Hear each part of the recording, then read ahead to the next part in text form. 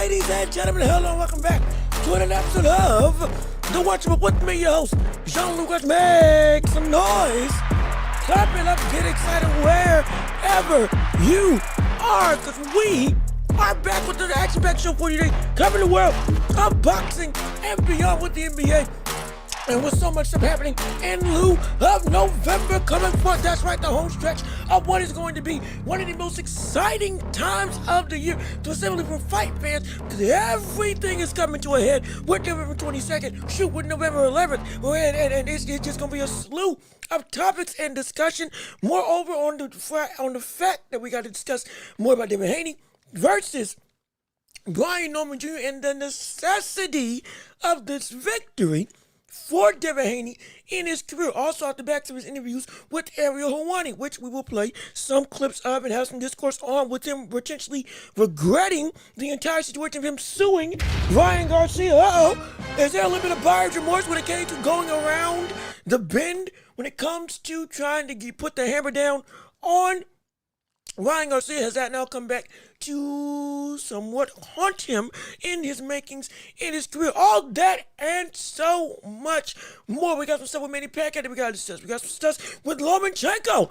Crazy note that we actually got to discuss involving Manny Pacquiao. Also, if we got some time, might even talk about some rumors with Terrence Crawford and Johnny Beck coming down the line. But again, we'll hold that for as the show goes forth and as it devolves on through. But with all that being said, hey, we got an intro to do with, I'm Jean-Luc Welch. This is the Welch Report. Again, hello and welcome. If you haven't already, go ahead and leave a like on the video. Yes, that's right. Come on. Get the likes up on this show. Get the likes up on this stream. Let the algorithm know that this is the hottest place to be when it comes to all of your sports needs involving boxing and beyond. Don't forget to be sure to subscribe to the channel. Be sure to hit the notification bell.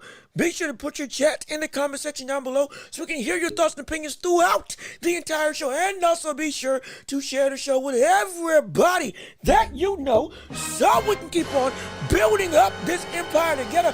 All with you and your support, we can make this possible. We can make this thing bigger, better, and grander for your viewing and listening pleasure. Oh, and by the way, if you would like to support the channel and you like what we're hearing, hey, we got Cash App, we got PayPal, we got links down below in the description as of right now.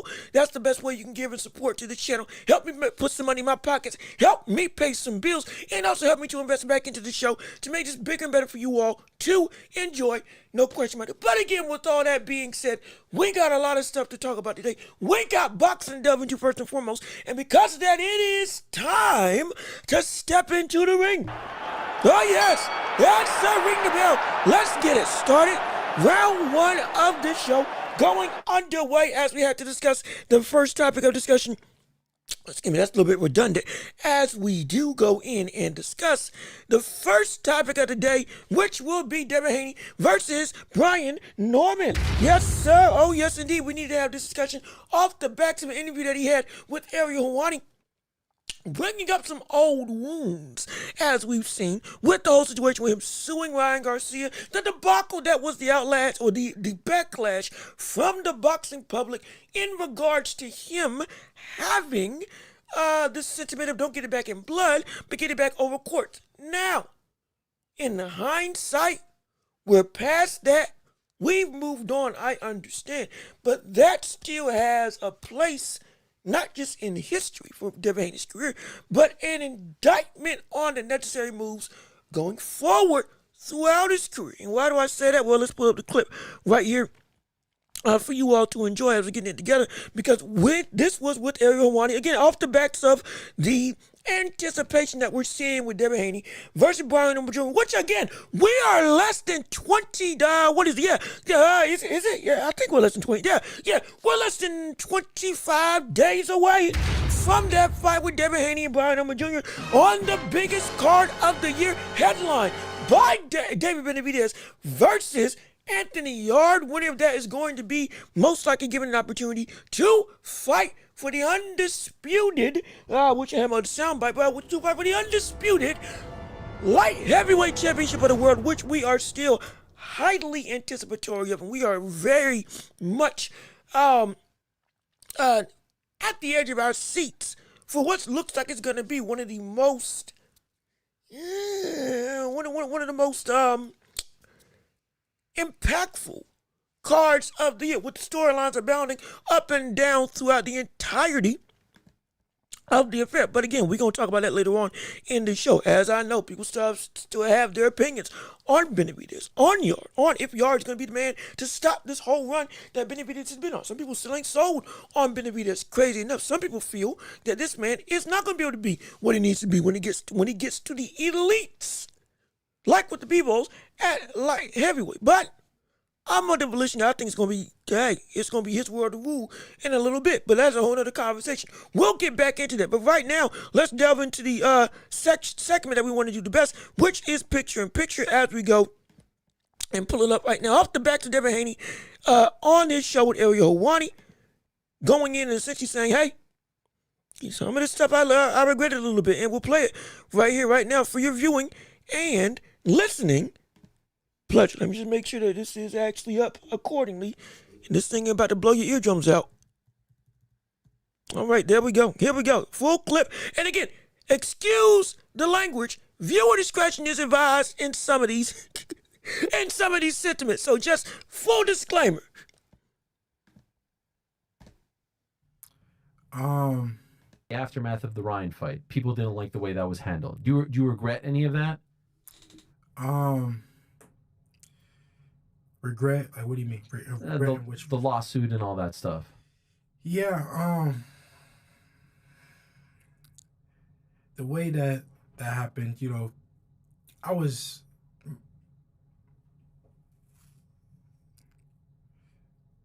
say that my team was. That wasn't something. I'm a fighter. Yeah. I want to get it back in the ring. I want to get it back in blood. And that was my mindset from the start. From the start to the end, I've always wanted to do a rematch. And after the fight, I said that. I said, the better man won tonight. Maybe we do it again in the future. That was immediately after the fight. That's what I said. And then whatever, he tested positive for the PEDs, and it was just, it was a fucked up situation, for me and my team, because we got the short end of the stick. It was a guy that cheated, and I was getting all the flack. A lot of, I missed out on a lot of money. I missed out on a lot of opportunities for a guy who cheated me. But I wouldn't have wanted to do it like that, which I didn't end up doing it like that. I didn't go down that route. It's done. I ended up, wanting to. I said, listen, let's fight. Let's forget that. Forget any lawsuit. Forget anything. Let's settle it in the ring. And that's when we were scheduled to fight. Okay. So that's not being pursued anymore. Yeah. Do you think from a perception standpoint, people were like, man, that's not fighting. Like, you don't sue people in fighting, and that's why some PEDs people... is not fighting either. It's crazy. No, listen, you didn't do anything wrong. Yeah, for sure. From an athletic and integrity standpoint. I can understand what they're saying, but at the end of the day, I signed up for a fair fight. PEDs is not using PEDs is not a fair fight. But like I said, I want to get it back in the ring. It's about. I didn't even have a problem with the lawsuit, to be honest. You do what you got to do. It's like there's a fight. I don't know if you follow UFC, but the heavyweight champ just got poked in the eye this weekend, and he's getting shit for not continuing with the fight. He couldn't see, as opposed to the guy who poked him in the eye. It's kind of the same thing. The perpetrator, if you will, gets off, and it's the dude who actually had something inflicted upon him that gets all the heat. So again, I'll let the clip play in for. Again, I don't own any footage. I don't own none of this. Be clear, ESPN, don't come after me. We're simply playing the clips provided by Ariel Helwani on the show, the Ariel Helwani Show. Going through it, and again, I played the thing in full so you all could get the entire context of the conversation, not just the inclinant sound bites of the initial responses. So I let the whole thing play through for the sake of that, but all of that was necessary so we could have this conversation about Devin Haney versus Norman. As you can see in the title, hey, Devin Haney needs to beat Brian Norman. Now, why would that be the case? Well, let's delve into what he said in this whole conversation, shall we? There we go. When we were discussing this whole situation, yes, Devin Haney's right. He did say after the fight, hey, better man won. Let's get it back. Let's run it back again in the future. Did say that. No issue there. The problem with this was that the reactions from the public, yes, made it so that he was a villain. Everybody hated him. You soft, all that stuff. We covered all that drama on this show as it was unfolding right before our eyes amongst the boxing populace. Devin Haney still is being essentially weighed down by that entire fiasco. Even upwards of 2 years, almost, I think it's nearly 2 years removed from that fight. Having a fight game with Brian Norman Jr., which, if we are being honest, is still being used as a reason to say, hey, not just that Brian Norman just has the tools to beat you as a fighter, but also you just ain't built like you need to be built to fight somebody like that. Now, again, we have already stated, yes, Devin Haney takes on anybody. Devin Haney doesn't duck any smoke when it comes to fighting against competitive competition. He was in talks to fight against Boots. He was in talks to fight against Teofimo Lopez. He fought Lomachenko, but Lomachenko was still near the top of his game. He fought Ryan Garcia. And Ryan Garcia was at 140. He fought against Prograis to take the title in his first fight at 140 pounds. I'm not saying that this man is not built to take on the people, but in terms of the substance in the fight, that whole night is still being held against him. And if I'm gonna be real, when it came to understanding why he went that route of, hey, we got to put out some litigation, or rather his team, because he was saying, based on what he said, I didn't want to go that route, but my team did, so we went with, okay, fine. That was the case. That's the case. Still, the issue with this whole fiasco wasn't that he went on and went to try to get punishment on Ryan Garcia. Because again, that should have happened. Be clear, that should have happened. Be clear, he did pop. Be clear, he was dirty. And be clear, he should have been punished. No, I have no issue with that. None whatsoever. What was the downfall of that whole fiasco was the campaigning that turned into what seemed to be whining by Devin Haney that helped to foster an identity of, oh, this man doesn't want it like that. This man ain't built like he needs to be built. And that has continued to follow him throughout this entirety of the time. Again, he should have tried to get punishment. I have no problem with it.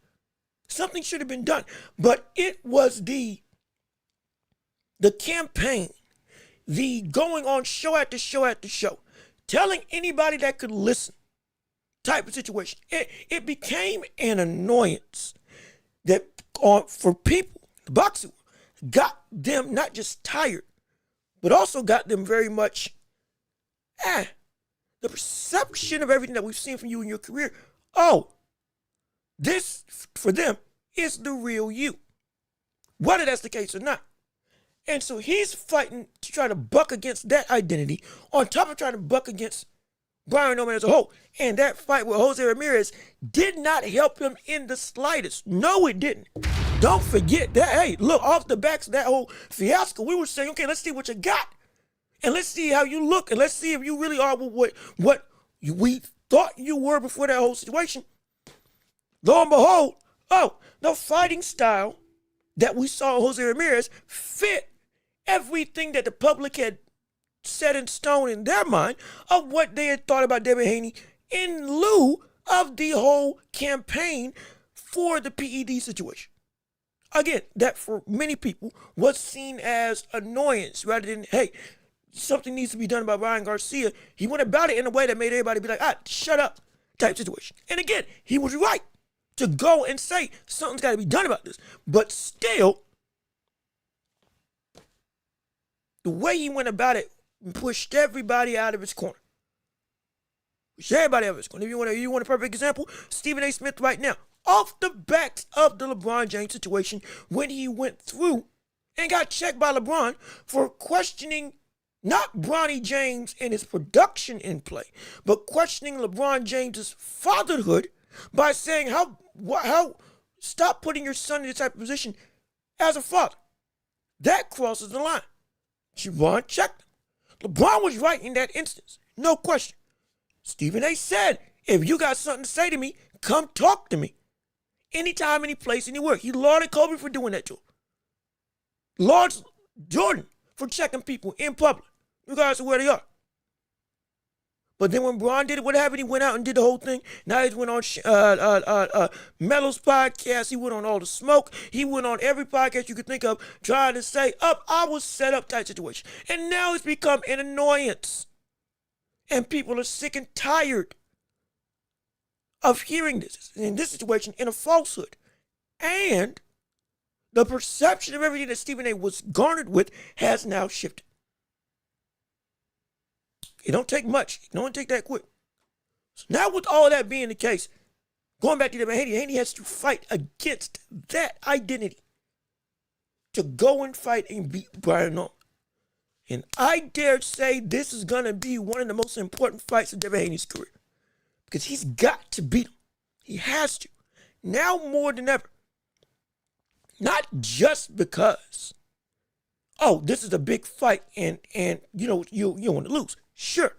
But with the sting of that whole fiasco still on him, in the fight, Jose Ramirez is not looking good as well.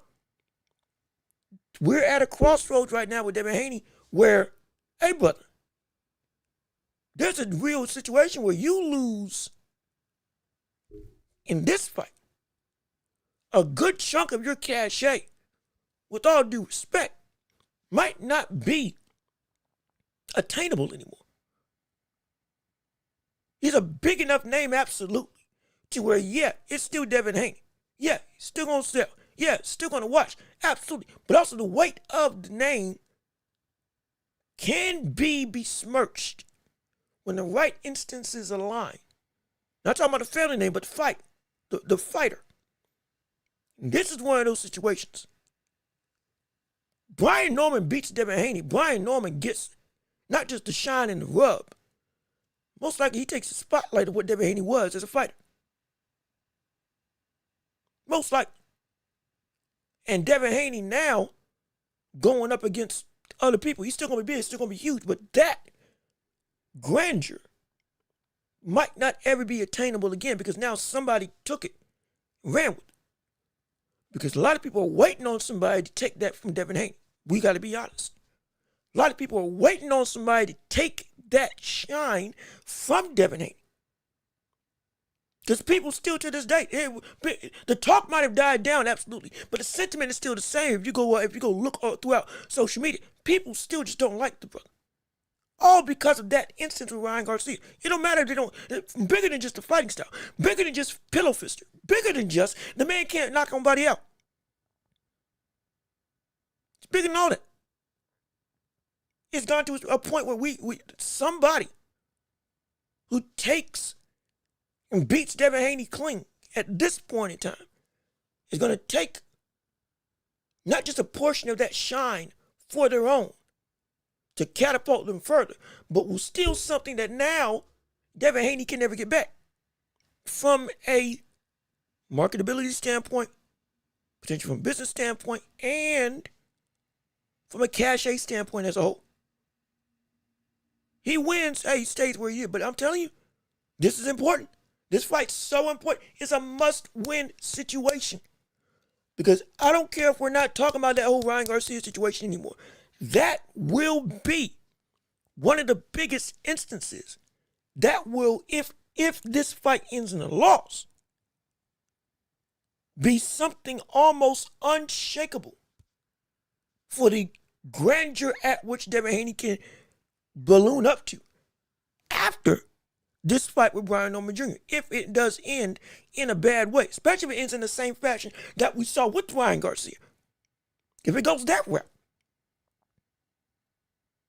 And so it can be dangerous. I'm going to say that. It can be absolutely dangerous. But let me see. Timmy T, what's going on with this? How you doing? Good to see you. Appreciate you coming in on the show. I'm so sorry. I almost forgot to read the chat. What's going on with it? Appreciate you tuning into the show. Devin footwork, jabbing, IQ, and that straight right will get him a decision. Now we can talk about the fight itself, absolutely, as we go and delve into the next topic. I just wanted to put it into perspective of this is a must-win situation for the story and context surrounding Devin Haney as he continues to go throughout his career. Again, he's still young, but I'm telling you, even the young can be forgotten if the right things line up. Slew of bad performances and also one definitive loss, especially on a stage this big where you are at a crossroads in a proven ground in your career, which is crazy to say because Devin Haney's accomplished so much, but he's in a proven ground stage. He's in a fork in the road. He's in a do or die situation with this fight. He is. That's just the truth. So he's got to get this done. It's not just, a win is going to be okay. It's got to happen. It has to. Because if it doesn't, I'm telling you that Ryan Garcia fiasco and those sentiments are all going to be seen for a lot of the boxing public as valid. You're weak. You're soft. All that stuff. Even if he has done throughout his career that to show that he's not, that is not true, which, yes, he's done so much, fought so many people, it shouldn't be a sentiment, but it's held by so many. Because, one, they don't like him. Because, two, Devin Haney said himself, he's a villain. And because, three, they were annoyed by what he did with that Ryan Garcia situation. In the way that he went about it. That had it as if, yeah, you don't really want it back in blood. And again, he even might have said he wanted it to be that the rematch just happened and didn't want to go that route. But that doesn't change the fact that when he did go on the tour, like when he went on Area 1 for the same tour, it came off as more than just there's an issue that needs to be resolved. Again, annoying, whining, complaining type situation. And for fans, they were like, we don't want to be associated with that if you don't really want to smoke. We didn't see Miguel Cotto going through this whole stuff when he fought against Margarito. He lost, he cheated. Margarito got vilified, absolutely. Miguel Cotto didn't do nearly this much, at least if I remember correctly. And then got it back and everybody cheered him and lauded him up. The hero got his revenge type situation. People look at that and say, you should have done it like that. People look at Ali versus Sonny Liston when Sonny Liston put something on his gloves, or his team put something on his gloves and blinded Ali, and Ali fought through and still won the championship. And what was supposed to be an unbeatable odds in the most monstrous fighter of that time in Sonny Liston, yet still, he got it done. Why ain't you get it done? Those types of things are being held, for better or for worse, fair or not, against Devin Haney off of that Ryan Garcia situation. And it still bleeds into every fight that we see now. And it bled into the Jose Ramirez fight. And it's going to bleed into this fight with Brian Norman even more viscerally because of the fight with Ryan Garcia. And further put in place by the fight with Jose Ramirez that was, again, a bad performance that validated what everybody felt about Devin Haney in light of the suing fiasco. Not that getting courts involved was wrong in this situation, because it wasn't wrong. But the presentation upset argument that I've been done wrong made it so that the public did not want to be associated with this man. Anybody that can stop this man full stop is going to take something from Devin Haney that Devin Haney can never get back when it comes to grandeur, marketability, and outright cachet as a whole. And there's a good chunk of people that want that to happen.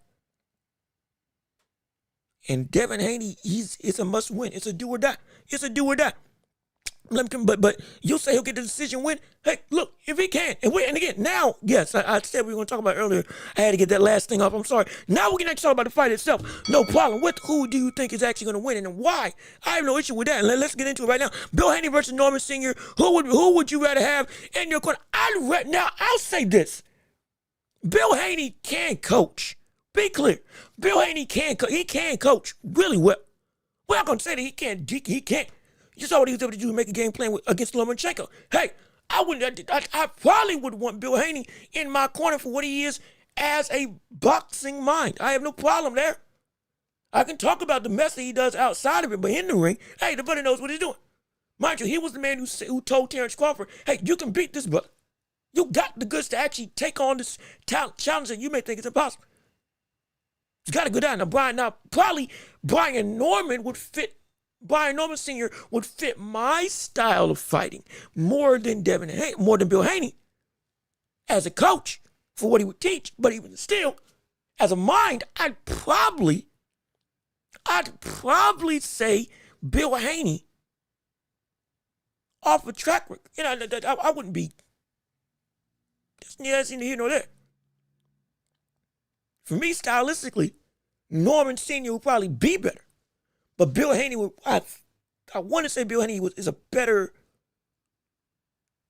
I'll say Bill Haney is a better coach because of, I've seen what he's done against some of the best in the world. At his best, this man can cook up a storm of a game plan. Again. But I'd probably have Norman Sr. because he would fit my style better. Also, Manny, how you doing? Salute to you. Thank you for tuning into the show. We appreciate you being here. If you haven't already, go ahead and leave a like on the stream. Keep on commenting, keep on chatting. We want to hear your thoughts and opinions on everything. Garden Snake, what's going on, brother? Thank you for tuning into the show. We're so happy that you're here with us on today. People dislike Bill and take it out on Devin, in my opinion. Now, hey,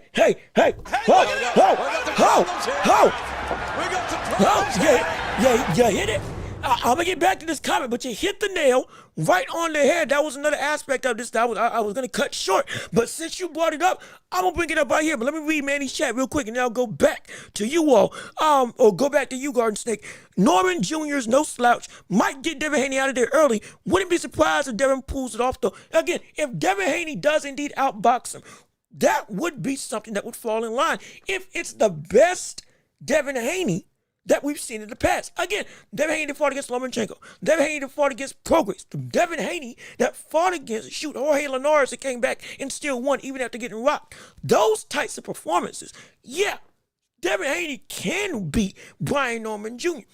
I just strongly feel that Brian Norman has everything to stop what Devin Haney would want to do. His jab can be something that can honestly beat the jab of Devin Haney. Crazy as that may sound. Due to the fact of the power and, again, timing, Devin Haney's physicality. He's a great technician, but his physicality is a big driving force. When that gets matched, he can be put in trouble. I said that before what happened with Ryan Garcia. Ryan Garcia just so happened to be the set in stone thing. See, I told you. Now, again, he popped. That, like we said, he popped. He's dirty. Win got taken away, no issue there. But the same issue of size or matching what Devin Haney can do in a physical nature, in any regard, hinders his game plan by 50%. Because that's what he's predicated on. And if he's got you in most departments physically, his technicianship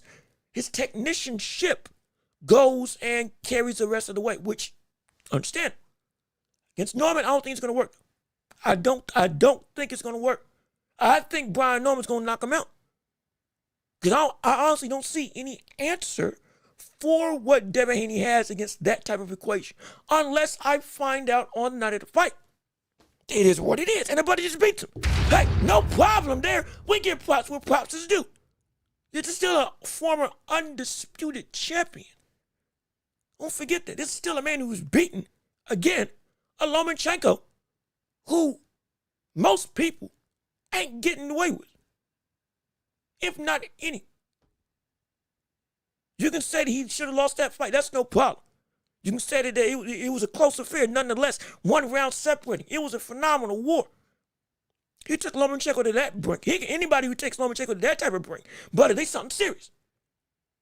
I don't care what the result is in this regard. If that's the Devin Haney that shows up, we got something to talk about. No question about it. But real quick, Garden State, let me get back to your comment. Real quick, people just like Bill and take it out on Devin. They absolutely do. We even covered that on this show. Yes, we did. Yeah, a while ago. I mean, a long while ago, especially after the Ryan Garcia situation. We covered that. We were talking about how Devin Haney is a product of Bill Haney and the antagonizing nature of his rhetoric and vitriol. Yes, he's putting his son in a situation to be marketable. Yes, he is doing a job and doing it well to keep his son's name at the forefront of everybody's mind. Yes, he is getting Devin Haney into mega fights consistently. No question about it. And for the most part, he's been coaching him to win them. I have no problem there. But like I said with Teofimo Lopez and his dad, and other fathers of the like that have been put in this situation, hey, you're cashing checks that your son, or you're writing checks, that your son has to cash, and that is going to breed a sense of weight that at some point in time, hey, it might become too much for your son to carry. Not because he isn't good, but because you're putting all these expectations on him, and in some cases, he ain't even talking, he's just going along for the ride. It's the truth. Floyd Schofield and his dad, we see some of that similar stuff. And the hate of the father bleeds into, I don't like the son. I don't like the fighter. Plain and simple. Plain and simple. That can happen with a promoter as well. Anybody in a position to be a spokesperson and guidee for a fighter can make themselves become a target, but while they want to hurt you, they're trying to hurt you through your fighter. And that can be very bad. That can be very bad. Hence why we saw after the aftermath of Ryan Garcia and Devin Haney, why the internet was so abuzz with that level of just outright insanity. What a night on Twitter that was. What a night on social media as a whole. You know why? Because everybody was throwing jabs at Bill Haney. Huh, look at what happened. Hey, see, I told you his son wasn't good. Da-da-da-da, all that stuff. All of that was pent up rage, pent up anger, pent up emotions from what Devin Haney was stirring up. Well, not Devin Haney, from what Bill Haney was stirring up. They want to shut him up. They want to shut that man up. They want him to stop talking. They want him to be able to say, I was wrong. They want him to feel the punches that his son takes in the ring. They want him to experience the pain of running your mouth and getting dealt with. But he's not the one fighting. It's his son. That's what happens. That's the truth. And so because of that, people don't like it. Or rather, because of that, that's the reason why we see so many people get on the train of not liking Devin Haney. It's also of the fact that Bill is the target. Bill's the catalyst. Bill is the one with the mouth. We can't hit him.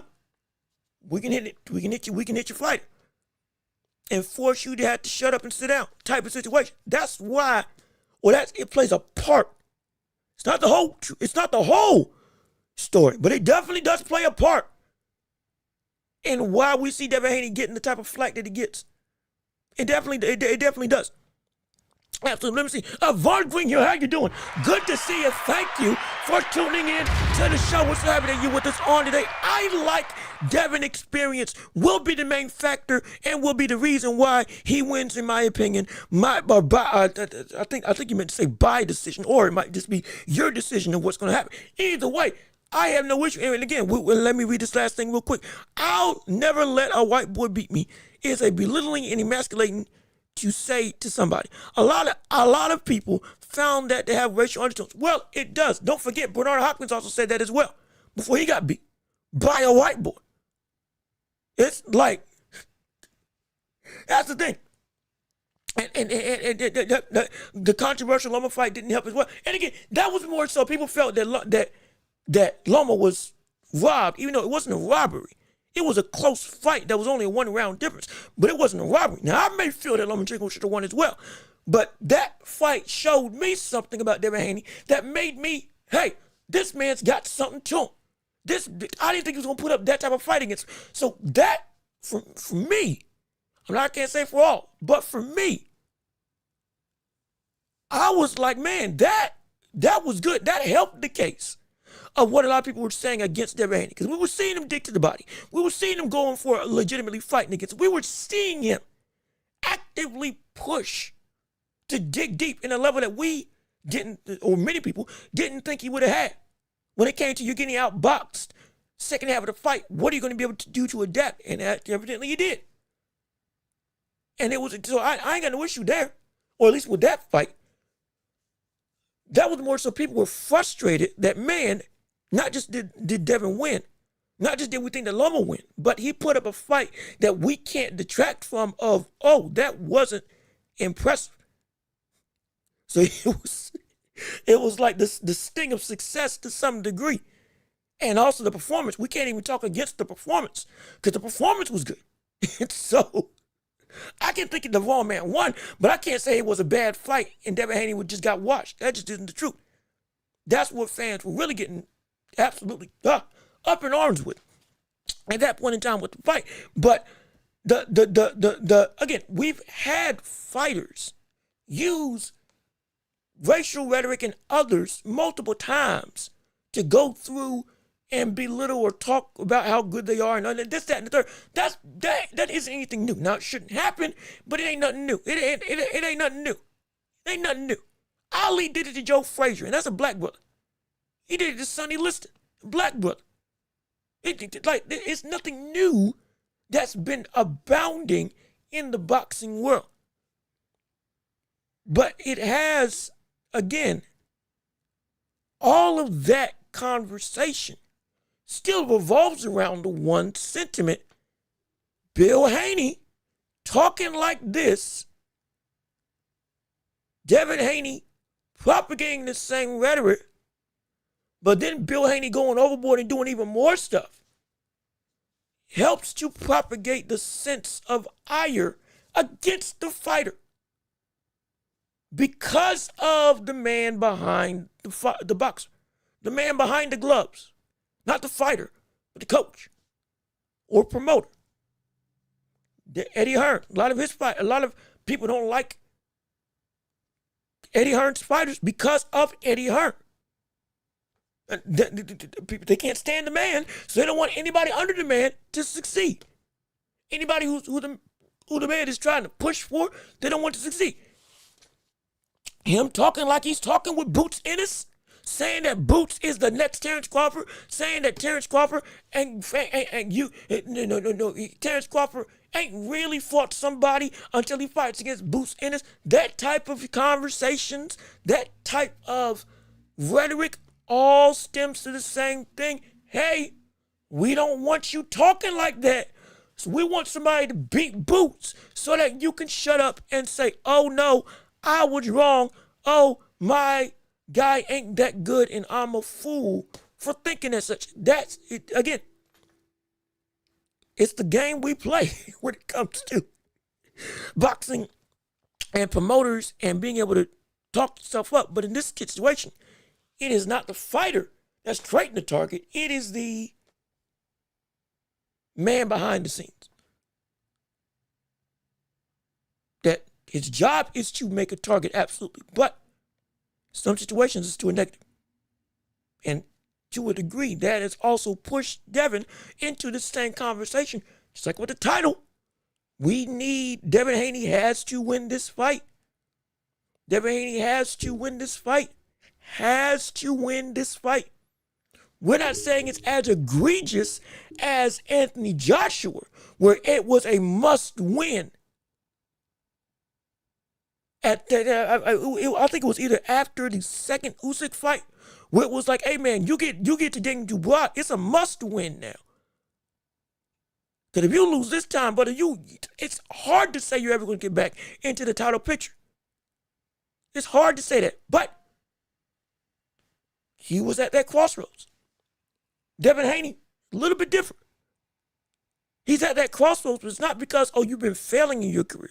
But it's because now, even in your success, which is almost even worse, in your success, you are on a teetering seesaw of if it goes the wrong way, brother, you are in the dirt. From the standpoint of you lose a significant portion of not just steam, but of value in the grander landscape of boxing. that because of all these subsequent events that happened before that fight, that compounded on the pressure, that compounded on the state of not just your mind, but on the state of your career as a whole, when viewed through the lens of boxing fans and boxing pundits and even other fighters, it has us all saying, hey, if you lose to this cat, the scales of what career? It's not scales of justice, though that's the actual term. But it's not justice. It's I guess it's the scales of career. The scales of your career are gonna tip in a way that they will never be able to go back the other way again, most likely. At least for a lot of people. And yeah, it's a danger. It really is a danger. Let's see, put your money on the betting odds are crazy. Hey, look, I'm gonna tell you this right now. That's another part of why this fight's so exciting. I'm not a betting man, but I'm gonna tell you this right now. The amount of hype surrounding that fight, with many people even thinking that fight should be the main event of that card and not Anthony Yarde versus Dave Benavidez. Brother, people going to be tuning in for that fight specifically.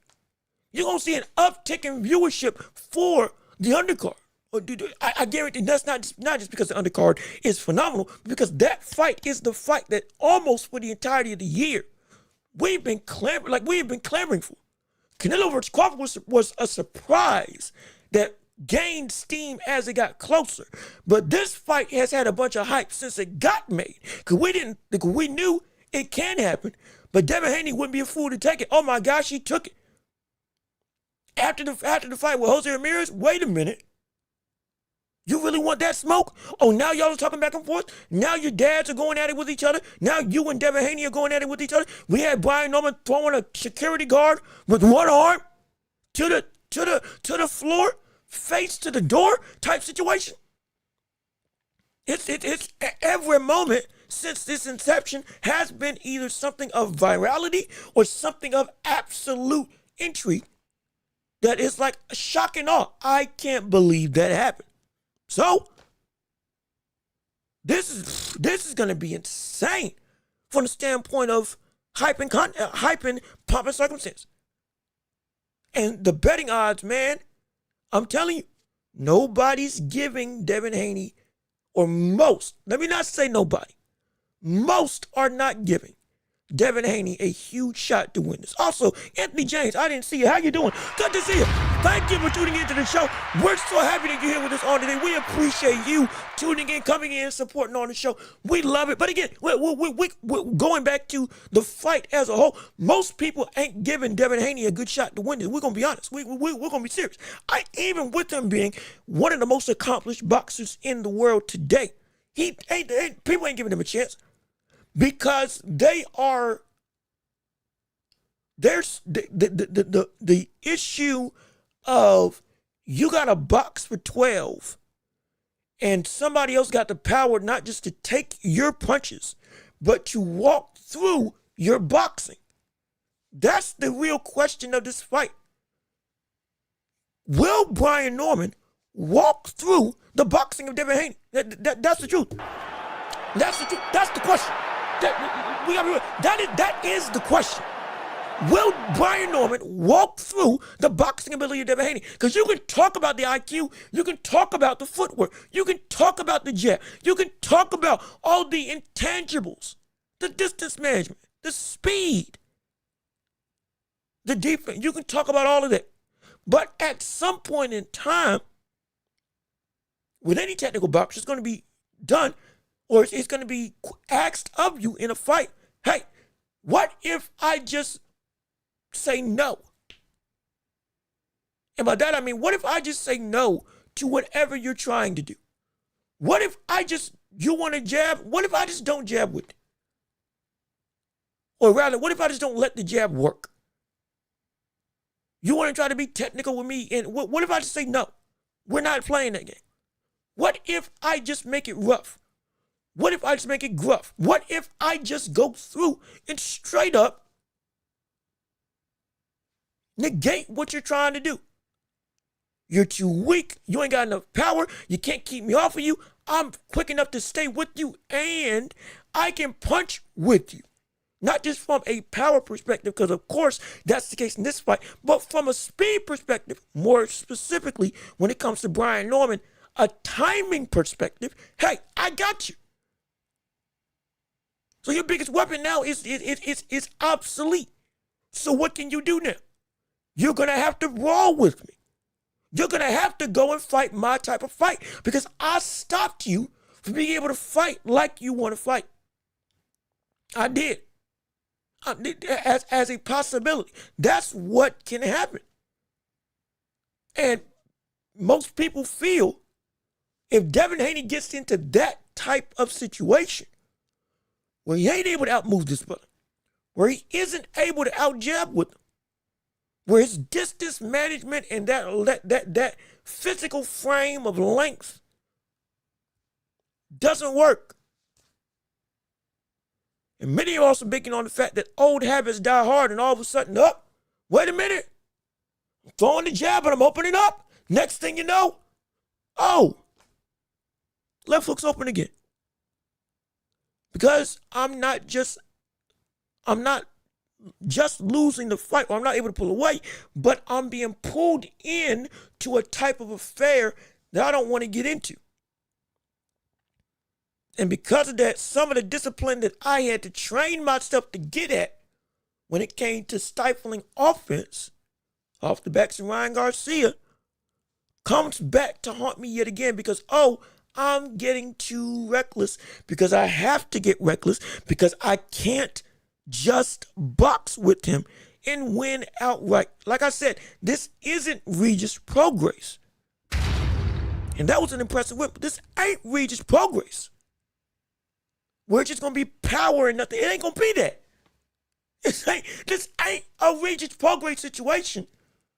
Where it's just, he's a big dude, one of the heaviest punchers in the division, but you can definitely go and outbox him. You can definitely lull him in the counters and have your way with him if they're good enough. And Devin Haney was good enough. No issue there. But at the same time, this ain't that type of fight. This brother's bringing way more than just power.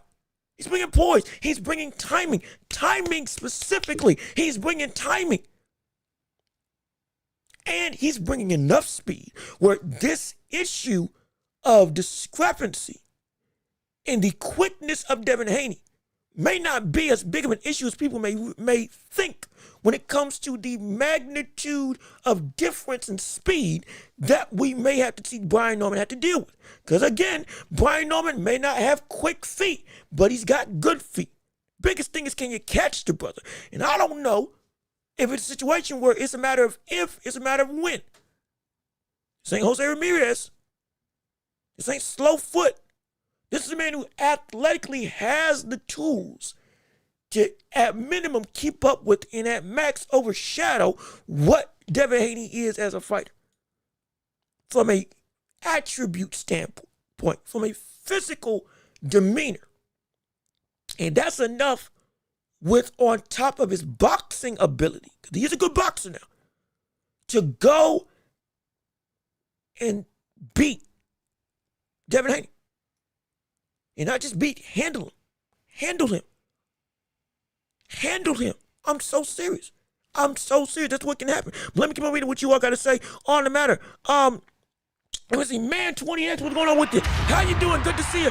Mr. Jean-Luc Welch, Devin Haney is in perhaps more danger than he was when he fought Ryan Garcia. We'll see, absolutely. That's not even a question. And I'm not saying that because I'm trying to ride for Brian Norman. We got to understand this. Let's take the PEDs out of the equation. When it came to Ryan Garcia, what was it that made that fight so lopsided? It was strictly the fact that Ryan Garcia, from a stationary stance, when Devin Haney threw that jab, could catch him with the hook. And I'm not even saying that the hook is the main thing that Devin Haney has to worry about. I am saying it's the reach. It's the reach. It is the reach. That is the biggest concern. Devin Haney cannot just be on the outside safely, unlike with these other fights that he's been in, because now Jose Ramirez could have reached him, but he was too slow. But he had the length, like with Ryan Garcia. Devin Haney, or Brian Norman, has the length and the reach to, without having to move forward, like with other smaller fighters, and be essentially lunging in to take on and get a scoring opportunity against Devin Haney. He can be stationary. He can sit and be smart while inching his way close and rely on Devin Haney to come through and make the mistake and then counter or time the right opportunity to where you're within range. Ryan Garcia could do that with that check hook because he had the length to reach him, where normally that jab would either be too far out for anybody to go and attack or would be too quick for somebody to capitalize on. Now, he had those same attributes even before PEDs that could have made that same outcome happen. But now you're dealing with somebody who is clean, and Brian Norman, who's got all of that and is a better boxer.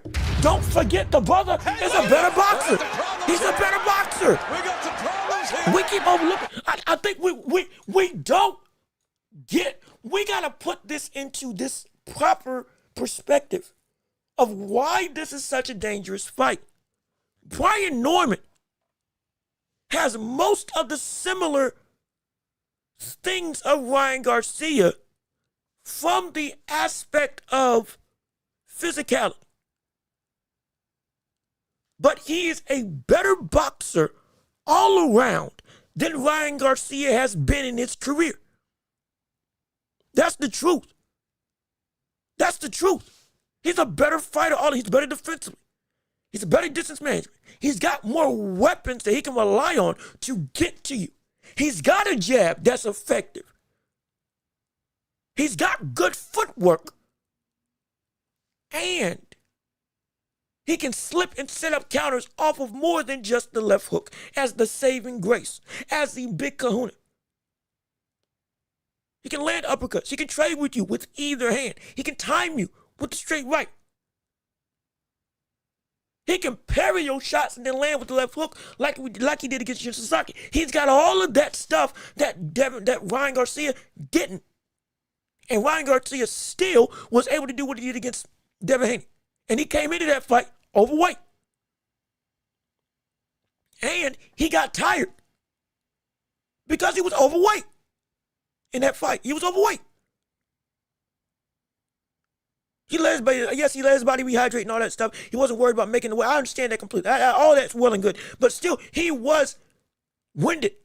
He had to take rounds off. Every round that he took off, Devin Haney won. Then when he came back on the attack, what happened? He won those rounds or got a knockdown. Brian Norman can do that same thing, but be able to have a more complete fight all around because he is not Ryan Garcia. Thankfully, thankfully, he is not Ryan Garcia. He's a better fighter than him. He's a better fighter than him. With the same level of danger. From the standpoint of but I can catch you. But now I got more ways to catch you than just one. You may think the left hook is the only thing you got to worry about. It's not. You may think the left hook is the biggest issue of concern. It is not. It ain't. It ain't. I'm telling you it ain't. It could very well be the jab, crazy enough. That is the biggest weapon of Devin Haney's arsenal in this specific fight. Because if he can show Devin Haney, I have a better jab than you. Oh my gosh, all of a sudden that wipes 2/3 of Devin Haney's own game plan out the window. Which is scary. But without that jab still, Brian Norman has other tools that he can access and use. If not just belligerently walk him down and just make it physical. Clinch him up, shove him, push him, grab him, wait on him like Tyson Fury. Take those legs away by physical force. And then go late and then just, boom, you can't move. You can't run no more. What you going to do type situation. I can control you physically. So now you can't do anything after that fact, especially when you keep getting your energy sapped. Because I'm always on your, I'm in your face. I'm in your face. I am, call it dirty boxing, but I'm going through and I am physically ripping apart your stamina. If not by punching, just by straight up grabbing and smothering type situation. Which can work against a fighter who wants to move all the time. Take away them legs. By forcing him to carry you. You can do that. You can. And so it's going, I can't wait for it. Let me see. Israelite, what's going on with you? How you doing? Good to see you. Thank you for tuning into the show with us on today. Let me see, man 20. Haney will have to go earn Brian Jr.'s respect, and good luck with that. See, and that's the biggest thing. You're gonna have to earn that respect. You're gonna have to earn it from either from a power perspective or a consistently catching perspective. See, Floyd Mayweather earned people's respect, not because he had a bunch of power, at least in the second half of his career, because he had enough sting. It was enough sting. It was so quick and he had enough sting that it made people not want to go get caught with those counter shots again. And it was so precise that it created doubt. I'm not saying Devin Haney can't do that. I'm also not saying he's Floyd Mayweather. But I am saying that is what he's going to have to do. Because some people are saying that Devin Haney's going to have the power to knock out or hurt Brian Jr. I don't see that. I don't see that. I do not see that. I don't see that at all. I don't know. I don't know why people are saying that. Not because I'm not saying it can't happen, but because the likelihood and the track record against people that, again, are durable just ain't the truth. This man was wailing on Lomachenko, who he was on the night of the fight outweighing. And he still wasn't able, not just keep him off of him, but to hurt him to a substantial degree. I highly doubt he's going to be able to hurt Brian Jr. He's going to have to make him respect the sting of his punches. Ain't going to be powerful. It's going to be like, getting pricked multiple times. I don't like that. Hence, I'm going to start thinking and being more cautious. That's the only way. And that's going to be a tall task. That's going to be a tall task to have, man. Let me see. Brian Norman has been down a couple times. No, he has. No, that's true as well. That's a great point as well. It's not. Brian Norman has been down, I believe, a few times in his career. Absolutely. But again, those were, I believe, outside of, I think one of them might have been a slip. If I'm wrong, please correct me. But the majority of them were against people that had some, at least decent, respectable power. That caught him type of stuff. Devin Haney, we don't buy into that being we don't buy into that being a dominant reality that can happen, because we don't see that as a track record of what he can be as a fighter. We just don't. It's not because we're being disrespectful. He's not a puncher. He's never been a puncher.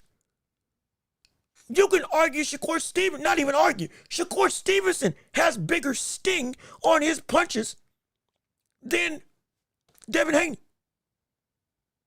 Not just because of the knockdown to Josh Pally, but because legit, when he lands on you, it may not put you out, but it will knock your head back. It will gain a legitimate reaction. It will not even slightly, it will stop you in your tracks. Because again, like Floyd, it's sharp. It stings. Devin doesn't even have that from what I've seen throughout the majority of his career as a fight. It doesn't have a sting to him that makes you cautious. You'll still be able to say, oh yeah, I can take this. I'm going to keep on coming to this. That's where Let me see. Devin, maybe Devin surprised you. Hey, look, if he does, like I said, I've been surprised before. When we bring up the Prograis situation, mind you, after Regis Prograis, I was saying that Devin Haney was the best 140 pounder in the world. His first fight at 140, after beating Lomachenko, he moves up to fight against one of the most, one at that point in time, one of the better punchers in all of the division. In Prograis, undefeated, young and scrappy. And he went and not just outboxed him, but he put him down twice and he stunned him. He had him on wobbly legs. I'm talking about hurt. Not just like, oh, he caught you slipping. No, he had him rocked twice, if not 3 times in that fight, and he went down twice. Legit knockdowns. Not even an off-balance shot, straight up. Counter, get out the way, pop, right hand, right to the grill. And put that brother down. Put him down. That performance after that level of power that was shown at that night gave me an inkling of, oh my gosh, the one thing Devin Haney didn't have that was seen to be a potential deficit was the inability to hurt somebody off of those counter shots and to have some level of big time power to help detract from the opponent's forward aggression beyond just having to fight as a mover. And all of a sudden he had it. Most of us were saying if he had some power, buddy, this man would be a nightmare for anybody of multiple divisions. And lo and behold, on that night he showed it. And I said immediately he was the best 140 pounder in the world. He can box with Teofimo Lopez. He now got power to put up one of the toughest, to put down one of the toughest chins in boxing twice and make him and rock him multiple times. He's one of the best movers. He's outside of Ryan Garcia. He's got the best physical attributes, and then he's also the most disciplined fighter out of everybody in that sect from the standpoint of, and anybody at 140, this who was dedicated to boxing purely, it was Devin Haney. You couldn't question that. He was always in the gym. He always made weight. He always ate healthy. He always took care of his body. He always was training. And it's still always training. We couldn't say a thing about his production. You couldn't say a thing about his preparation. You couldn't say a thing about his dedication. The only thing you could talk about is the brother ain't have power. The brother ain't have power. That was it. The brother ain't have power. And then he had it. It was incredible. But then it wasn't sustainable. And the reality came back down to earth. Oh, okay, this is what Devin Haney is. Off the back of what we saw Prograis after subsequently that loss in the slew of fights afterwards. Maybe Prograis wasn't all that great, but that doesn't take away from the context of what was at that point in time a dominant win and still one of the better wins of his career outright. And it is now, with the requisite perspective, seen as something that wasn't able to be sustained, and I don't think will be able to be sustained, especially at this bigger type of division. Especially. And that's where my concern is. My concern is just simply if the boxing with Devin Haney can't be enough to keep Devin Haney off of you, I don't think he's going to be able to use his feet to get away. He won't be able to punch Brian Norman off of him. So it's going to be, if that jab fails and that distance management fails, I'm very concerned. Hold on. Whoa, excuse me. So sorry. Didn't mean to hit the mic, but I'm concerned. I'm very much concerned.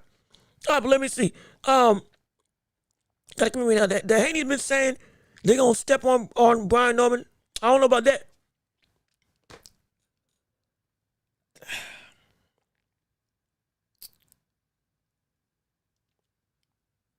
They may be saying that as a bluff. But if they do commit to it, it's either, if they commit to that,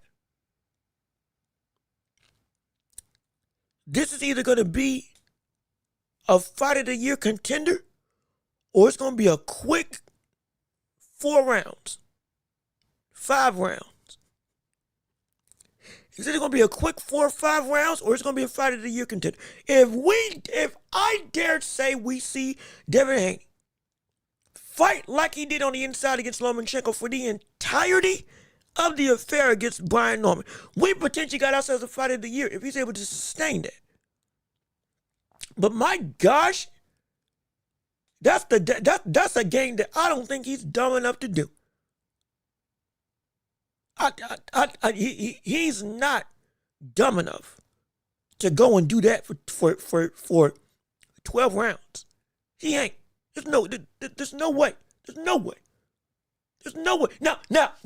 Now, if he goes to Schofield, not Schofield, if he goes what's his name? What's that brother's name? Not Liam Paul.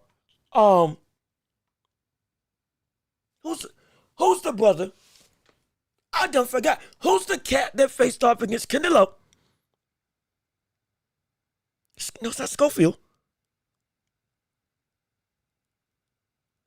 Skull. That's what it was. Skull. I don't do that. If he goes the Skull route of making Devin Haney, of making Brian Norman chase him, but then he adds an insane level of volume of just boom, boom, boom, boom, boom, boom, boom, unrelenting offense in spurts, and then you get out of dodge.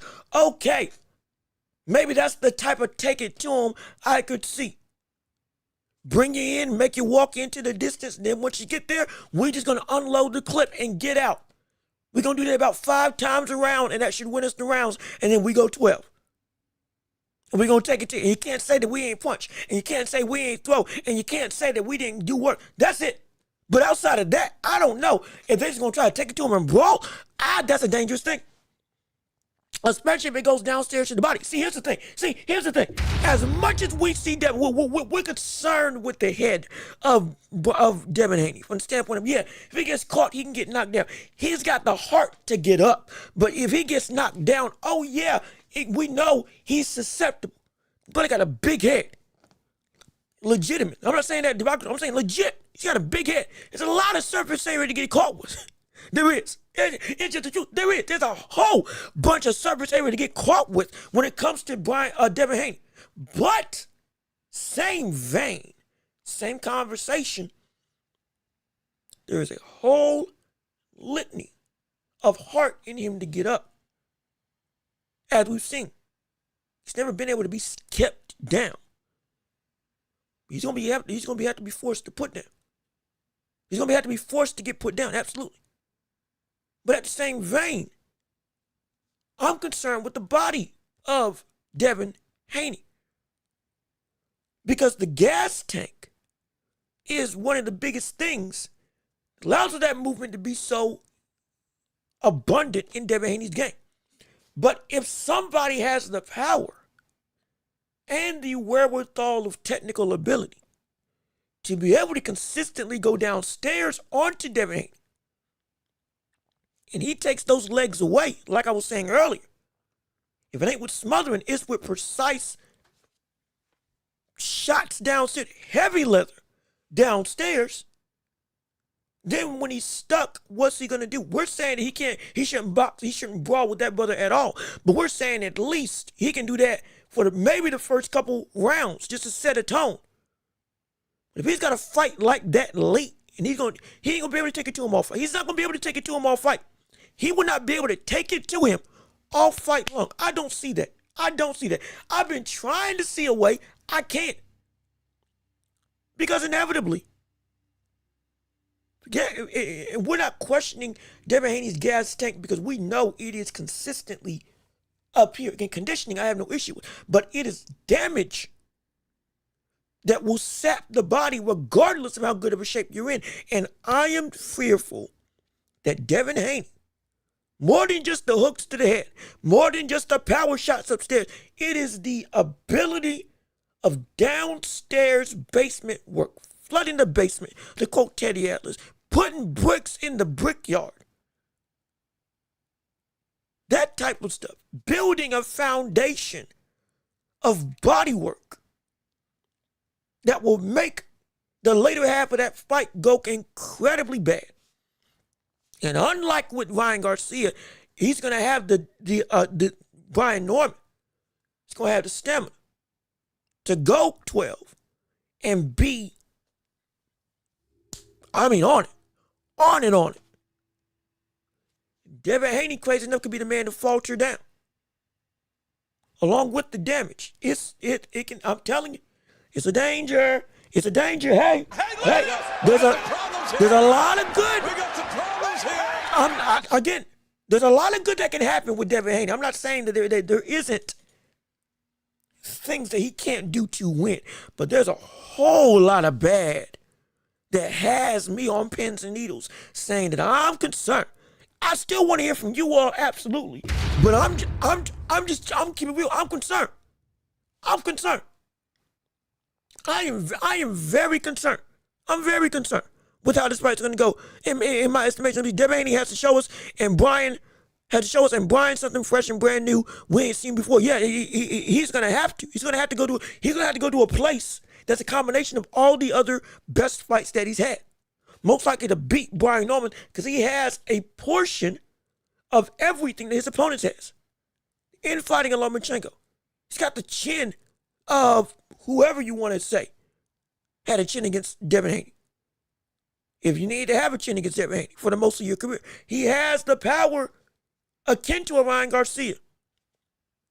Or from the standpoint of we know he's at least got the best weapon that can hurt him. Everything that we see from past opponents that gave Devin Haney some trouble, Brian Norman can bring. With, again, the equal or similar levels of physical attributes. That's where I'm afraid. He's got everything he's got everything that Devin Haney hates in a body that Devin Haney hates. And that's, it can get bad. Brian hits like a man with a bunch, and he does, and he fights like it. Like I said, he's been doing this for a hot minute. Mind you, he's 24 years old. We laud Devin Haney for being accomplished in such a big degree at such a young age, and we absolutely should. At the same breath, we have Brian Norman doing the exact same or a similar thing. Maybe not the exact same, but a similar thing. Also, excuse the hair. I need to get up real quick and open my window. Get a little bit more light in right now. Hold on. Give me a second. Hold on. There we go. Just had to get some light.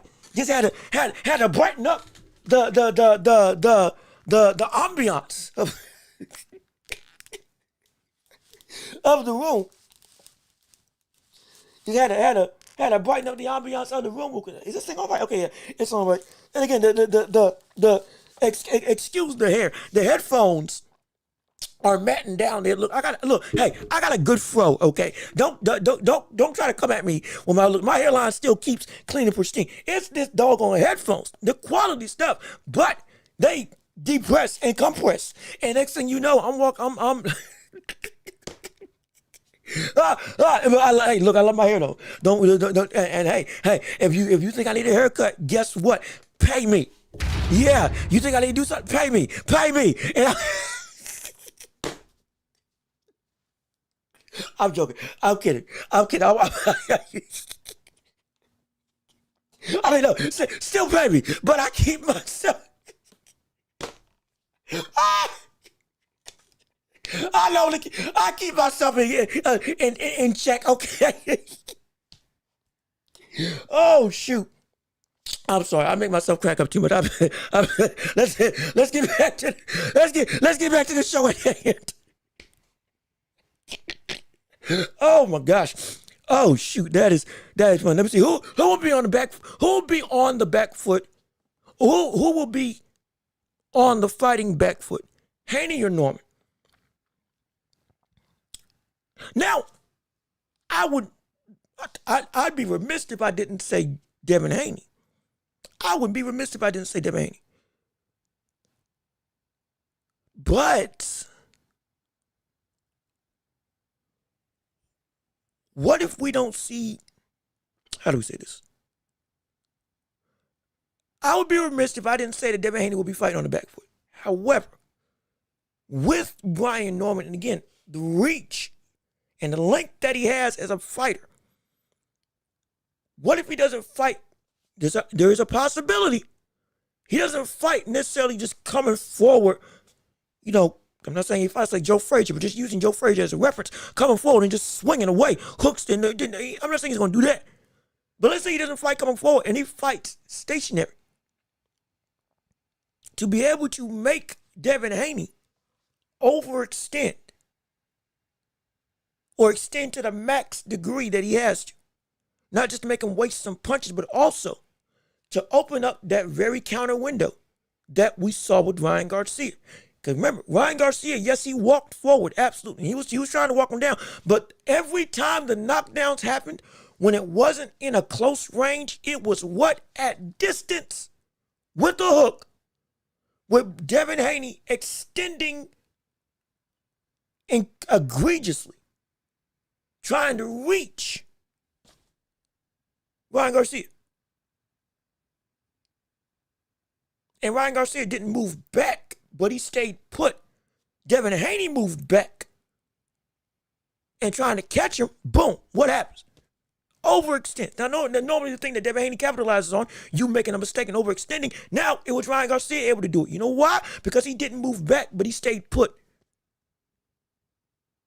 Sometimes you don't got to move back to lull somebody into making a mistake. You can just plant your feet, inch yourself forward, and then stop.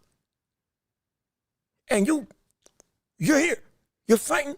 You're moving. You're doing everything under the sun. You're throwing out some jabs and all this stuff, but you ain't moving forward.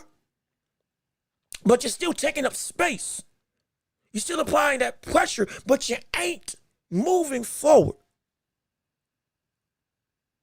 And then when somebody's got to actually, okay, I'm punching, we're jabbing with each other, nothing's reaching. He ain't coming to me, but I got to get to him to score a point, to get something landed. Now, boom. As I'm jabbing at the jabbing at the text on the screen, it's me jabbing to the body.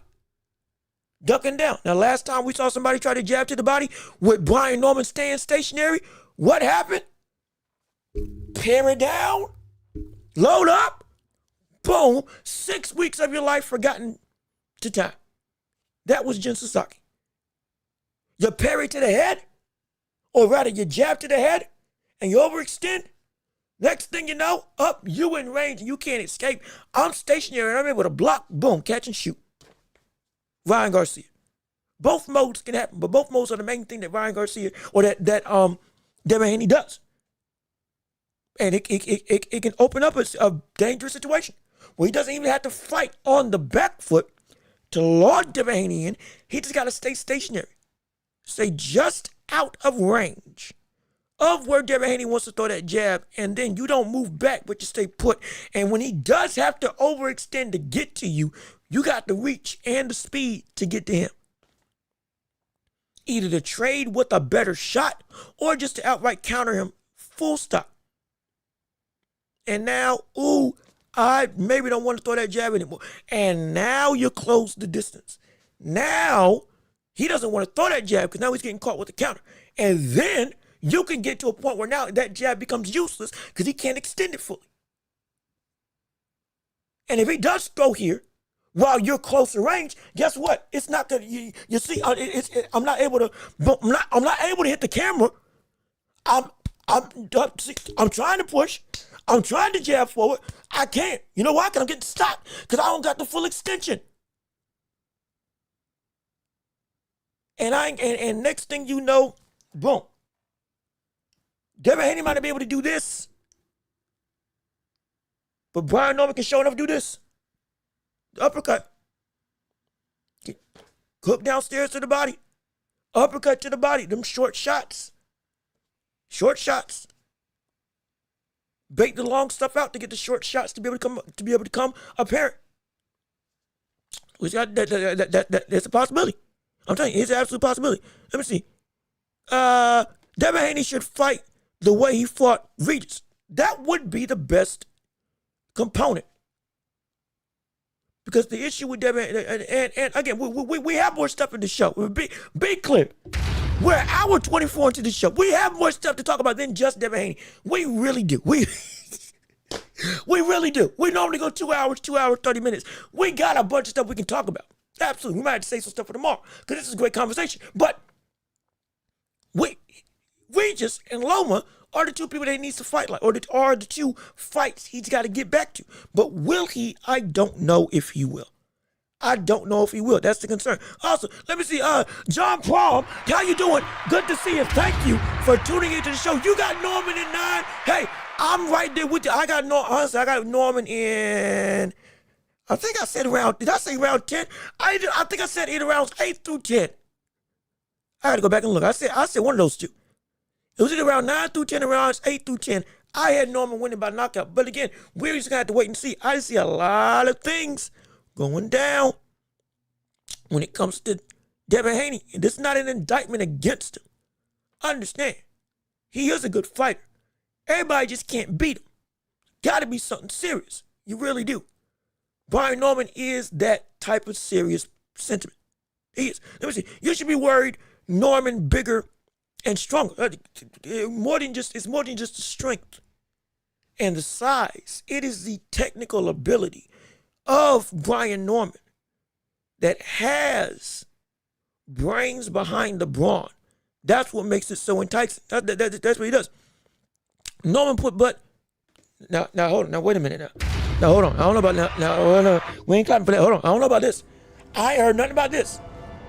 We're gonna say this is unproven up until validated. I have not heard anything about Brian Norman putting down Bud Crawford. I might have vaguely remembered hearing something about them sparring. But I definitely don't remember him putting them down. It's hard to believe that when I've seen him fight against Carlos Adames in sparring, fight against Canelo live. And I don't know if this is true. If this is true, hey, somebody send me a link and I can see it. But I don't know about that. But either way, he's still a phenomenal fighter. He's fought and sparred with some of the best of the best. And the best thing about Brian Norman is the mentality that he brings to the table. It's akin to the likes of a Terrence Crawford. Not from the same ability, but from the mental framework of, I want to fight everybody. He's built like an old school fighter, both in his style and in the way that he approaches the game, which I love incredibly. Let me see. I'm going to keep it real. How you doing? Good to see you. Thank you for tuning into the show. We're so happy that you're here with us all today. Let me see. Don't be a casual. Haney fought everyone. If he loses, he loses. He fights everything. And again, we are. We at the top of the show, we spouted off all the names that Devin Haney fought.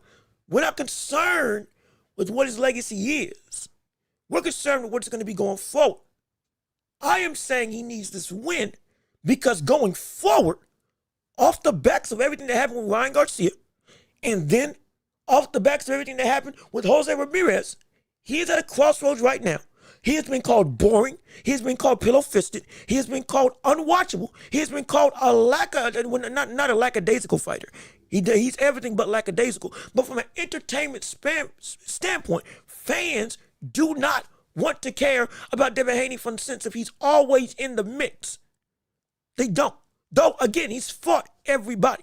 Same thing happened with Shakur a couple of years ago, before the Padley fight, and especially before the Williams and Pater fight.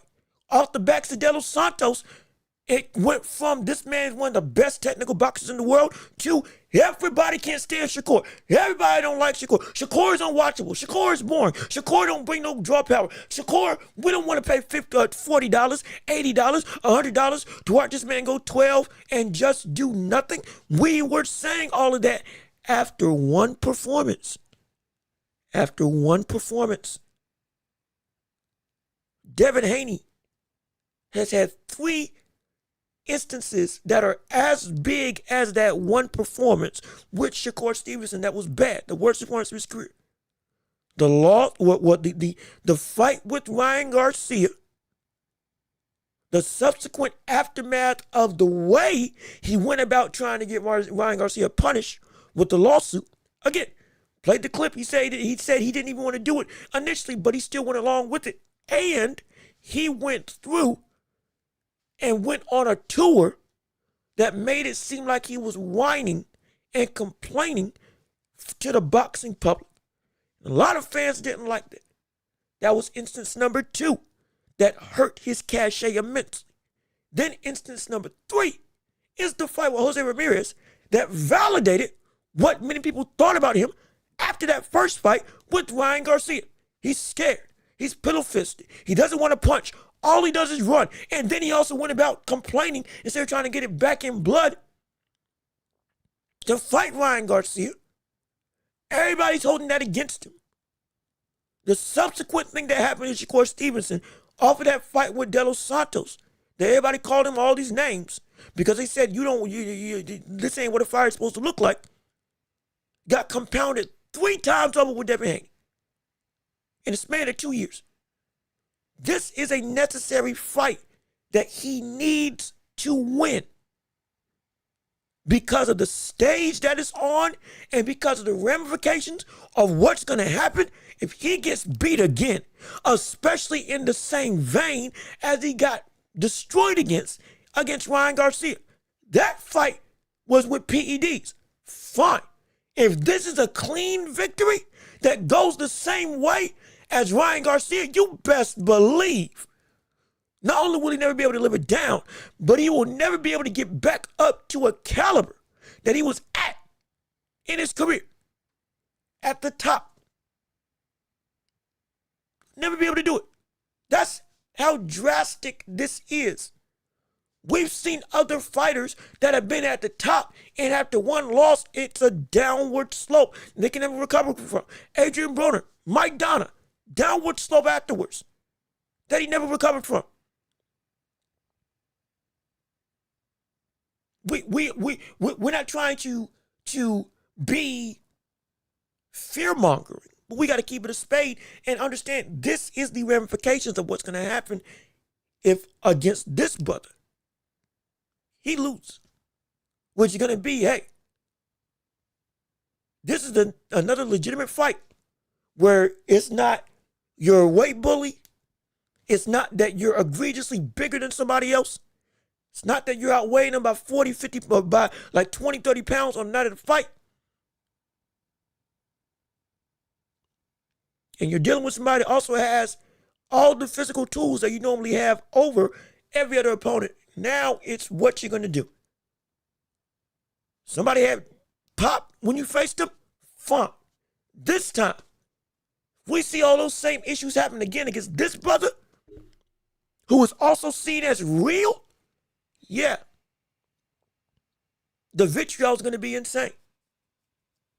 Help to be propagated in terms of the hate train by by Devin Haney, or his dad, Bill Haney. Again, cashing checks, talking out of the side of his mouth, doing everything under the sun. Yes, getting the hype up, but also getting the animosity up as well. You can't talk like that about your son when your son looked like this in his last fight. That's the story going into it. And now if that story ends in a bad way, this is why I said everybody can't be a villain. Because at some point in time, man, when that stuff hits the fan, it's a bigger hit than you may expect if you fail to achieve what you're trying to achieve. Devin Haney, right now, he's in that boat. Right now. He's in, let me see, TSO Bodega. What's going on, brother? How you doing? Good to see you. Thank you for tuning into the show. We're so happy that you're here with us on today. Can't wait to see your opinions and thoughts. We still got so much more stuff to cover on this show. Don't forget, we will come back to this topic either today or tomorrow after once we get to the championship. That's the thing. Once we get to the championship rounds, yes, we'll get back to this absolutely. But let me keep on reading what you all got to say real quick before we continue. Devin Haney seems to be confident again. I have Haney by unanimous decision. 7-5-8-4 will be the official card. Hey, look, hey, good prediction. Good prediction. I will say, that is a big factor in this fight that I haven't talked about. The confidence of Devin Haney. When I was saying in the past, Bill Haney, as well as Devin Haney, hurt the confidence of Devin Haney.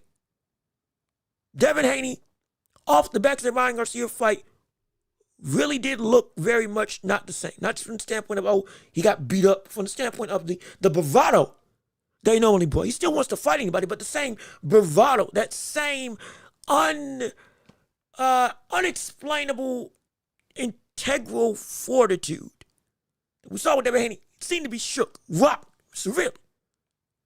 Then when Bill Haney said himself on Showbiz, the adult show, that he made a game plan just to get the win and not to actually get or to stay safe in order to get guaranteed to fight Ryan Garcia, it helped to hurt further the confidence of Devin Haney and the ability of Devin Haney to trust what he is as a fighter when he's at his best. Because it didn't let him fight.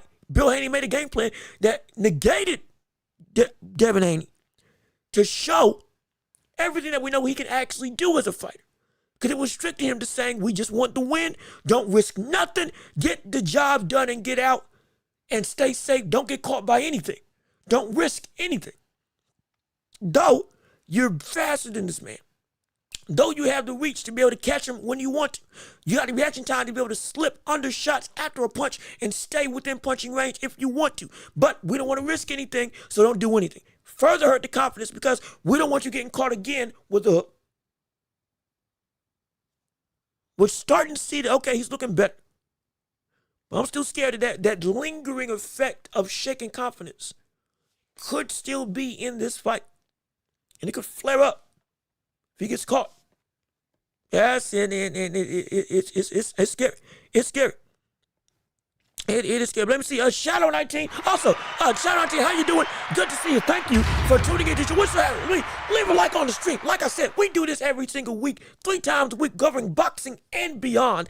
Absolutely, we're predominantly a boxing show, but we're a sports show as well. We cover most things in the major sports world, at least when it comes to America. I can't speak for football over there in the Premier League and others that not my domain. NHL can't really touch on. UFC can somewhat slightly, but we don't really cover that as much. Predominantly the NBA, NFL, and boxing is what we do on this show. So we're glad that you're here. Hopefully you're enjoying your Thursday afternoon as you get ready to be October 30th. Oh boy, I forgot Halloween's around the corner. Oh my gosh, I almost forgot.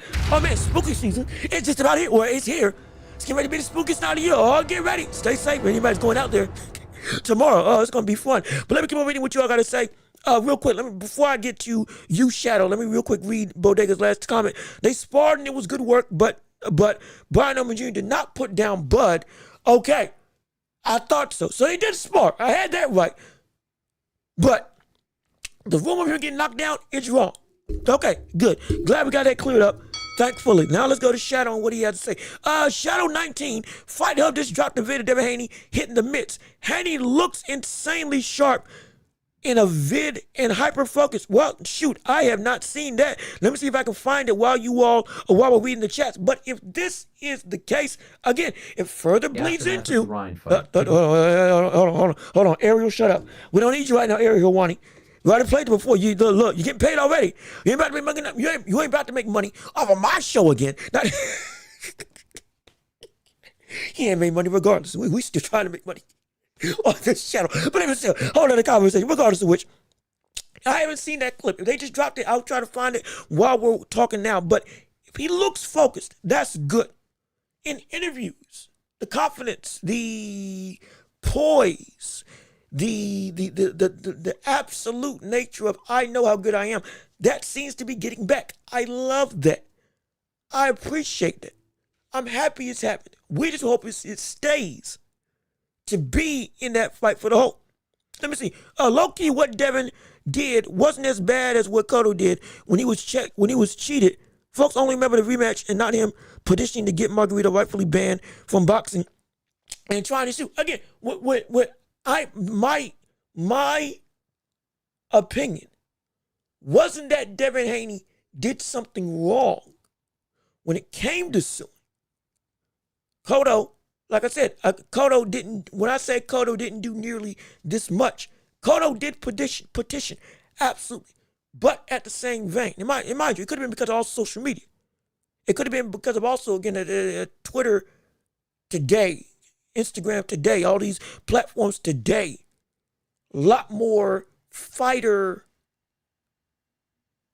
what's the word? It's a lot more access to fighters, and also fighters have the ability to speak their mind a little bit more. A lot more, excuse me.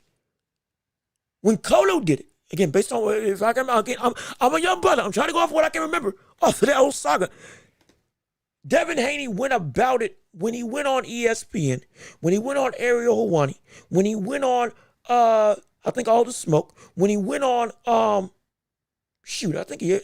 did he ever go on Stephen A.'s show?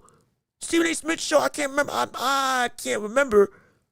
But most, if not all, of the major platforms and every other outlet possible, he kept on throwing it in your face in a manner that made the public really turn on him and say, hey, stop this. He already got punished. He got banned for a year. He got his purse revoked, or at least a portion of his purse revoked. The fight got turned over to a no contest. And then he still went for a lawsuit. Then it was like, oh my gosh, okay, decision got made. Most of us felt that was the proper punishment. And you're still dragging this on in a way that's like, hey man, brother, stop. We get it. The stuff got done. Most feel it was the right decision. What got done to Ryan Garcia? We get that he cheated you. Absolutely. But now you're pushing it to a point where it's like, hey, shut up type situation. That's what the public, or a lot of the public, was going and feeling. Hence why the rhetoric kept on getting worse and worse on Devin Haney. Especially Ryan Garcia, absolutely. Should have gotten the bigger of the backdrop. But in this situation, crazy enough, the more Devin Haney discussed it, especially after the decision of punishment got made, the worse sentiment got done in on Devin Haney. Which is why we see where he's at right now for the view perspective of the public eye. Especially now after Jose Ramirez. Which again, for many people, validated the mentality of what they felt Devin Haney was as a fighter in light of what happened to him after Ryan Garcia. That's what he's fighting against, at least from my vantage point. Now, if you agree, probably fine. If you don't agree, I understand it. I want to hear from you. But for me, that's the best way I can put this into a context scenario of why we are where we are and where Devin Haney's at in his career right now, and why this is such a big make or break fight. Why this is such a big make or break type of affair. And why it's so important that he does get this win. Because I'm telling you, it can be bad. It can be really bad. But let me see. How do I say this? Is it Lamph? Is it Lapham Park? Hopefully I'm saying that correctly. But hopefully I'm saying that correctly. How you doing? Good to see you. Thank you for tuning into the show. Devin Haney gets stopped in the 9th round. So most people are picking about the 9th round. Okay. Most people are picking about the 9th round for the win. So hey, no problem there. Let me see. Somebody comments. Let me see. TSO Bodega, Cotto went on every media outlet he could, claim Margarito cheated him, and folks called him a crybaby and told him that he had no credible evidence, which is why when he attempted to take legal action, it was dropped. Okay. All right. Ooh, okay, so that shines a little bit of new light into the perspective. Now, okay, so let's reevaluate this. Now, most pundits, experts, people that have been around the game longer than me, have validated that, yeah, Margarito did cheat in that fight. Because I think it was I believe it was subsequently after there was. Hold on, wait, before I speak, let me research. Hey, hold on, wait a minute. Time out on the plate. We got some problems here. Let's do what we do best. If we don't know, we're gonna look it up real quick. I'm speaking on my memory, but we gonna look it up.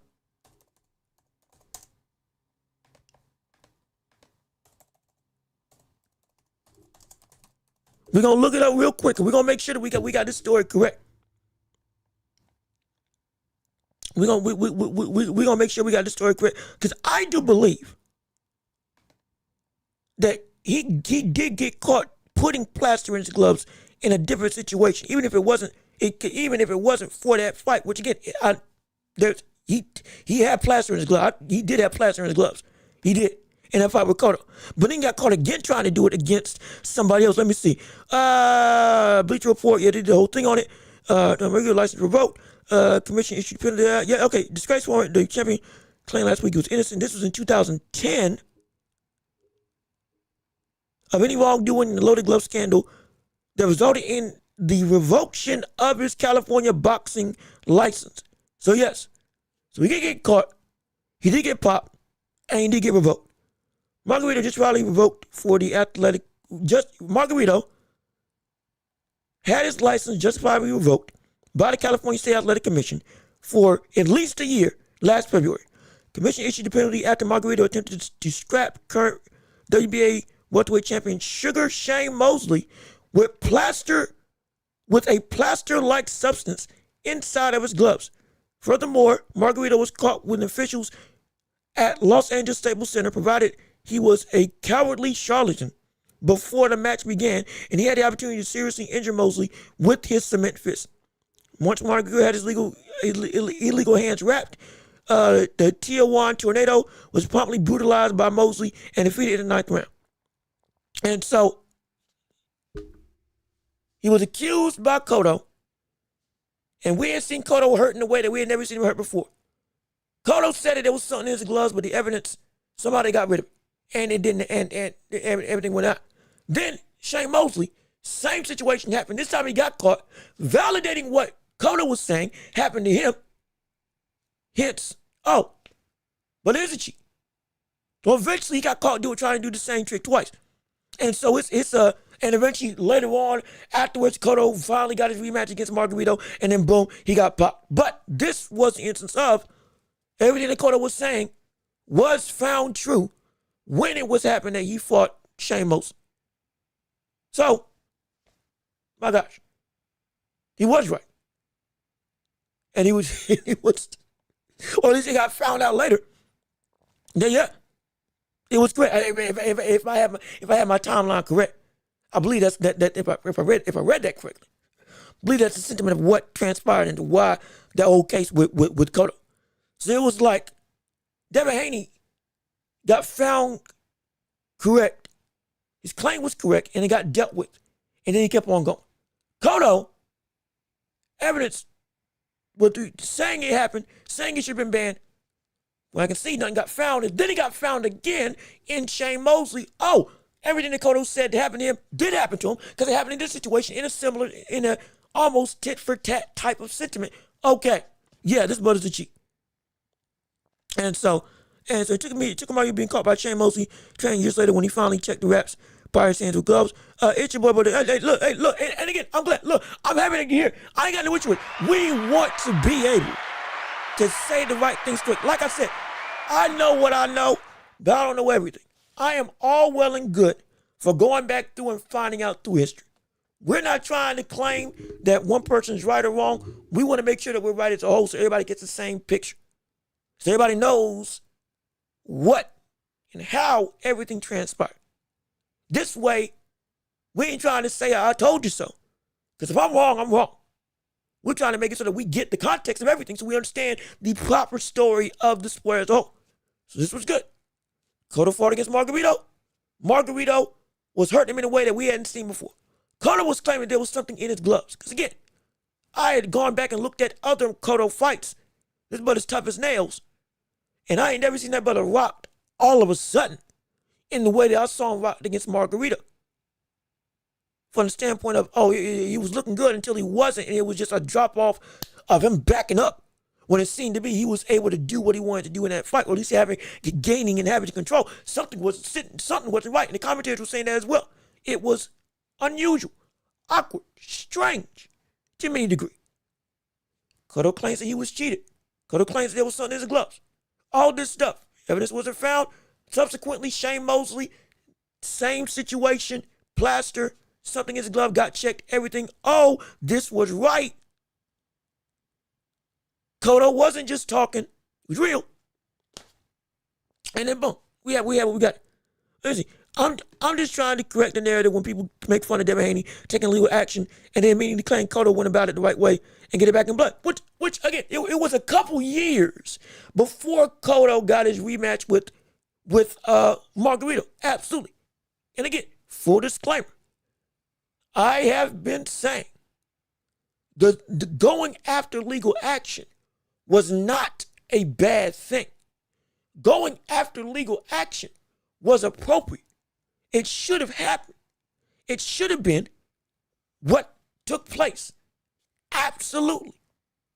My sentiment is, when I say the way he went about it, yet again, it is the after the punishment got done and after commissions in the boxing league or whatever the world, whoever was in charge of the investigation, went, banned him for a year, took a good portion of his purse, took away the fight win as a no contest as a whole, then he continued to talk about it in a way that was, hey, I was cheated, I was robbed, and I'm saying, yes, you were, absolutely. And the punishment got done, the punishment fit the crime, and the punishment was justified. Now, we don't have to discuss it anymore because justice got served and you don't have a stain on your record because it was deemed, yes, he did cheat. But you kept going about it and talking to a point where everybody got, again, annoyed, which is why the sentiment of where Devin Haney is soft and whatnot compounds on the pillow-fisted stuff and all the like, which compounds on the Bill Haney hate that people don't like Bill Haney, so they want Devin Haney to lose, which compounds on then the performance of Jose Ramirez. All of that goes in to help make it so Devin Haney gets the bad end of the stick. That's the picture I was trying to paint to let people see what was going on. And so if you get what I'm saying. Let me see. Oh, shoot. I've been Rhoda. What's going on, brother? Hey, how you doing? Good to see you. Appreciate you tuning into the show. Is Brian Norman the future of American boxing if he KOs Devin Haney? Oh, that's a good. That's a good question. Wait a minute. Hey, we got some problems here. Now, this is a good question. If Brian Norman does take this win, if he does knock him out, does he become the face of American boxing? Or just give me the future. Because the face right now is Terrence Crawford. Be clear. The face is Terrence Crawford. And there's an argument that the face of the sport right now is also Terrence Crawford with how he was able to beat Canelo. There's an argument for that. Absolutely. Pound for pound, still top 10 greatest fighters I've ever seen. I've already given you that spiel. Pound for pound, he's the best in the world. Point blank, period. There is no equal right now. But the future of America, he gets to that top 3.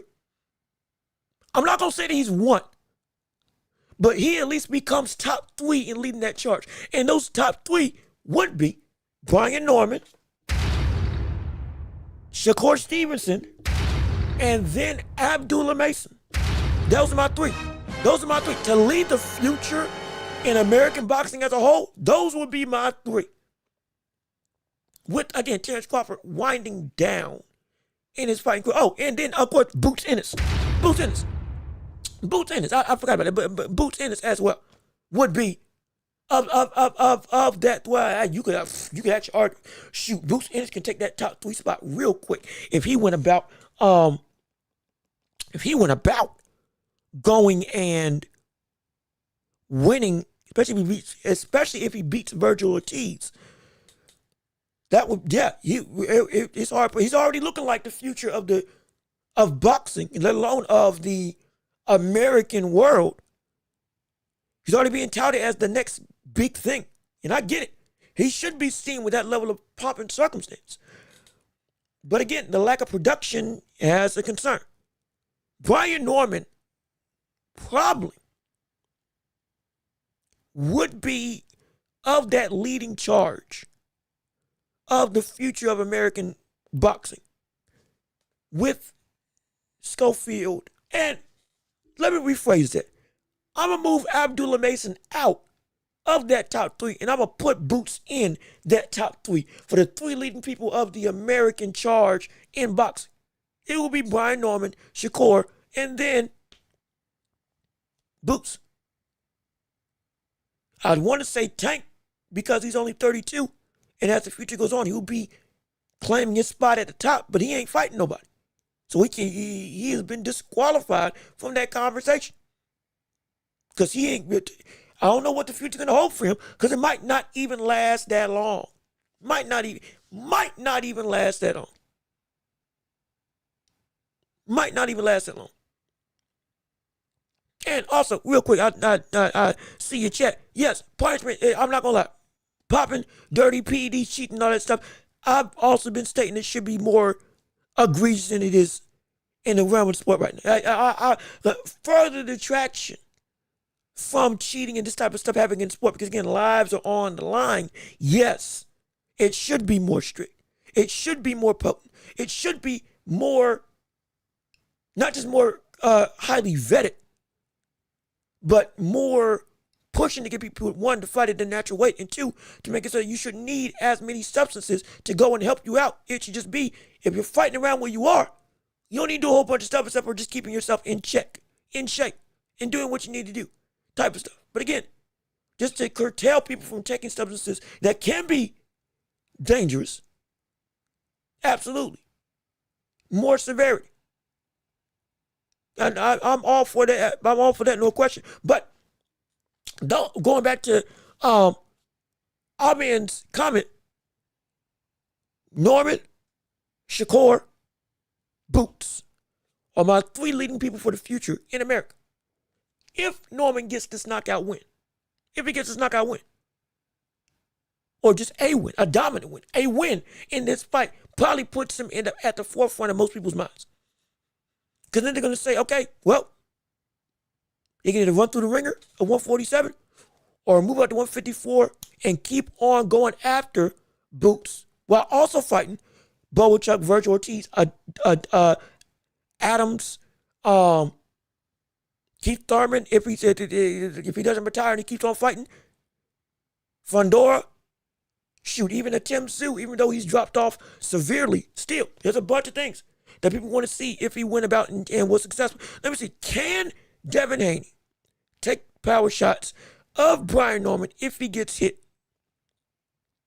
Most likely, no. From the standpoint of he's going to get knocked down at minimum, because Brian Norman has the power akin to Ryan Garcia, but in a better boxing package and with a better arsenal of offense and with a better fight IQ as a whole. He's a better fighter.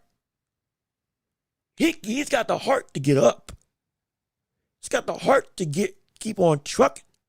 Not questioning that. But I'm going to question is a bit taking a punch. We already know. If you got that level of power, you ain't going to be able to take a punch. There's a certain threshold where if you reach that zenith, you're going to be in trouble. Joseph Parker, perfect example. Joseph Parker went about and has been knocked out by Anthony Joshua. Or at least knocked down and knocked out by Anthony Joshua. Knocked down or knocked out by Joseph Parker. And then knocked down by Big Bang Jank. Weird saying when it comes to Joseph Parker, you got to be a certain level of power to hurt that brother. He can be hurt, but you got to have a certain threshold. And if you're around that threshold, you can crack him. Devin Haney, his chin, again, I'm not saying it's nearly as strong, but we know the threshold that you got to have to knock him down, at least at minimum. One, a Jorge Linares. Or two, a Ryan Garcia. Brian Norman's got that threshold of power. So, yeah, if he gets caught, he ain't going to be able to take it. He'll get up. He ain't going to be able to take it. It's going to put him in trouble. It is going to put him in trouble. You can't teach a chin. Like you can't, you can teach how to throw a punch, but you can't teach natural power. You can teach how to take a punch, but you can't teach a natural chin. You can make it better. You can work it. Absolutely. But to some degree, you got to have it. To some degree. And Devin Haney, he's gutsy. He's got heart. He's got fire. But the brother taking a punch, we know the answer to that. Which is why we're so scared going up against Brian Norman. That's why we're scared. If Norman beats Haney, who do you think will be the toughest challenge at welterweight? I'm sorry. If Norman beats Haney, who do you think will be his toughest challenge at welterweight? Honestly, I want to say, well, hold on, wait, before I say the name, because I could be wrong, let me look to make sure I got who's right in the division. Let me make sure I got it right in the division for who's who. And Lord knows I've been wrong before, and I ain't trying to be wrong now. At 147,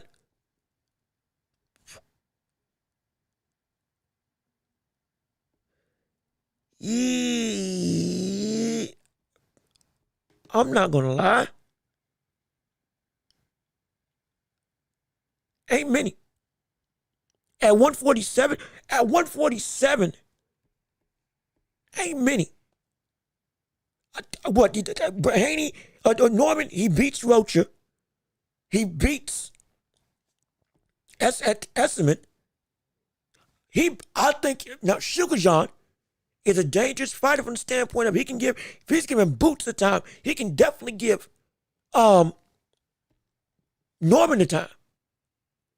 Shakur is an underlying threat that just because he got beat by Boots don't mean he can't give people the world of trouble. But I think Norman beats him. I mean, Jack Catterall? I think he beats Jack Catterall. He already beat Stanley. Staniotis, maybe, gives us some trouble, but I don't think so. I think Staniotis, I think Boots, not Boots, I think Haney handles Staniotis same way or in a similar fashion that Boots handled him. Barrios, because of that height, might be something, but again, if we see Devin Haney not be able to do anything with his length against Brian Norman, then yeah, Barrios goes to sleep if he fights against Brian Norman. And then Pacquiao is the only other brother. And right now, he's talking about fighting against Floyd Mayweather. And so, he can still compete at a championship level, but against Brian Norman, I said, hey, stay away. You don't need to fight that, brother. Hey, you don't need to fight it. You don't need to fight that. You don't need to fight that. You don't need to fight that at all. If you're Manny Pacquiao. Because again, Barrios level and Norman level, though they're both champions, they're not the same level. They just ain't. And so I'd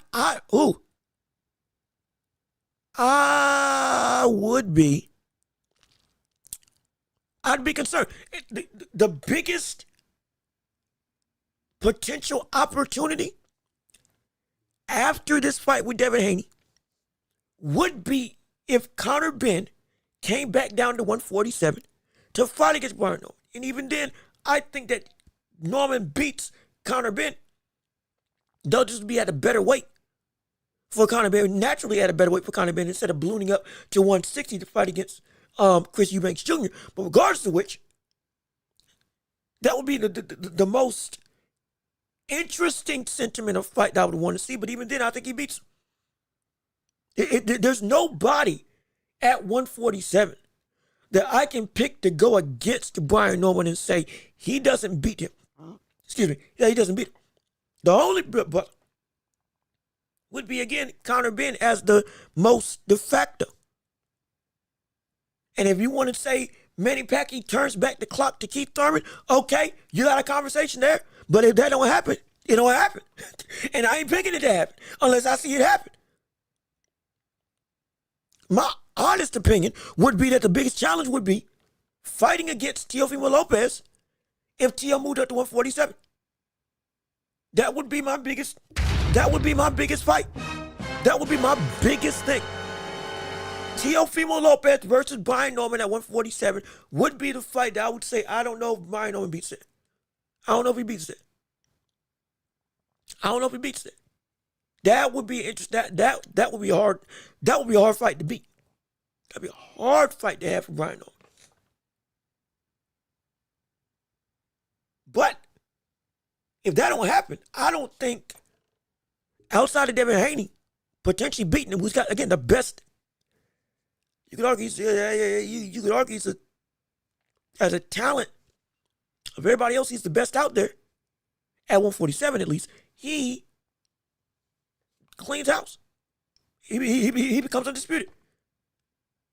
Unless proven otherwise. And so, but let me keep on reading. Devin gonna have to show he can maneuver Brian, but Brian will have to show he can outthink Devin Haney. That's true. And more, again, as much as Brian Norman, or as much as Devin Haney might be seen as very much on the back burner compared to the physical aspects of Brian Norman. Brian Norman on the mental side, I think, is being very much underrated for what type of calculating fighter he is, though he's an aggressive, not a brawler, but a very much old school boxer puncher type of guy. Very much an old school boxer puncher type of dude. And that's hard to beat. That's hard to beat. And he can put your lights out, but he's also poised. I really think people might be underestimating that Brian Norman really can think with Devin Haney. He might not even be as smart as Devin Haney in the ring. Very few are, but he's good enough from an IQ standpoint to put himself in positions to make his physicality take hold and do what he needs to be. Do what he needs to do. Listen, my submission. Let me see, real deal. Hey, what's going on with you? How you doing? Good to see you. Thank you for tuning in to the show with us on today. Let me see. You're expert in boxing. There's no doubt. Hey, look, there's no doubt about it. Hey, man, look, I just know what I know. I'm not saying I'm all that. I'm not saying I'm this, that, and the third. I'm just trying to entertain and keep y'all in and have y'all be enjoy. Have some fun. Hopefully give you some good discourse and make it exciting. I want y'all to be excited for the fight. We're trying to make everybody want to tune in. Like, that's how I go. With any sports environment, we want to make it so this is your one-stop shop for excitement, hype, opinions, debates, concerns, having a laugh, having yourself a good time, and also having yourself to be able to learn a thing or two. And y'all teach me as well. It's a community, baby. We an empire that's growing together, all with you and your support. And so if you like what we're hearing, leave a like on the stream. Shameless plug. If you like what you're hearing, leave a like on the stream. If you want to support the channel, we ain't got monetization just yet. We're getting to, we're almost there. But we got Cash App and PayPal. If you want to keep this show going, keep this ball rolling, and keep everybody involved with having to make this show bigger and better for you all to enjoy, hey, we can make it happen. Again, shameless plug aside. But I'm glad that you're enjoying the discourse and conversation. Crazy enough, we didn't even touch on the other things we want to talk about in the show, which is insane. We probably going to have to save it for tomorrow because it's been such a good talking points today. Let me see, does Brian Norman become undisputed at 147? I believe he does. I really truly do believe he does. Let me see. Von Greenhill, I agree. If Teo would go up to 147, I got Teo beating Norman Jr. Yes, absolutely. And in fact, that brings up a perfect conversation to actually delve into the next talking point of this show, which is Shakur versus Teo. Hey, the hits just keep on coming. Now, we probably will have more time to discuss this tomorrow. Like I said, we go 2 hours to 2 hours, 30 minutes, and then championship rounds. Hey, y'all drive how long we go or stay. Because we ain't going to overstay our welcome. But we also want to say some stuff for tomorrow. So, hey, but even still, brings us to our next topic of discussion, which is Shakur versus Teofimo Lopez. It's potentially going to happen soon. Now, I'm not one to try to go and delve into the rumor mill too much, because I understand things can change, ebbs and flows can go through, and stuff can move all around to where we don't know what's happening. Completely understandable. However, if I got my rhetoric correct, seemingly it's looking like within the week, between this week and next week, we could actually get that announcement that TL versus Shakur is going to happen. Now, again, take that with a grain of salt. Be clear. Hey, caution. We got some problems here. Caution, please. Very much take a caution, please. The yellow tape is out, but tread lightly on what I'm saying.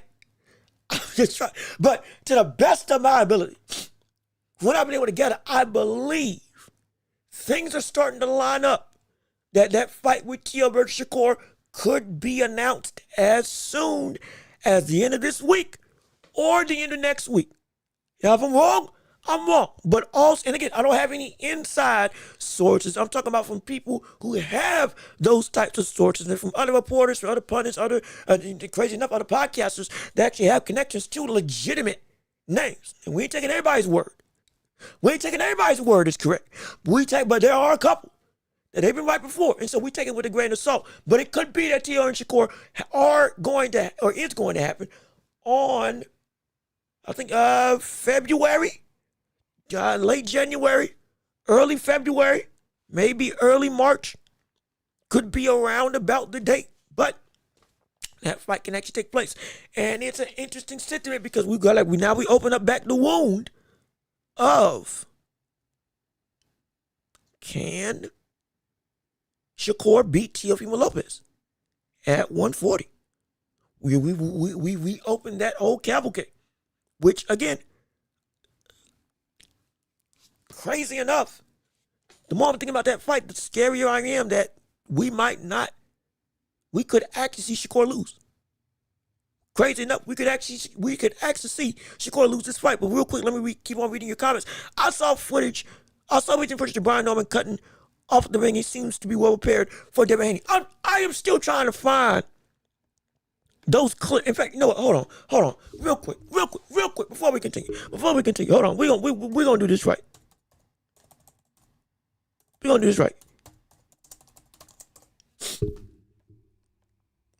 That whole time I've been talking, I've been trying to find okay, here it is. Okay. All right. We got something. Thankfully. Well, we're going to switch the title card back real quick. This will be the last thing one of the last things, or the latter things with the Devin Haney, Brian Norman conversation before we switch gears. Just for a little bit. Into the Teofimo Lopez conversation. But now we got the clip. We found it. I found it. Yes, I did. Hey. Clap it up. Clap it up. Diligence. Efforts. It took an hour. It took an hour. And also because I got sidetracked talking. But we finally got it. No, that ain't it either. Hold on. That ain't it. There we go.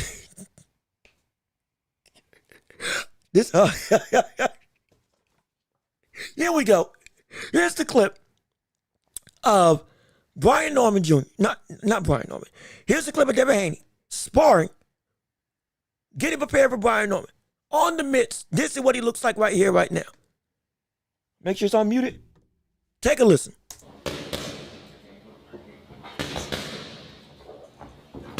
Now, as you can see, the brother looks incredibly focused, incredibly tense. He does look sharp. Yeah. As you can see, he's keeping that jab up. Not the jab. That right hand up. No, let me shut up. Let me just let you watch.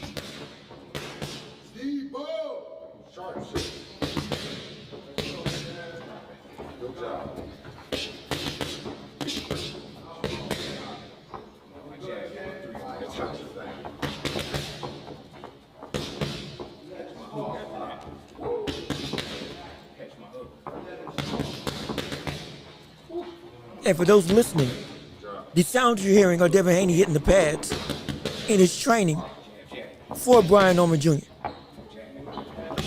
And if I may say, this is looking not bad. This ain't looking bad at all. This ain't looking bad at all. Now, again, now understand, mitt work and actual in-ring production can lie with the best of them. Be clear. Be clear. And as we're talking, I'm gonna also pull up the Brian Norman footage of him prepping and training. But this is for the people that were talking about Devin Haney. That was him smart. And I'll say, hey, that did look good. That did look, he looked focused, he looked poised, he looked driven, he looked very much deliberate. He doesn't look like, normally with Devin, and it's gonna sound weird, but if you watch past clips and you watch that clip, it looks different because he's not fighting in a defensive posture, at least on the mitts that he's looking for when it comes to combination speed and whatnot. Looking like, okay, he is pretty legitimate. Yeah, we're going to sit down. Now, do I still think it's going to happen? No. But if it does, he's at least showing the posture of somebody that's confident in what he's going to do in the ring, which is incredible, which is phenomenal, which, also, excuse me, while I'm adjusting my shirt. So sorry. Oh, Lord. Been sweating so much, things sticking to me. But regardless of which, looks great. It looks well improved what we've seen in the past, and it does confirm the identity of what we see with Brian Norman now. It very much is interesting, but we don't know what it's going to be like up until the actual in-ring. Because let me know what real quick, and also, man, yeah, you're right. Until he gets touched, we don't know what it's going to be like up until he actually gets caught. And I'll tell you a story. We went to, back in the day, well, not even back in the day, like a couple years ago, me and a couple of my friends, we went to a boxing event. It was me and who was it? What for the sake of me. See, I'm laughing because it's funny, but we're gonna keep it anonymous. Me and we'll call him Mr. S. One of my good friends, had him all my life, came through, and we were going to our first boxing event. It happened somewhere over here in the state, and it was fun, right? Exciting, all that stuff. Now we were waiting for the fights to go through. It was like the amateurs, like the low level pros, and somebody was hitting the mitts in the back. Now we were listening. And we were like, oh, shoot, hey, man, who's that? I turn around, it's this big heavyset boy. I believe it was Mexican. I believe it was Mexican. Heavyset boy. It looked like he was fighting cruiserweight or at least light heavyweight. If he's a middleweight, he's a big middleweight. Built a little bit like Andy Ruiz. And the brother was hitting the mitts. And I mean, you were like, bop, bop, bop. It was like, bop, bop. That's what it was sounding like. It was crisp, clean. Everything looked great. You had heard it across the gym. And we were saying, oh, man. Watching him, I was like, hey, that's looking pretty good. He's sharp. He's got everything up. He's punching correctly. He's got a good rhythm to it. The flow in throwing these offensive flurries is good. And it wasn't even like the mitts were meeting the gloves like we see with some other people. Like the trainer would slightly come forward, but it was more so the brother was throwing in full extension, and it looked good. I was like, hey, there might be something there. This cat steps in the ring. We heard all that stuff, did one last flurry before he got in there. We were all excited. I was sitting there like, hey, man, I don't know who this is, but hey, this could be good. But round one, this man comes in like a whirling dervish of nothing but windmill punches and outright, no technique, straight up just throwing whatever he can throw. And it was, I mean, man, we saw the first 30 seconds of that fight, I saw about 30 punches thrown from this cat. And when I tell you, me and old boy were holding in our laughter to such a degree. I'm talking about, we were on the bleachers. I nearly fell out of the side of the bleachers because I was leaning so far back, being like, there's no way. There's no way this cat had me hyped up. And the following was insane. I mean, everybody in the gym cheering for this cat. And this man was punching like this. I was like, oh my gosh, we were falling out. We were trying to get our composure. But man, it was one of the funniest things of where the window dressing didn't match what the dress actually looked like. The poster did not match the actual meal. And this man looked absolutely nothing like what he looked like on the pads. I'm talking about, you would have thought this man had never thrown, and this was his first fight in his career. And it wasn't, crazy enough. I believe it wasn't. And this man looked night and day. And crazy thing was, he won the fight just off of straight up tenacity. Off of straight up tenacity. He won just like an unwillingness to not throw. And he was tired. He didn't care. He just kept on throwing. It was the craziest thing. And that was the truest and the most visceral form of never buy into mitt punching too much. Never buy into pad work too much, lest you will get fooled. Not always the case, but a good chunk of the time, take it with a grain of salt what you see on the pads. That's not necessarily what's going to be like in the ring. And with Devin Haney, this is great. It's a great elevation to what we see for what he's bringing into this fight. But it also doesn't give me the outright confidence to say that, yeah, this is what he's going to be like on the night of the fight. So be prepared. be very prepared. And don't buy too much into it, because it can definitely lead you astray. And at the same time, we can pull up Brian Norman's sparring footage real quick as we're capping off this whole cinema. And here we go. Yep, here we go. This is the same clip. Good gosh, from a different angle. Is this the same clip? Oh, okay. Hold on.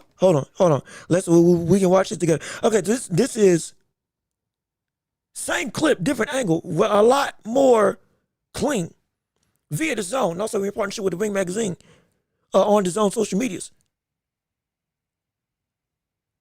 And as you can see, if I can play, I ain't gonna play the whole thing. I'm just gonna play a little bit of the sound from a different perspective. Yeah, that's looking good. And again, I do like he's keeping that chin actively guarded when he throws that jab. Still, and hey, look, that pull counter situation, that move that he just put on, that could be something that actually takes effect in this fight if he chooses to implement it. But I'm trying. Where the world is, as I'm still scrolling through, I got it saved. I have it saved here. I ain't gonna hold y'all up to while I'm looking for it, because y'all saying it just got dropped, so I'm looking for it myself. But we can expect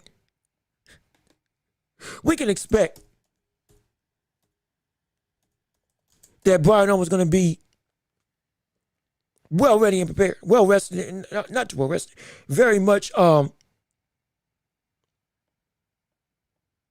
imbued with confidence. Excuse me. As we keep on going through preparing for this fight. And so for some reason I can't find the requisite training footage. But we'll keep on moving on. Like I said, we ain't gonna waste too much time. But either way, Norman, Haney, excited for it. Can't wait to see it. Lord knows, as we keep on going, as we're less than 25 days away, it is going to be very much ramped up. We gonna be excited. And we're going to have a lot more to break down with this fight as time goes on. Nonetheless, let me see. Found your channel today, fam, and you urge yourself to subscribe. Hey, we got another one. Oh, buddy. Oh, let's go. Absolutely. Welcome to the Empire. Welcome to the hottest show in all the globe. We appreciate that you're here. We're glad that you enjoy the conversation. And hey, we do this every Tuesday, Thursday, and Friday. We're so happy that you chose to be a part of us. And hey, hopefully you keep on coming back. We do this every 3 days, Tuesday, Thursday, Friday, 12 o'clock, or 12:30 to whenever is when we end. And between this, basketball, football, we talk about it all. And this is your one-stop shop for everything you can get. And we love the discourse. We love the action. And you're welcoming everybody to come through at any point in time. And please keep on sharing the show, because I promise you, everybody's going to want to witness what we got right here on the hottest show in all the globe, right here on YouTube and on every podcasting platform imaginable, The Welch Report. So we appreciate it. Thank you so much. We got another one, y'all. We got another one. And we're going to keep on growing. All we're doing your support. So thank you so much for tuning in, man. Appreciate you. Man, 20 means the world to me that you chose to be a part of this community. And hey, we're going to keep on growing. All with you and your support. No question about it. Let me see. I think Shakur will style on Teofimo a little bit. So now, yes, let's jump into it fully. Couple minutes talking about Shakur versus Teal, because crazy enough, we had 2 hours and almost 30 minutes. We're going to take a couple minutes to talk about Teal and Shakur. And then I think we're going to delve into the championship rounds directly afterwards. And then after that, the sky's the limit for whatever you want to discuss for the next 15 to 30 minutes once we reach that segment. So stick around. It's going to be some fun. Absolutely. But Shakur will style on Teal. Now that, when you say style, that's a bold claim to say, because that's a lot of domination that's got to happen. And we're dealing with somebody that has a level of domination that can happen on his own right in that fight against Shakur in Teal. Because you got to understand, when looking at when looking at the level of overall talent, there's an argument, and again, it's going to sound, well, actually, it might not sound as wild as you think. There's a real argument that Teal is a better well-rounded fighter than Shakur Stevenson. Though Shakur could be considered as the better boxer. Does that make sense? As a boxer, Shakur, you could argue, is better. Again, when we talk about technicians, we said it with Devin Haney, there is few greater in the sport right now than Shakur on a technical level. But as an overall fighter, Teal's a better fighter. But as a boxer, Shakur's better. But as a fighter, Teal's better overall. And it's because Teal has a lot. I'm not saying it's up to the same level, but he has a lot of the same skills and instincts that we see Shakur Stevenson have. But it is also backed by a better level of power, a better level of dexterity, a better level of physical framework, and using, when it comes to an offensive perspective, his frame and his integral athletic ability to his advantage better than what we see with Shakur. Though Shakur, again, as a fighter, is a technician supreme.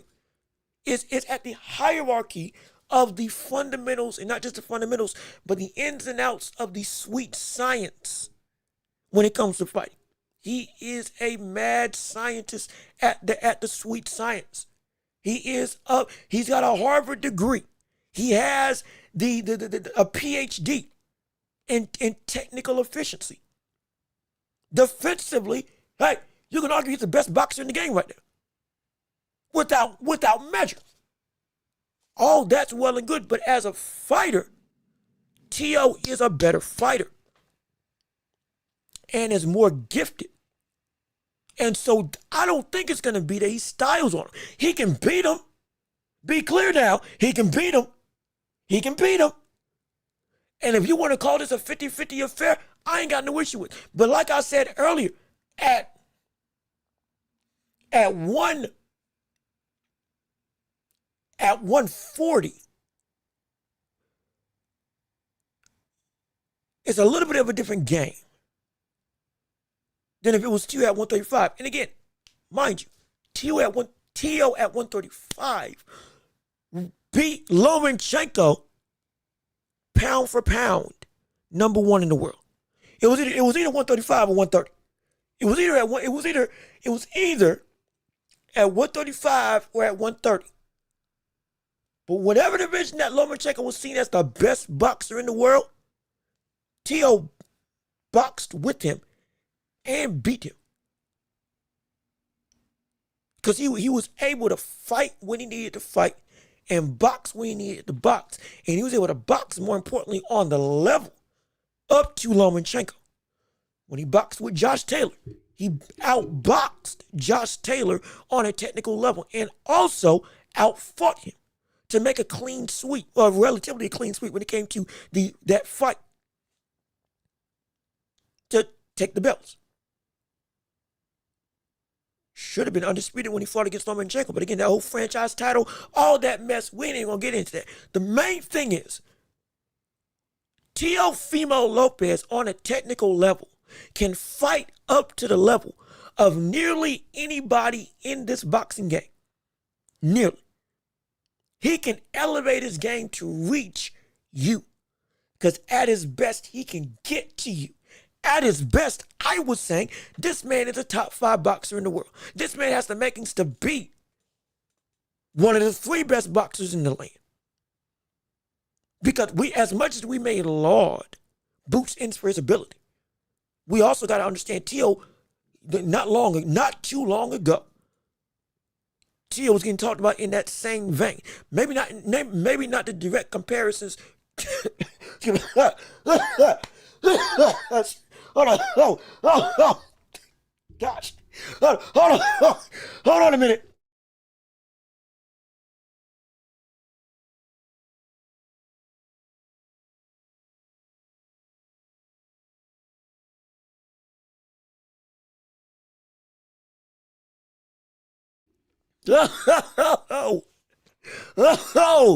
Oh man. I almost got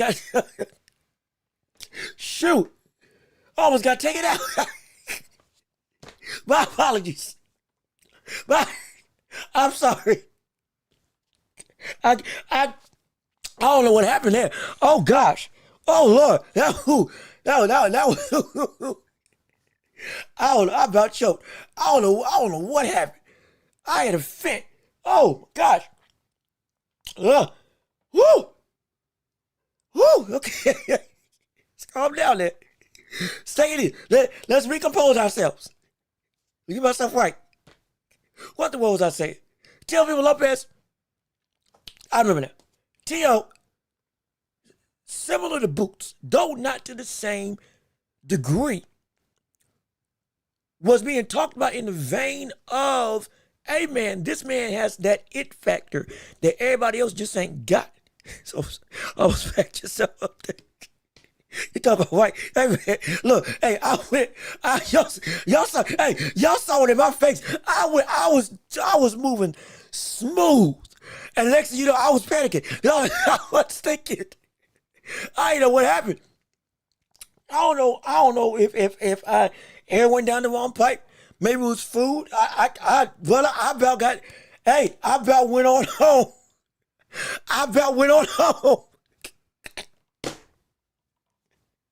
Oh shoot! But as we keep on going, T.O. That was funny. That was hilarious. But T.O., he was talking about in a similar fashion, though not to the same extent, but a similar fashion as what Boots is being talked about now. The it factor,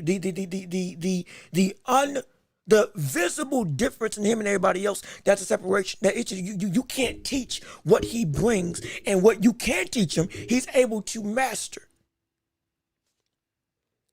That is something that, again, not just Shakur has never faced before, but it's also something that, if I'm gonna be completely honest, that is what it takes to fight and beat somebody like Shakur. You gotta have that type of it factor. There's a reason why people were saying for the most of the time that Tank would knock out Shakur Stevenson. Not just because of the power, but because Tank has that it factor in it. Now, he's got to prove it against competent competition on a consistent basis that's at a championship level for longer than 2 years. But even still, there's undeniable evidence that he does have something to him that most other boxers don't have. But that's what it's going to have to take to beat Shakur. And T.O. has that in him. If I'm going to be real, he's got it in spades. Regardless of what you think about him. Regardless of what you may believe about him.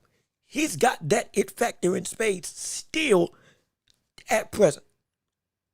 If anything, it's more consistent than we've seen against any other run in his career, low or excuse me, it's more consistent than it's been in his career post that knockout run that he was having.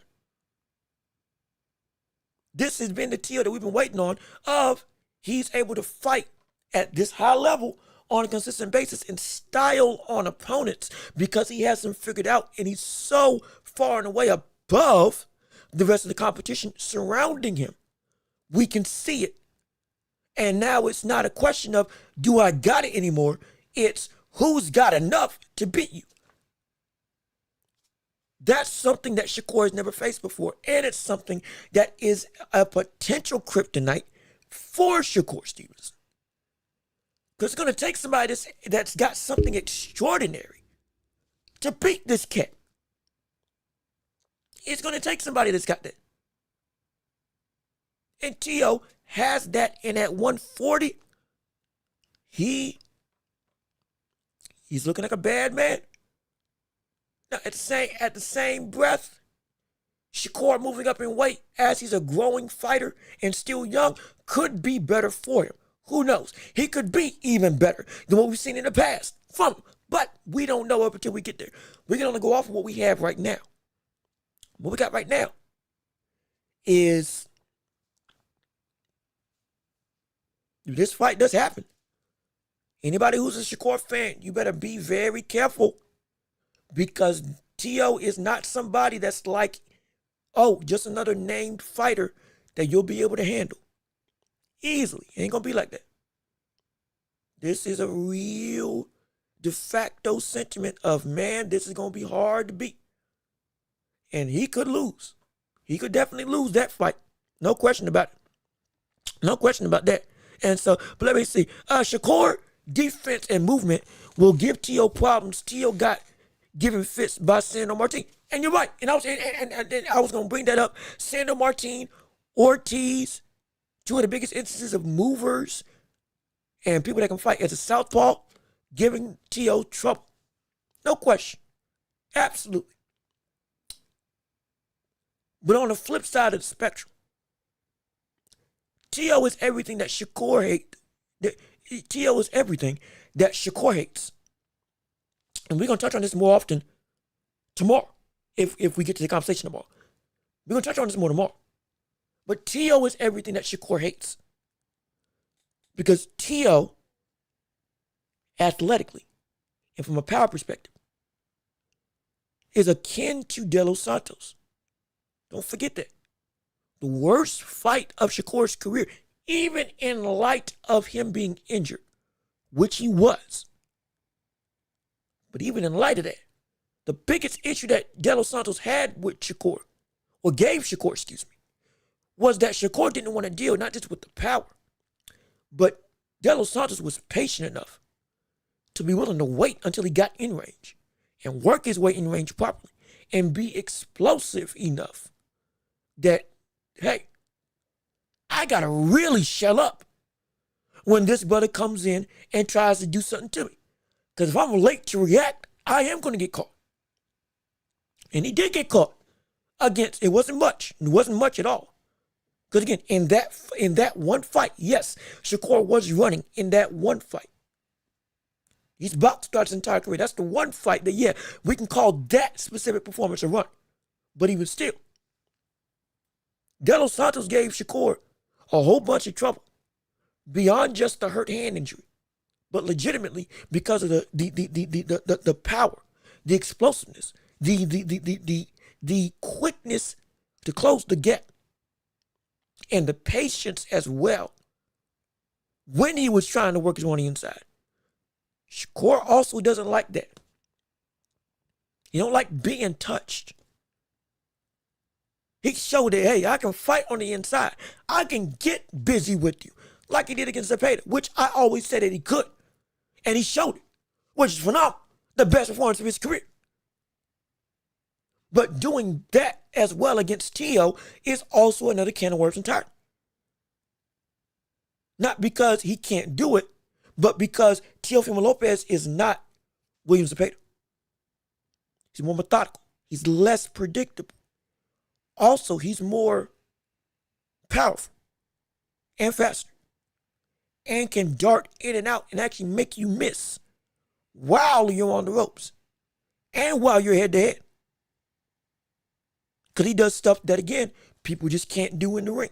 That isn't Tio. This is as much of a, I don't want to say even playing field, but it's as much of a balancing act of who's going to win.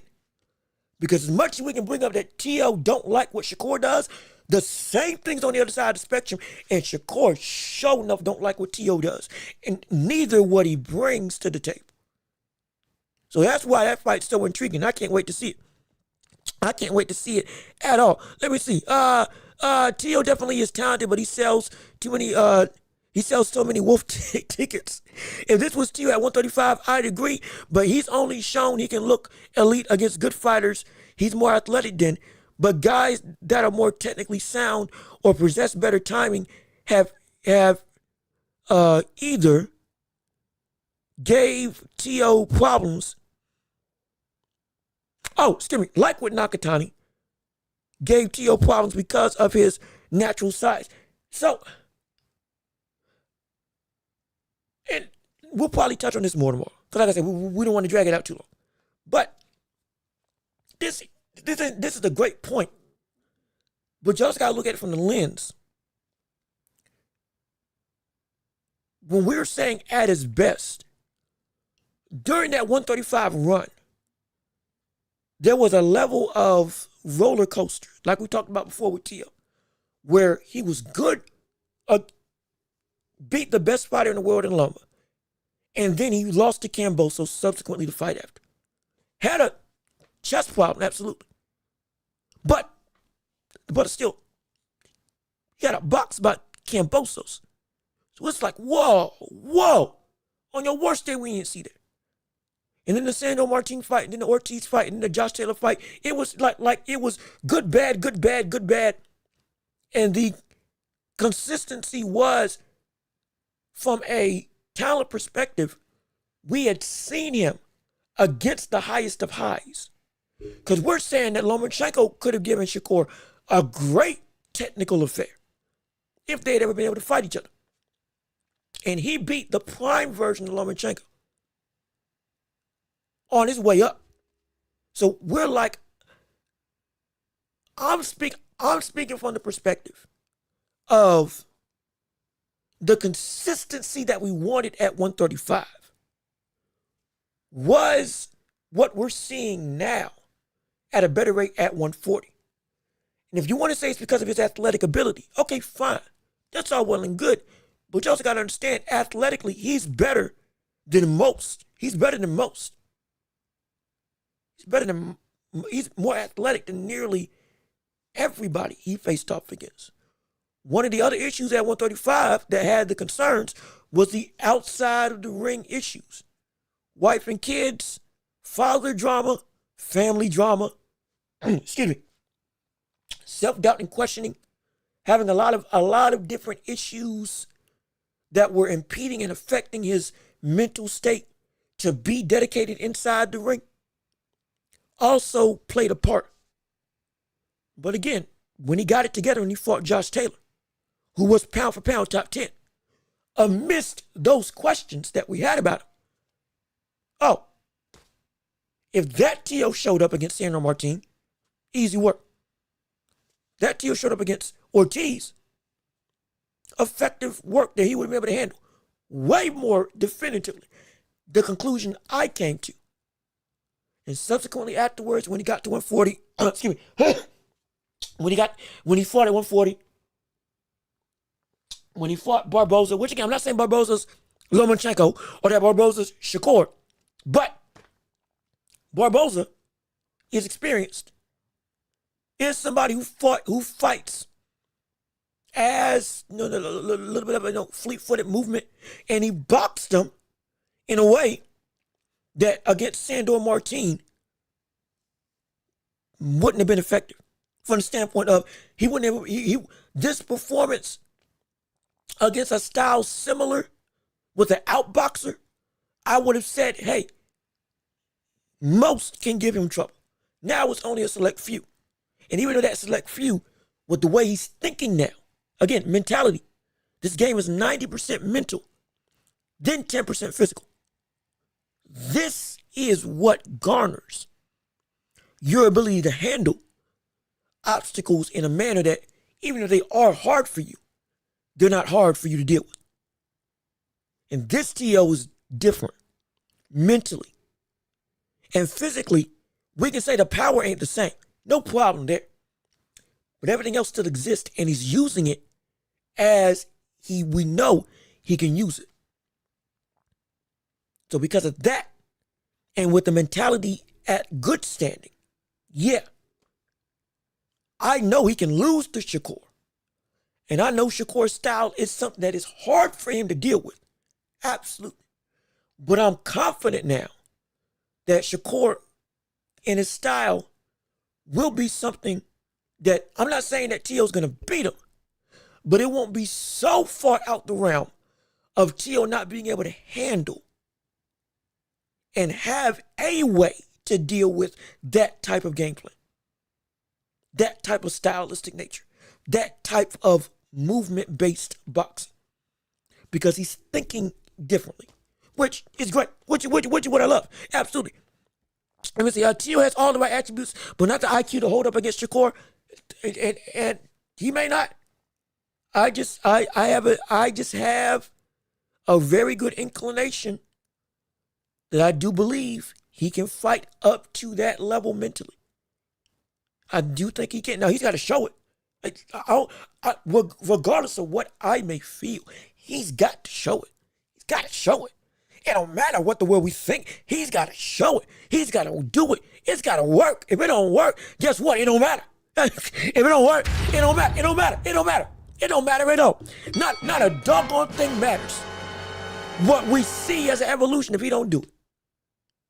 What we see as the attributes mentally and physically, it don't matter what we can see if he don't put it together in the ring. Doesn't matter. Don't mean a doggone thing. But the biggest question was, can he? And I really think that he can. I truly do believe that he can. But let me keep on reading. Also, now we can go into, I dare say, we passed 2:30, so we got to go into championship rounds right now. So let me read this last comment, and then we're going to be on our way. Let me say 100% T.O. has the physical gifts but lacks the mental ones. And hey, we're going to find out. Let me still beat Josh Taylor because it was a mismatch from more of a stylistic perspective. No, that is true. That is true. No problem there. You're absolutely right.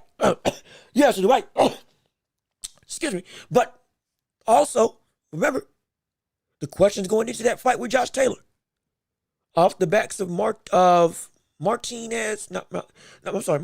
and Ortiz, we didn't know if he was going to be able to take advantage of that stylistic matchup going up against what was seen, justifiably so, as an elite fighter at that point in time.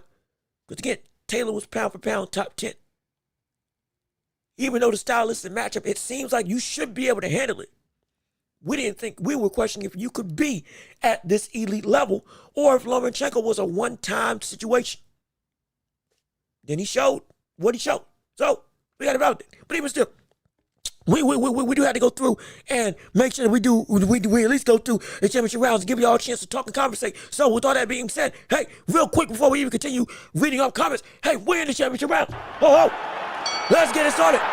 ring the bell. It's time to let your voice be heard. It's time for you to shine and have your place in history as talking about whatever you want to discuss, whether it's the NBA, whether it's the NFL, whether it's boxing, whether it's movies, sports, television, video games, all that stuff we can discuss. We got 15 to 30 minutes. Do we want to go? Well, you know what? Might as well. We'll go until we're at the 3-hour mark, and after that, we'll see how y'all feel. But let your voice be heard. Let your viewpoints be seen. And let's get it started. Let's see what you got to say as you control the last half of the show for whatever you got to discuss on what's on your mind. So let's get it started, shall we? Come on. Let's get it going. Yeah, buddy. Let's get it started. Get your questions in and let's get reading right now. Let me see. Amin Rhoda, Bakwa will fight Kelly in January. Yes, thank the Lord. Thank goodness. Finally, we've been waiting so long to see Bakwa do something. And we finally got ourselves a date, a time, and a fighter defending his belts for who knows how long. Good gosh. It's been forever. And now, again, now that we're getting Boots fighting against Lima, beating him, and now Boots and Ortiz getting close together, or seeming like it's going to happen. Seeming like, hey, it's seeming like it's coming together. It's seeming like it's coming together. Fundor and Keith Thurman, with, again, Adams now fully in the mix. The division is getting active. It's heating up again. The names were there, but the stagnation was taking place. And now it feels like the winds of change are moving. And the flow of the division is starting to turn yet again. And finally, instead of just looking at the division and saying, oh my gosh, it's going to be filled with talent. Now we're saying this is the place to be when it comes to watching fights as a whole. Because this is Murderer's Row is 154. Murderer's Row is super welterweight. It is the most compact from 1 to 8. One of the most compact divisions in all of boxing. It's ridiculous. And I'm excited. I can't wait to see it. But let me see. How do you see that fight going? I see Bakwa being able to get a knockout yet again. But I'm also a little bit concerned with what he's been doing throughout this layoff of him being in fight shape. Because again, that silence doesn't mean that he's just been inactive. But it also has me concerned that has he still been dedicated to the ring, or has he been sitting on the sideline just waiting on something to happen? And then, okay, now I'm getting back to what I need to be. We've heard zero inclinations of what this brother is going to be able to accomplish, or what he is looking to do. So, a little bit of concern. But for the majority, yeah, I'm confident. We're going to see Bakwa get a knockout. Hopefully in another highlight type of fashion. But Bakwa will fight Boots following his defense against Josh Kelly. Now, if he did, that would be interesting. I am more inclined to think that we'll see Boots, if he beats Virgil Ortiz, I'm more inclined that we see Boots go after, honestly, Xander Zayas before he goes after Bakwa. Not because I'm going to say that he's scared, but if he wants to go after from a business standpoint, gets the biggest win of his career, but it's not for a title, he goes and he fights against Xander Zayas. He's got a good following. Youngest champion in boxing, would be of the elite contenders at this point in time, seen as, with all due respect, the weakest of the champions at 154, because he's so green. You take a fight with him, it will be big, and it will get you a belt that you can bring into the Fundor fights, the Bakwa fights, and now the road to undisputed starts there. With the wins at your sails, with 2 big wins under your belt. 3, if you want to count Lima, not because Lima's a big name, but because the impact of that win left a big buzz to the rest of the boxing world. Oh man, he's arrived. Oh shoot, here we go. The run is started. That type of stuff. So I would see Boots fight Xander, then fight Bakwa. after Virgil Ortiz. Get a win, biggest win of your career, get the belt after that against Zayas, and then bring that into Fundora or Thurman, whoever wins that fight, and then bring that into Bakra. And then beat a boss just because. I dare say he takes on a boss because that's the most unknown from a perspective. But from a hype standpoint and the easiest way to a championship, that's what I would do. From my personal vantage point. But even still, I'm just a man. I'm just a man. Let me see. After Zayas' homecoming in PR, he will unify with the boss. Oh, so you're saying that he'll unify with the boss first? Then that makes more sense for Boots to fight Zayas. Because if a boss loses to Zayas, Zayas becomes unified. Boots beats Virgil Ortiz, then Boots fights Zayas for the Unified Championship. Then you bring those two belts into against Fundora and Thurman, and the next thing you know, bing, bang, boom, Bakram, end it off. And you got yourself an undisputed champion going through just about every major big name at 154. Going through Murderer's Row, fight by fight by fight, which is something, if you do that, oh gosh, ridiculous. That's pound for pound worthy. You go through that run, you go on that run, that's pound for pound worthy. You talking right. But let me see. Trying to make sure I'm going through. Bakram has been, okay, so Bakram has been training. Okay, that's good. He still hasn't left the ring, even though he's been out the ring, thankfully. Darren talks to do so. Okay, yep, that's true as well. Boots will be fighting all the other guys prior to addressing Virgil. Again, from what I can gather right now, it's looking like that fight is next. Even Oscar De La Hoya is saying that fight's going to be. In fact, hold on, wait a minute. Let me not even be the man to say that. Let me let the person. Excuse me. Let me let the man himself speak on it when it comes to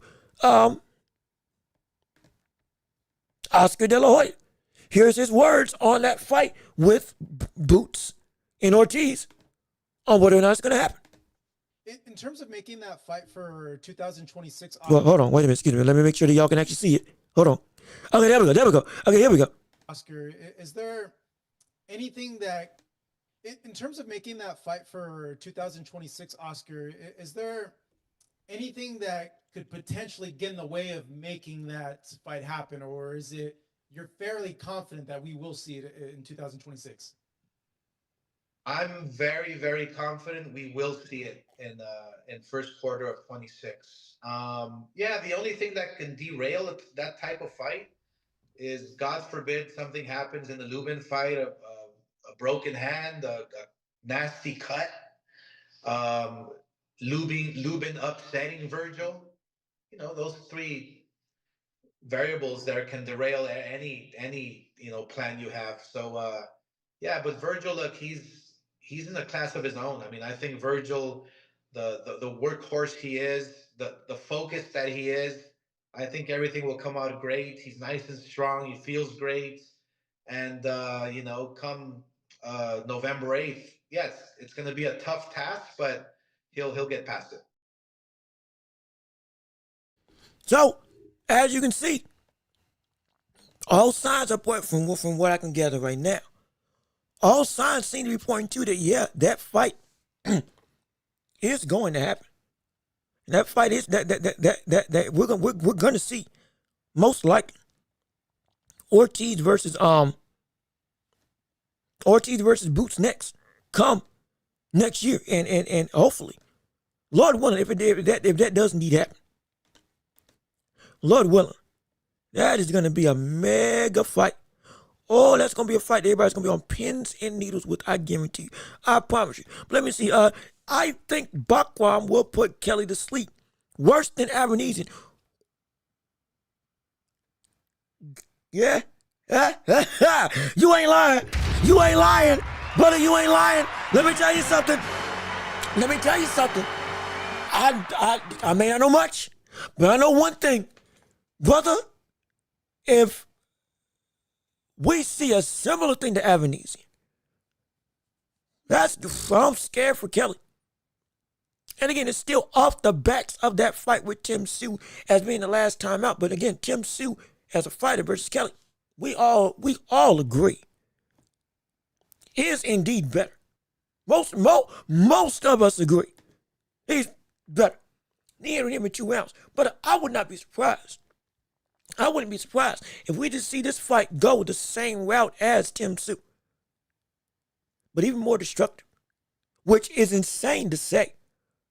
I'm dead serious. It's insane to say. And I wouldn't be surprised either if Kelly tries to fight scared. Not because I'm saying Kelly's a bum, but because what you're dealing with in Bakram is somebody who you don't want to risk anything. But that hesitancy only opens up more leeway for Bakram to walk you down and do whatever he wants with you. It's a balancing act you got to fight with Bakram. And man, Kelly, you're gonna be in for a time. You're gonna be in for a time. I guarantee you. Let me see, Xander already lining up something else? Or is Xander already lining up something with another championship after his homecoming? Like I said, I think I did hear something about that. I can't remember exactly where. It wasn't Fight. Was it? No, it wasn't Fight Hype. Some other outlet that said it. But yeah, most likely, again, the homecoming is going to happen. The pomp and circumstance, celebratory thing, get a win, victory, all that stuff, champion, that's going to happen. That's going to happen. Then he's going to keep the belt. He's going to go through and then, take on a challenge. I'm just very, this is just me, speculative. Again, I'm speculating. Everything I'm saying, I don't have any absolute concrete evidence. We're just trying to look at the timeline as time goes on of what could be. Really do think that we're going to see Xander Zayas get a fight with Boots within the next 2 years. Because, again, my best bet, PR, homecoming type situation, then gets the win, goes after a boss. I would assume he wins that fight, and then afterwards, it's Boots. If the track of Boots and Virgil does indeed take place. I can see it. And that's also if we see Boots commit to being on consistent standings of achieving dominance from getting the belts. Because last time we thought he was going to become undisputed at 147. What happened? He didn't. He stagnated. He was going to move up. Then he moved back down. And he said the only reason why I'm staying at 147 was to go into fight who? No, wait, hold on. No, I got that mixed up. I got that mixed up. The only reason why I came back down to 147 was to do what? Go and become undisputed champion. Fight Stanionis, becomes unified. Mind you, this is subsequently after we were saying, or after he was saying, he needed to fight against anybody at 154 because 147 was too weight draining for him. It's been a lot of, what's the word? I don't want to say hypocrisy. What's the word? No, it's not cross-contamination. It's a contradiction. That's what I was thinking. That's what I was thinking of. There's been a lot of contradictions with how Boots has been moving per what he said he wanted to do. Now we got to make sure we keep him consistent. So, we don't know what's going to happen with Boots, regardless of what the other people are going to do. Even if the opportunities are available up until we actually see it. And for Boots, we have a timeline, but he's got to follow through with it. He's got to follow through with it. That's what I'm saying. Let's see. Now Virgil, on the other hand, will be fighting the eventual winner of Fundora and Thurman. I mean, if that did happen, I would not be mad at it because we've been saying, Virgil, when are you going to fight for a championship? You should be a champion in most people's minds. So I wouldn't be against that. I would just hope that we get the Boots fight first. Because again, that's the one that Virgil's talking about, Oscar's talking about, Boots is talking about. All three of them been saying in unison, we want each other next. So hopefully we stick to those guns. Hopefully we do. Oscar just selling wolf tickets. Hey, look, if it's wolf in sheep's clothing, right, he's good at it. Hopefully he doesn't. This actually bodes true. Hopefully it does, because we want to see that transpire. We'd love to see that fight. I would love to see that fight. Everybody would love it. If it's a pleasant surprise, guess what? Everybody would appreciate it. Let's just hope that is the case. Let's just hope that's the case. Oh, Lord. Let's hope that's the case. Let me see. Just like he said, both Virgil and Ryan won't fight for the remainder of 2025, but he'll be fighting Lubin. Yeah, like I said, there's hypocrisy and contradictions everywhere. Like, that's why we're trying to keep up with it. And that's why we're trying to hold fighters and promoters. Since you hold everybody's feet to the fire. Common phrase that we have on the show, to make sure that we keep what you said is what you do. And if you don't do it, you better have a good doggone reason for it. Because you sold us on something that you ain't doing. So we can't have that. You see, the 122-pound division is going to shake up when anybody leaves the division. I mean, it's going to be wide open. Let's be real. We want to talk about 122. I'll tell you something right now. Probably Marlon Tapales will probably be still a champion. Louis Neary will probably still be having a belt, fighting for a belt.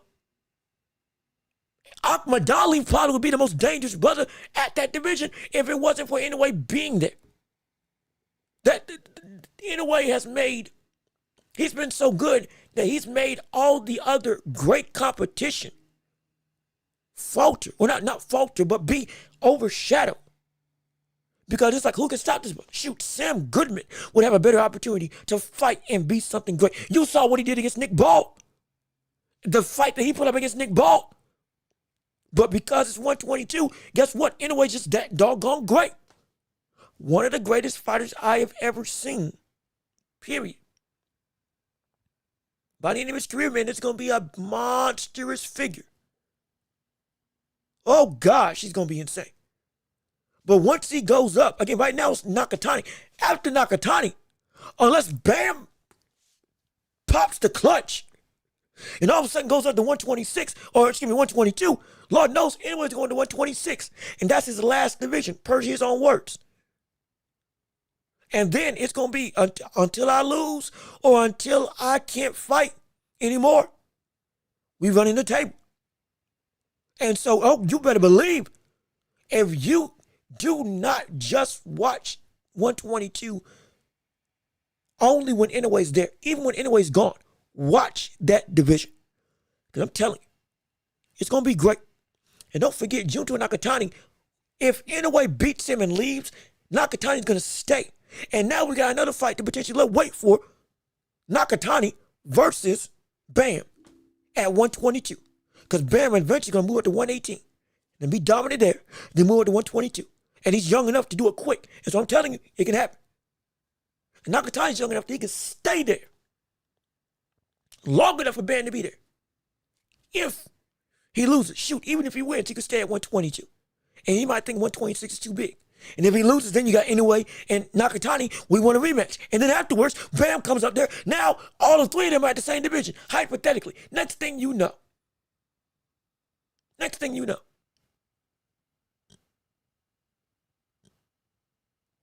Everything's all well and good. Everything's all well and good. I love it. I'm telling you. That division, it's stacked with talent. And it's great.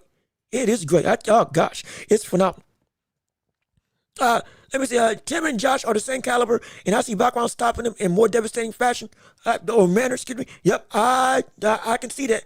I can see that absolutely. Also, Fight Hub. You were right. Fight Hub was the people that we were talking about earlier that brought up that type of that news. So yeah, you're right on that. I couldn't remember where I remembered it, but thank you for jogging for me. Let me see. If Johnny Bay becomes undisputed at 160, beats Crawford, and becomes undisputed at 168. Where would he rank in the pound-for-pound rankings? Well, if he does all that, No, number one. See, here's the thing. Here's, if he does all that, he's number one. You have to understand. What you're asking him to do is insanity. Undisputed at 160. And then moving up and then becomes undisputed at 168. That's 2-time undisputed. Straight up. Again, Crawford was number one when he got that moniker. Anyway, was number one when he got that moniker. It is hard to do that. Johnny Beck becomes undisputed after dominating 160 at middleweight. He beats Crawford at middleweight. When Crawford drops down off the backs of, again, Crawford looking 160, 160, I dare say 160 to 168 might just be his best weight class from the standpoint of the physical ability that we see Crawford have, which is something that we were all skeptical of. Would he lose something? He gained some stuff. Durability, defense, power. He gained enough power to rock Canelo. Nobody outside of Miguel Cotto's brother at 154 has rocked Canelo. It is not even Gennady Golovkin. And Crawford did it at 168 in the last 30 seconds of round 12. Brother, you can argue that 160 to 168 is the best physical peak that we can see Crawford fight at. And all those other versions of Crawford weren't even the best physical versions of Crawford. And he beats him after he just whooped Canelo. When most people would say that if Johnny Beck fought against Canelo, Johnny Beck's losing. Well, this is no disrespect. This is what we know about Canelo. Only person we were saying that beats Canelo of anybody is Dave Benavidez. And Bivol at 175. Or anybody of that 175 caliber at this point in time in their career. Outside of that, anybody below 168 or at 168, no, nobody thought, no, it was shown you're not beating the brother. Even on a decline, it didn't matter. You're not beating him. Because nobody did beat him. And he cleaned out the division. He beats Crawford, who beat that man, and then beats everybody at 168. And becomes undisputed in them both. He's the best in the world. Like, he's the best in the world. He's the best in the world. He is the best in the world. I don't know what else to tell you. There wouldn't be, you'd be hard, what you want to say Usyk? Which is no disrespect. But that's a tough word. That what Johnny Beck would have done, with the names he would have to go through, with the consistency at which he would have to fight, and potentially based on the performance, coupled with the accolades that those two situations would be. 3, if you count beating Crawford as one of the big accolades, which it would be, yeah, he'd be number one. He'd be number one over Inoue, which is crazy enough because I got Inoue as a pure talent, the best in the world, and second best, pound for pound. Only reason why Crawford's above him is because of what he beat Canelo and became a 3-division undisputed champion. With the legacy that he already left behind. Oh my gosh. Like, that's insane. That would be insane. So you thought, all right, he'd be the best. No, he'll be pound pound number one. If it went that route, I can guarantee you. Like, let me see. And let me see. If he were to undispute 160, I think he'd be on the pound for pound list and possibly be viewed as surpassing his countryman Gennady Golovkin. Who?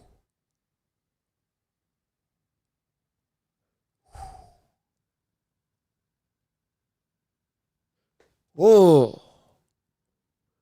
Whoa. That would be a quick. Now, see, here's the thing. Gennady reigned and ruled. Johnny Beck has been, he still has a career to go. He still has a career to make. He has ruled the division, but he hasn't reigned as he is a champion. He's reigning now. But as it was Canelo that had all the belts at 160. And Gennady had one belt at 160. When they fought against each other. I believe. Am I wrong? I can't remember whatever the timeline was. Gennady had separated himself from the rest of the world, as well as the rest of his division, when he fought Canelo. He was up there, as like that's the cleanest shot that anybody's got to beat Canelo at that point in time, was to be Gennady Golovkin. And he earned that distinction. But Janibek hasn't, how do we say this? Janibek has been a product, and again, we're past the 3 hour mark, crazy enough. Hey, we do have to end the show. We do have to end the show.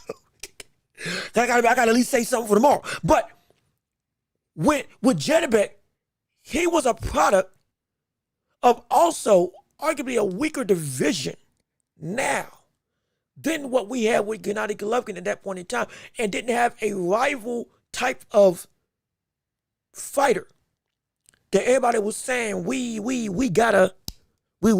need that fight. There's a clear number 1 and number 2. It's number 1 and then everybody else right now with Janibek. Yes, he's that good, but also the division is not nearly as packed with talent. It's incredibly top heavy. It's Janibek and Lara, and then that's it. And even then, Lara is 42 years old. Now, it's a credit to him that he's been fighting the way that he's been fighting. Again, he's retooled and regrouped his entire style to become a knockout counterpuncher. Flat foot, but still defensively sound from the fleet-footed nature of what he used to be. But still, most people have Janibek as he's the guy. And Lara is a surprise that he is still at that high of a mountain. But he's still there. But some people may feel that the gap is a lot wider. And then subsequently, that gap between number 1 and number 2 and everybody else, oh Lord, even bigger. That might be why he hasn't had that same level of shine about him. Now, do I think Gennady Golovkin is a better fighter? Yes, I do. But if Janibek does do that, okay, we got an argument. We got an argument. We got an argument. Because also, Gennady Golovkin never became undisputed, let alone twice, let alone beating a Terrence Crawford level. That what you can argue he beat Canelo the first time. I think he did. I definitely think he beat him the first time when it was a draw. Close or fair. But definitively, officially, he never beat a caliber opponent like that, which had people questioning his validity as a Hall of Fame fighter, which again is ridiculous, stupid to a fault. But we already covered that type of conversation in a past episode. But if Janibek does indeed do this, okay, we have to look at it and say, though it is incredibly top heavy, hey, that top heavy talent, boy, was something serious. And if he passes it with flying colors, okay. Hey, Janibek versus Golovkin at 160, we got ourselves a conversation. We do. We really would. Listen, Yuto Nakatani beats Inoue in 2026. Nah, I don't know about that now. Hey, I don't know about that. Now. Hey, whoa now. Wait a minute. Hold on now. Wait a second. Wait a minute. I don't know about that. See, we want see. That's for this is the conversation for tomorrow. We're gonna. This is the debate for tomorrow. We ain't gonna try to do. Look. I gotta save my voice, save my breath. But Lo, I promise you. We're going to have that discussion. Yes, we will. We will have, it's going to be a great fight. But boy, we're going to have that discussion, absolutely. Let's see, my boy Scooter was laying down the law at 122 before he fought. Anyway, yeah, no, he was. And again, a lot of people were. Many people were. And they're still great. It's just, in a way, we're just that great. Speaking of great, we got Stephen Fulton, who's also going to be fighting at 130 now. After beating Figueroa handily at 126. On the undercard of Isaac Cruz versus Lamar Welch, we got ourselves a litany of fights. That's going to be incredible. Yeah, I know you're talking about Scooter. It's Stephen Fulton. No, he goes by Scooter. He goes by Cool Boy. He go by Step. He go by a bunch of names. But again, he's worth the talent. And now he's challenging Shockey Foster. And for the 130-pound title, while still reigning as 126-pound champ. Oh, that's going to be a great fight. That's going to be a great fight, I guarantee you. Let me see. Is it Sharon Jenkins? Or is it Shurion? I think it's Sharon Jenkins. If I'm saying this correctly, I do apologize. But how you doing? Hey, good to see you. Thank you for tuning into the show. We're so happy that you're here with us on today. Devin can't beat me, let alone Brian Garcia, Brian Overton. Hey, look, like I said before, the pillow-fisted hands may not be the only, the pillow-fisted and the lack of punching power. It's going to be a big factor, but it might not hold him back from being able to win. But I don't think he's going to win. I do think he's going to lose. I do think he's going to get knocked out. But if he surprises me, no problem. He's got that boxing ability. He's just got to show it. He's just got to show it. And can he show it? I don't know. And that Jose Ramirez fight ain't giving me a whole bunch of confidence. So I get how you're feeling. I do understand how you're feeling. And so it can be something. But let me see. What's your final prediction on Mayers versus Spencer? I got Mayers by unanimous decision. I believe that fight's happening tonight. Correct? I believe it's going to be on the Ruco app. Because Top Rank, they ain't got a home for boxing. They had their fight with Anyway on Facebook, which I believe was the most viewed fight that they've had in a couple years. Because it was provided on Facebook, and everybody got to witness, not just the millions over in Japan, but over 100,000 people on Facebook Live alone, concurrently at one time. Subsequently, people that were going in and out, oh my gosh, ridiculous. And for the whole card, even more ridiculous. So yeah. Hopefully they make more stuff free like this, but you can watch that whole card on the Ruco app. I think it's on the Top Rank Classics live stream feed that they have. You can watch it there, and you'll be able to see the whole card without paying a dime, which, hey, I'm all for it. But I got Michaela Mayers winning and beating Spencer. It is Michaela Mayers, right? It's Michaela Mayers. Yeah, Michaela Mayers. Yeah, I got Mayers winning against Spencer by unanimous decision. Now, Spencer, that is a big girl. That is a big woman. That is a tall puncher.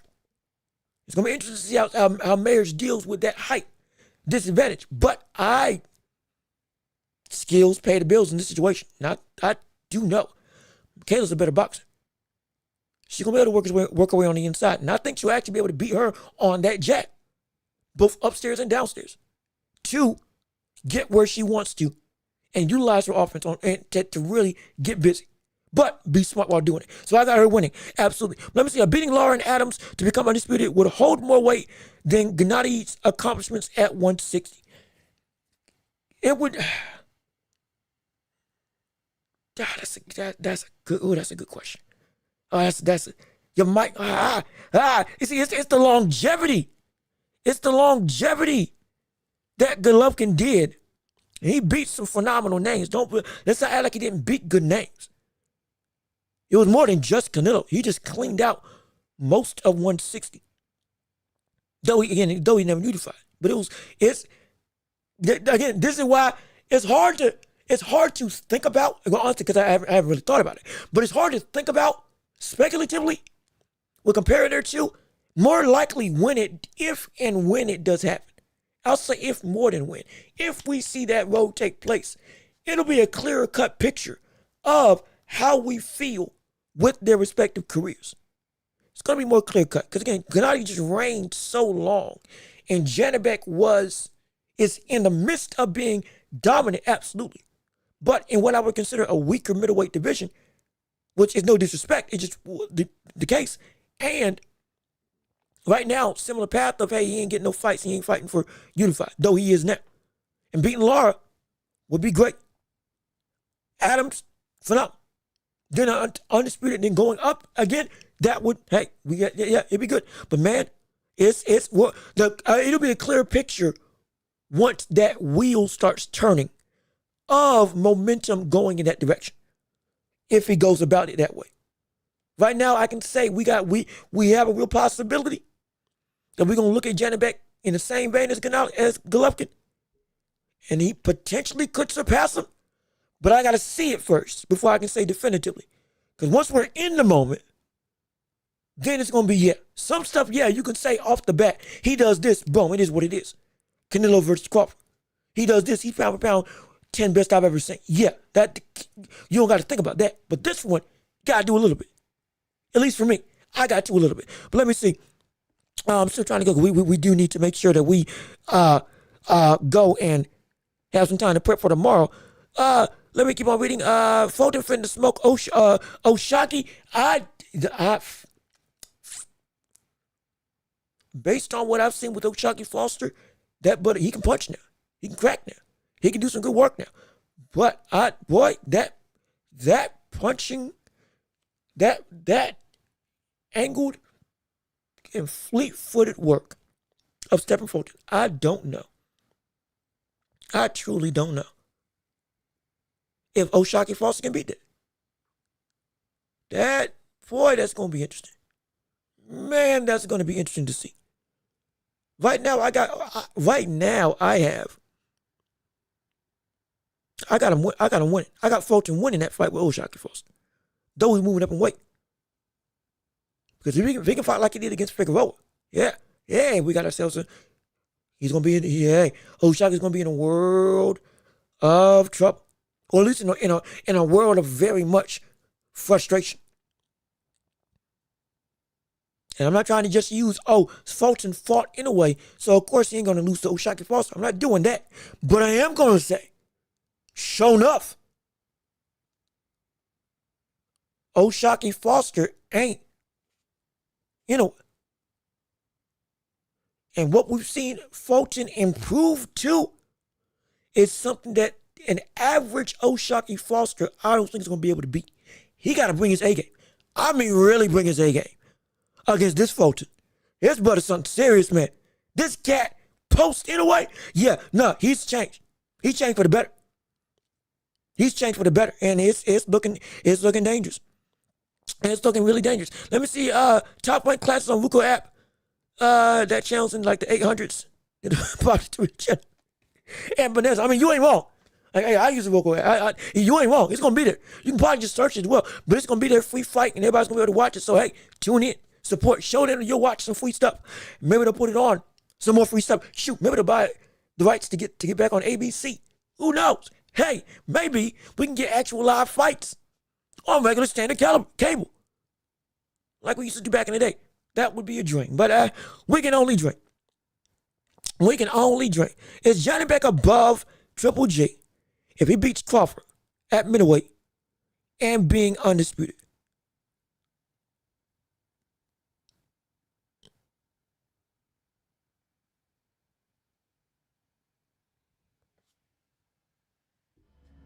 When you put it like that, when you put it like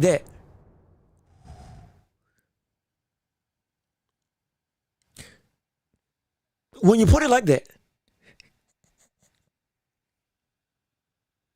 that pushes me to say yes. But see, here's the thing.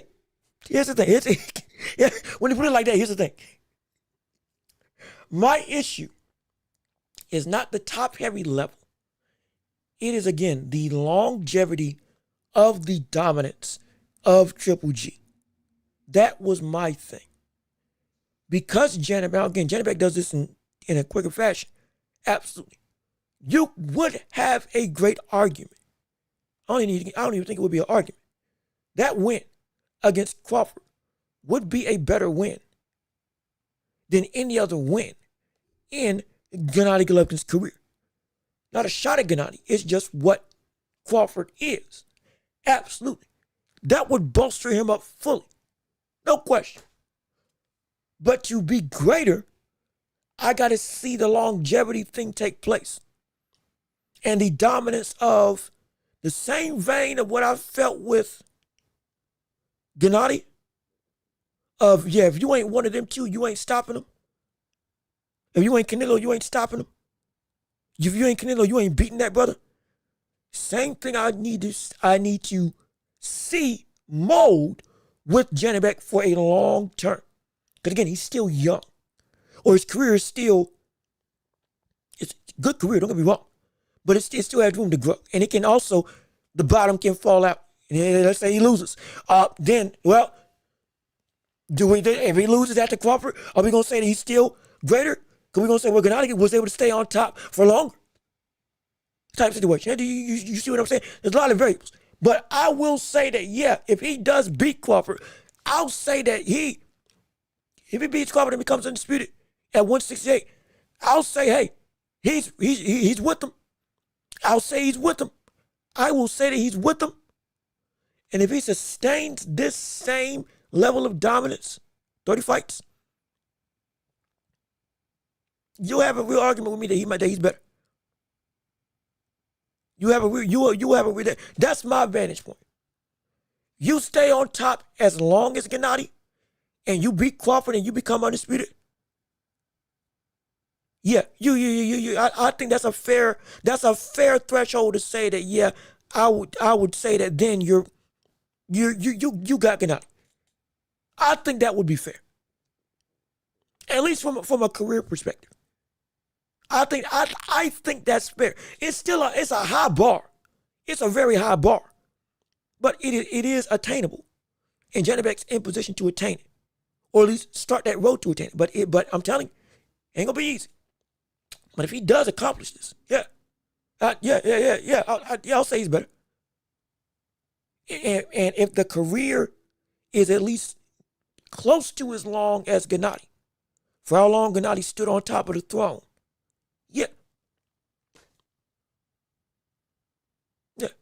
then I'll be able to say, okay, we got an argument, and I'll probably say that Janibek is higher up than Gennady Golovkin. And so, but again, just my assessment on the matter. Let me see. Oshak not better than B Figueroa, and he smoked him. He smoked on him twice. And so, hey, we're gonna find out. That's the thing. We are going to find out. We're gonna find out. Let me see. How do you see? Oh wait, it's scouting. Oh, that fight got announced. Ooh, wait a minute. Hold on. Wait a minute. I think that fight fell under the radar. Wait a second.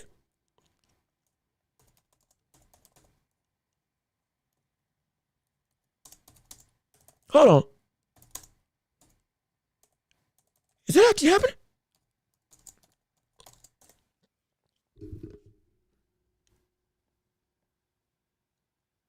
My gosh, it is. Shoot. That fight flew under the radar. I'm sorry. I'm not trying to overlook. I'm trying to be as well versed as possible when it comes to the boxing world, men and women. I apologize if I am, if like I said, I am trying to keep track of every division and both men and women. But I completely forgot that Sky Nicholson versus Luna was happening. I got Sky winning that fight, but that completely went over my head. I've been so focused on November 22nd and this November as a whole because Tank and Jake Crawford, not Crawford. No, Tank and Jake. What was Crawford and Janibek? Now with Floyd and Pacquiao, it's been like a whole situation where 154 Boots is actually doing. Everything's been happening all at once. Benavidez and Yard, Bam Rodriguez fighting, Archie Beterbiev fighting and then not fighting. It's like I can't rest. And so excuse me if things are going under the radar. I do apologize. But no, I completely forgot that this fight was going to go down. I got Sky Nicholson winning that fight by unanimous decision. I think she handles Luna. She handles Luna, and I always struggle to say her name. Is it Luna Avila? It's not Avali. I think it's Avila. Or is it Avila? Let's see. No, two vowels. Two vowels go walking. First one does the talking. Okay, they ain't walking, but they separate. Okay, so yeah. So Luna Avila. That's how you say his name. I believe that's how you say your name. I believe that's how you say your name. Luna Avila. If I'm wrong, please excuse me. But even still, I got Nicholson. Let me see. Figueroa fitting to beat Nick Ball. Well. Whoa. You know what? That's a topic for another day. I don't think so. But I am going to say, before we get on out of here, Figueroa versus Nick Ball would be a fight that would be a real litmus test for what he is. Because one of the biggest criticisms with Nick Ball, at least right now, you've been having a belt, but you ain't fought Espinoza. You ain't fought Angelo Lee. You ain't call out Stephen Fulton, or at least you ain't go and try to fight Stephen Fulton. And then you ain't fight you definitely ain't make no attempt to fight Espinoza. And some people were saying you should have already been fought Espinoza. So now we asking, hey man, at one, now you beat Raymond Ford. You've had some great wins. I'm not denying that. But at the same time, at this level, stuff's getting a little bit sketchy with how we view you now. And your competitiveness at the featherweight level. Because we are saying that some of these fights should have already been there. And you, in the way that you talk, would have thought you already made those fights. Now 126, when the biggest ops, are available. And you ain't doing them. We're like, hey man, we got some questions. We got some comments. We got some concerns. When it comes to how you moving and in your confidence. And you trying to fight against the best of the best? Or are you still just going to wait until Inoue gets to you? Because if you wait on that, I'm going to tell you this right now. 30 men have tried. 30 men have failed. And about 20 of them waited on Inoue. And look at what it got them. I wouldn't wait. You want to have some confidence in that fight with Inoue? If that's what you're waiting on, you better go and beat Espinoza. Better go and beat Angelo Lee. I dare say you even better fight Shushu Carrington. Somebody of requisite note that we see, hey, we want some work. Not that you ain't been doing work, but some of the work has been questionable compared to what it could have been. So we got to ask what we got to ask. So since I'm looking at it a little bit shady, let me see. Nick Ball will lose to all other champions at featherweight. I can't say yes or no, but I can say some of these people he should have already fought by now. I can say some of these people he should have already fought instead of TJ Haney coming up from 122. How did he get a shot over the likes of Stephen Fulton to unify or over the likes of Espinoza? Any of the shoot your character. It just in my thing. In my humble opinion. But let me just keep on going. He ain't want no smoke with Scooter. They tried to contact Frank Warren for him. They did? Shoot, they did? I'll look that up. If that's true, that's even further indictment. But even still, oh gosh, that can be bad. Let me see. Breaking news. Wait, breaking news. Wait, hold on. What you mean? Breaking news? Wait, whoa. Wait a minute. Hold on. We got some problems here. Javante Tank Davis accused of brutal assault and kidnapping in explosive Miami lawsuit. Wait a minute. Hold on a second. Whoa.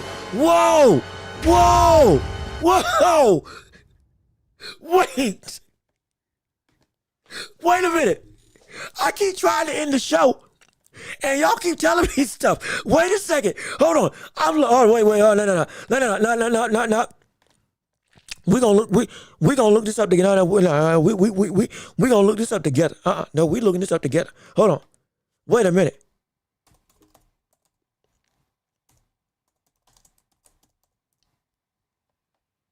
Oh, that's better. That's better. That's better.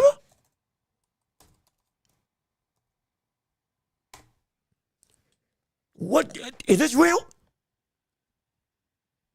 My gosh. It's always something. Dang it.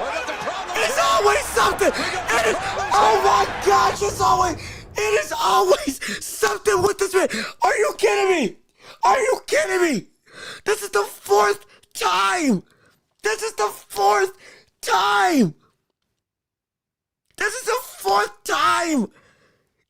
you serious? You couldn't make this up. You can't make this up. Oh gosh, you can't make this up. Again, if you're just tuning in, let me zoom in to make sure y'all can see. Per World News Boxing, Javante Tank Davis faces a massive civil lawsuit for allegedly choking and kidnapping his ex-girlfriend earlier this month. Hey, look at this. We got the problems Oh here. gosh. The shocking allegations detail a pattern of violence, and the controversy now hands Jake Paul out of, or now hands Jake Paul an out from their November 15th fight, as thousands of tickets still remain unsold. Well, shoot, forget the ticket situation. Look, this man was already accused and I think charged with domestic violence. Then was alleged domestic violence again. I think it's against the same woman or one of the women that he was with just recently, before this whole situation, when it came to Tank and Jake Paul even getting announced. And now, kidnapping? What do you mean kidnapping?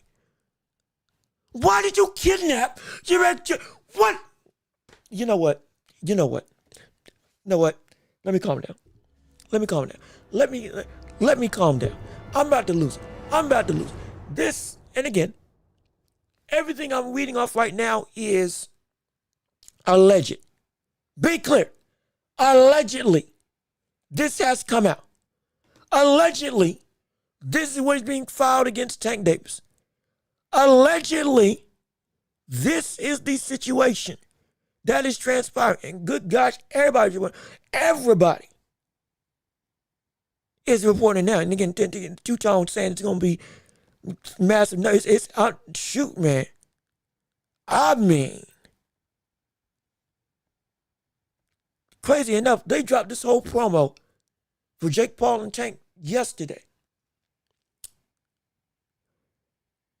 And you see, we have to go.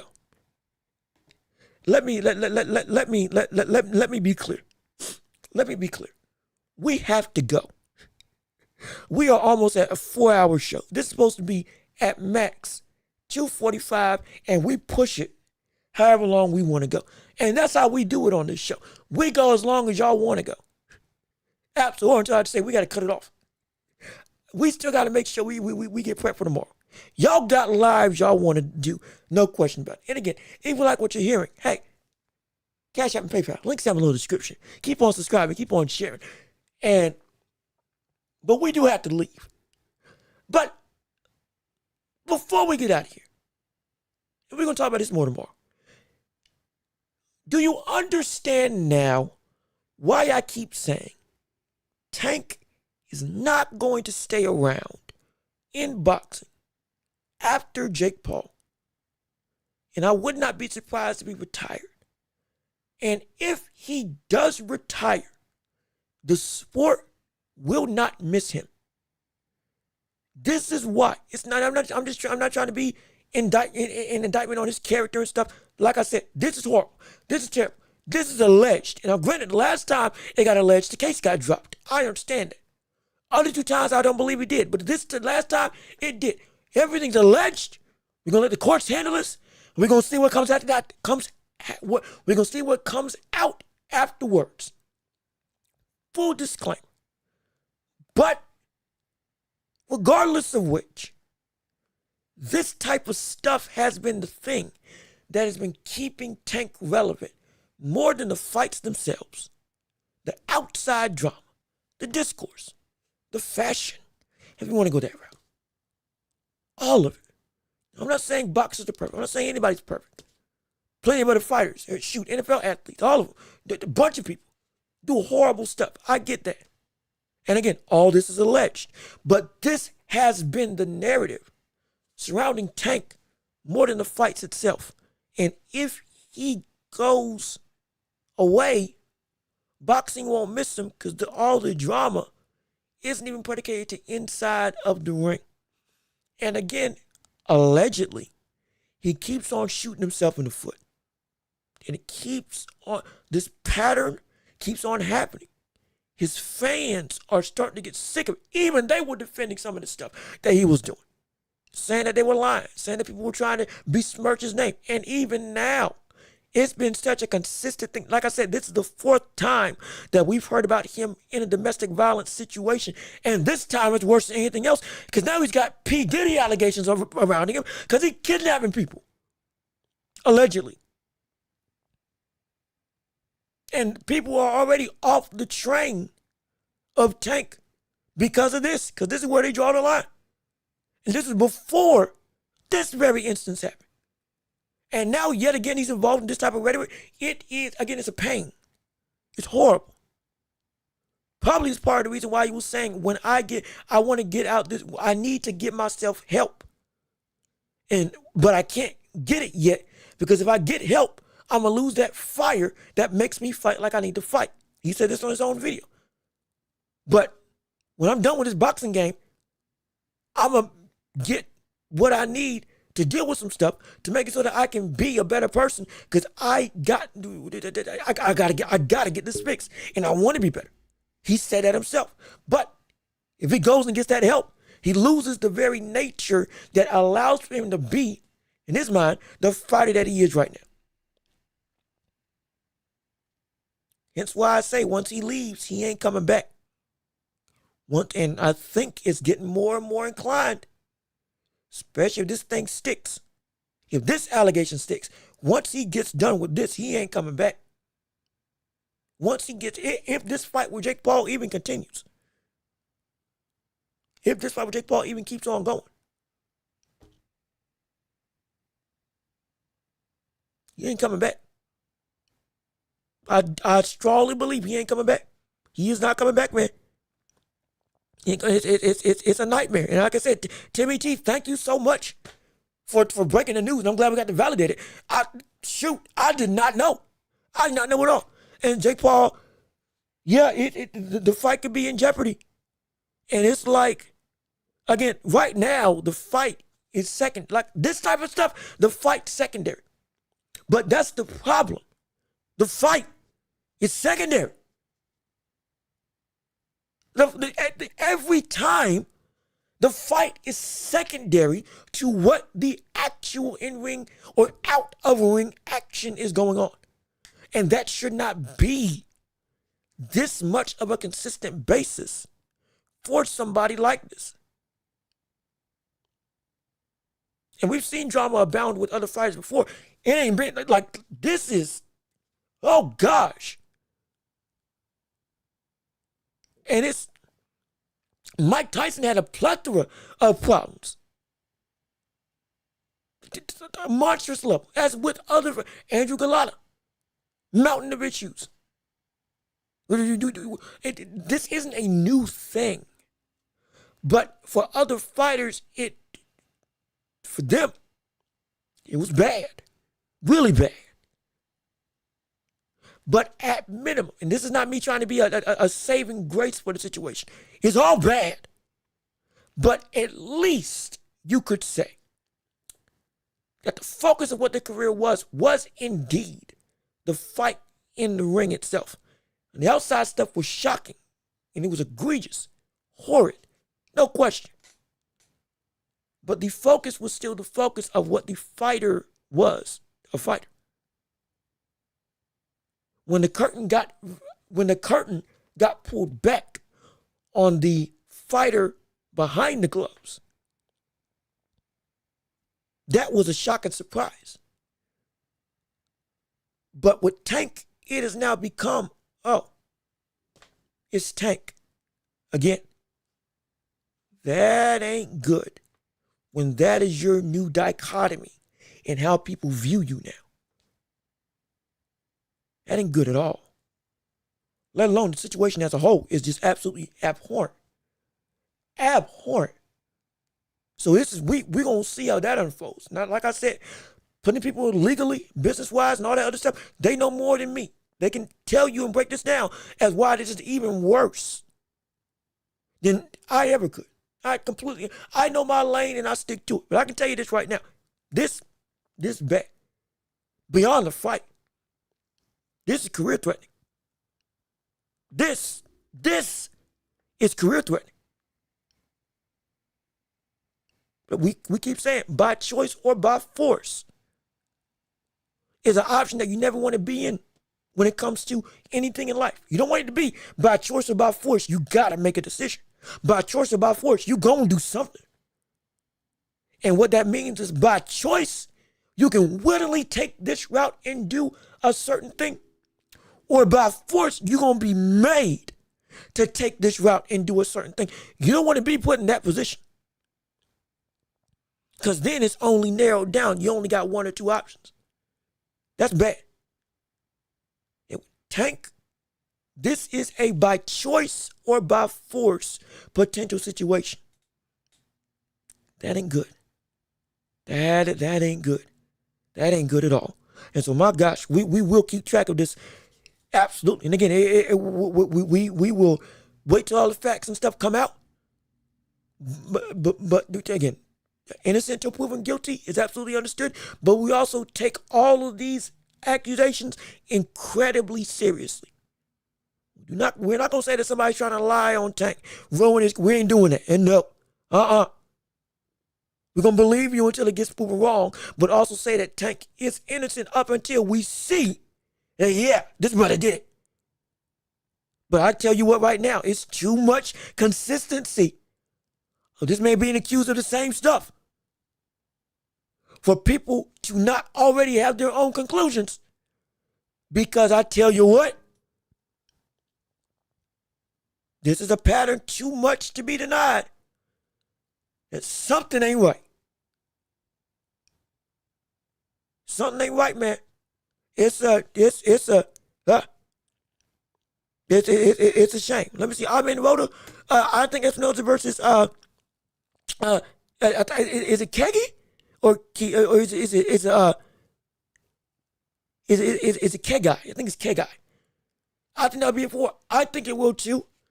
I can't wait to see it. I'm excited. Like I said, all of the featherweight division as a whole, especially at that top level, it is exciting to watch. And I do want to see it again unfold. Nick Ball's been one of the biggest issues of it. But again, we can address that later on. Because we got to make sure we get out of here. Tank, I hope dude gets his life together, man. Yeah, like I said, this is not me trying to heap hate. We want this brother to be right.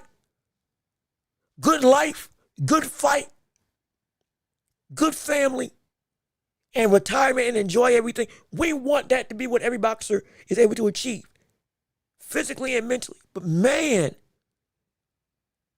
and again, it is allegedly, but if these mistakes keep getting made, man, it's like it is such a shame. It's such a shame if this is true that, my gosh, it's dark, man. It's dark. It is dark. And he's 31. He's 31. Like with anybody. You're not. He's young, but he ain't young. He's young, but he isn't. We can't pass this off as a simple mistake. Again, if this is true, we can't pass this off as a simple mistake. This is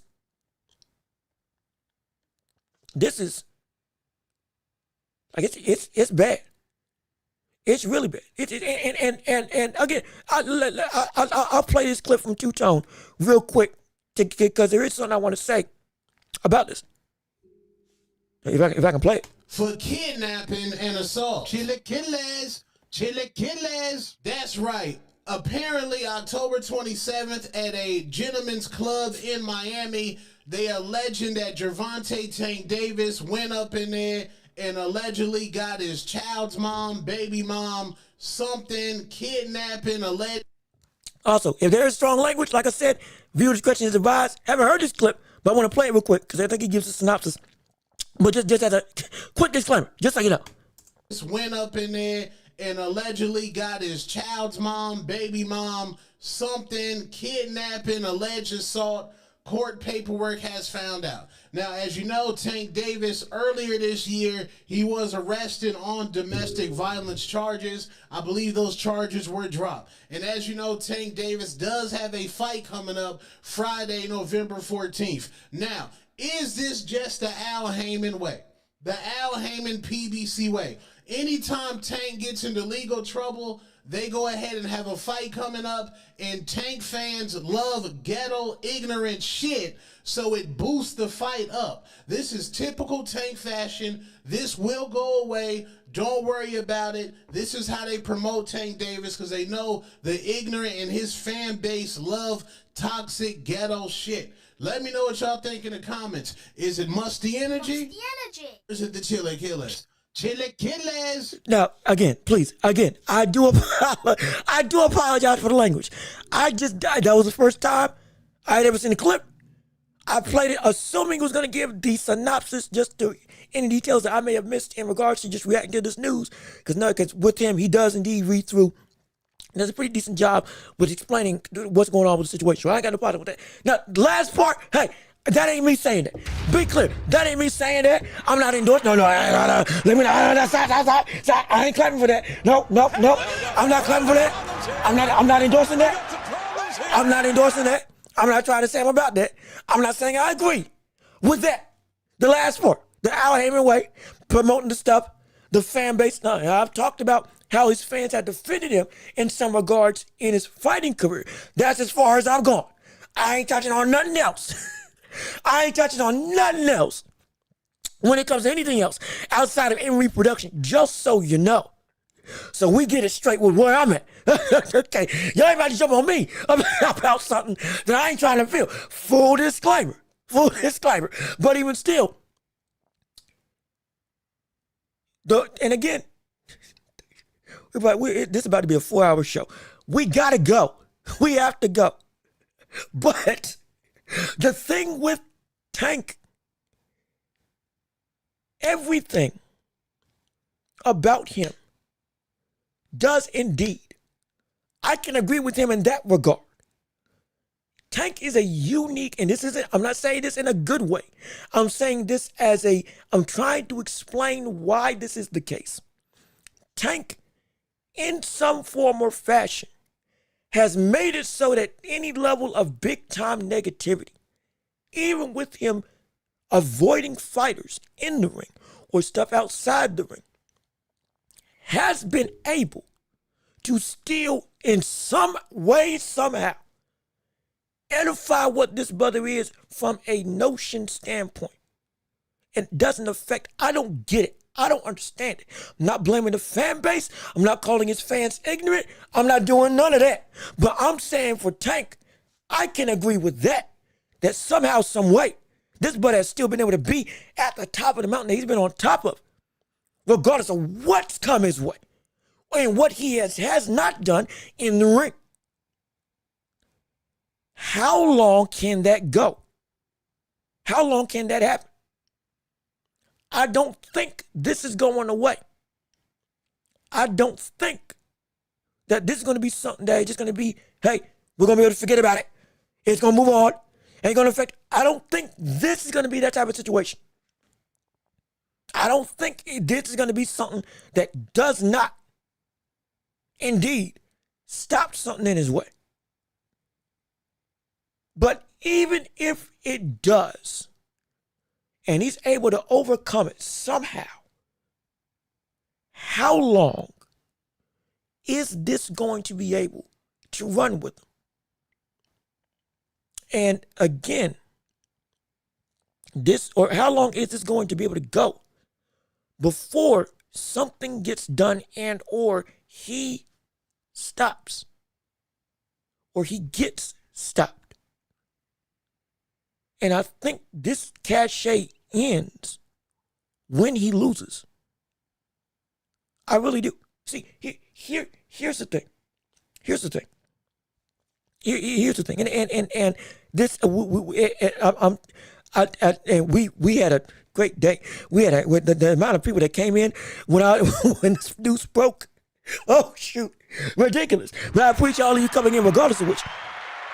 But let me see, like with Miss Queen, how you doing? Good to see you. Thank you for tuning into the show. We're so happy that you're here with us on today. I see you trying to get the fro. See, I told you the fro's good. It's just the headphones matted down. I'm be walking around here like what was that brother? Who was the brother? Who was the shoot? Well, I'm gonna be walking out. Now I remember, I'm gonna be walking around like Dr. J. That's what. Oh man, that's what I'm walking around like. I'm be walking around like Dr. J out here. I'm telling you, I'm be. Oh man, I'm gonna be walking around like Don Cornelius. Wait, one of these days. It's gonna be clean too, but even still, but even still, with Tank, as I'm gonna be reading your comments, but again, we are gonna end this off. Tank, I am so adamant that he is not going, if he ever loses, he's done. Because he said it with the pride, he said it when he can't take losing, all that's well and good, but also winning heals all. Winning heals all. All the volatile stuff with Mike Tyson, he was winning, so everybody was able to gloss over it. With other, not just with Mike, but he's talking about his own turmoil, but with other fighters as well, and just athletes. Winning heals all. Winning heals all. Michael Jordan was a great leader, but also was horrible to his teammates. Guess what? It didn't matter because he was winning. Kobe Bryant, cutthroat as could be, didn't matter because he was winning. Tiger Woods, with that whole scandal with his wife, which again, I'm not gonna lie, in hindsight, it was terrible that he cheated, but I thought it was a whole lot worse than just cheating when I was living in a moment. I was younger. But I was like, man, this man got crucified this much for this. And I've seen people do way worse. And y'all ain't give him nothing. But again, at that point in time, he wasn't winning that much. But beforehand, winning was curing everything. When you stop winning, though, the willingness to let stuff slide now goes out the window. With Lamont Roach doing what he did to Tank, that fight ending in a draw, all of a sudden, that slack tightened up real quick from what his own fan base was giving him when stuff started coming out, and it got cut off by some people that were already on the ropes, were already on the fence, would want to support this cat. If he loses any fight, any fight, if I'm wrong, I'm wrong, fine. But I'm confident he ain't fighting again. He done. He walking away. Because then the ability to walk without scrutiny or to not have the scrutiny affect you will be gone and put asunder, because there won't be any leverage anymore to hold yourself up to. Because now the facade of invincibility goes away. You now need to fight other people, and all of your pitfalls outside of the ring are no longer hidden, because now we don't see you as the same way. Just in general. It's happened all the time in sports. People get away with stuff all the time because their ability is so good that it heals all wounds. He can do that because why? He's so good. Huh? Baby mama drama. Anthony Edwards. With paying child support and all that stuff, doing all that stuff. And it's like, I don't want the kid. Or I ain't trying to take care of the kid. Do what you got to do. Here's the money. All that stuff. For him, it's Ant. It's whatever. He's so good. He's doing the right thing by paying the woman, which again he is, but still, it's not viewed in the same lens as another player who ain't been playing as great, but saying I don't want to take care of a kid, but I'll just take the money and don't bother me, type situation. Then all of a sudden they're crucified. Hey, you being a bad dad. You ain't trying to be in your son or daughter's life. You did the deed, the work. Slack versus strictness. because of success and perception. Happens all the time in life. And with Tank, that slack has been tight or tightened up in lieu of Lamont Roach. And I'm telling you now, if this is alleged, great. I hope it's alleged and I hope it's fake. I hope and pray that this is fake. I hope and pray that this is fake, that this ain't real. But brother, sister, anybody who's watching, if it is, and this man's career keeps on going, promise you, more than ever, I am adamant, this man will not fight again if he ever gets a loss.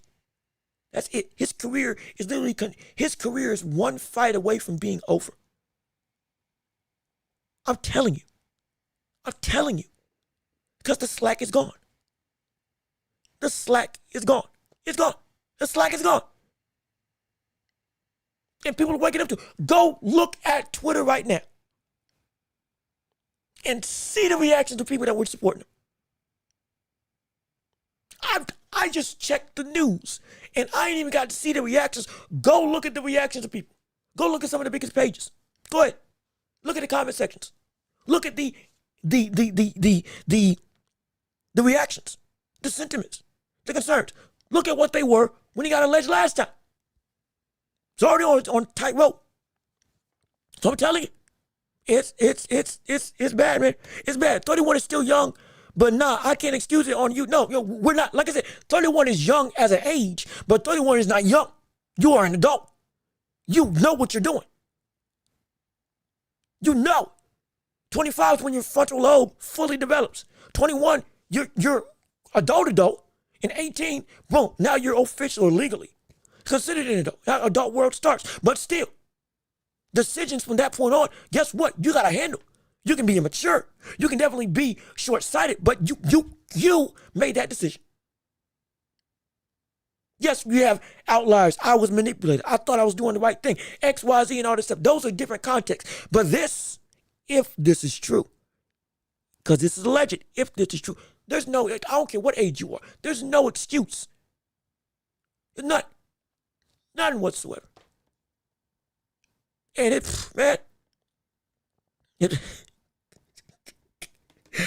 see, Miss Queen, so you all right, see, you all for this. Abdul Wahid. No, good. See, it's not a laughing, this is not a laughing matter. But my gosh, that's funny. This is not a laughing matter, but dang it, that's funny. That's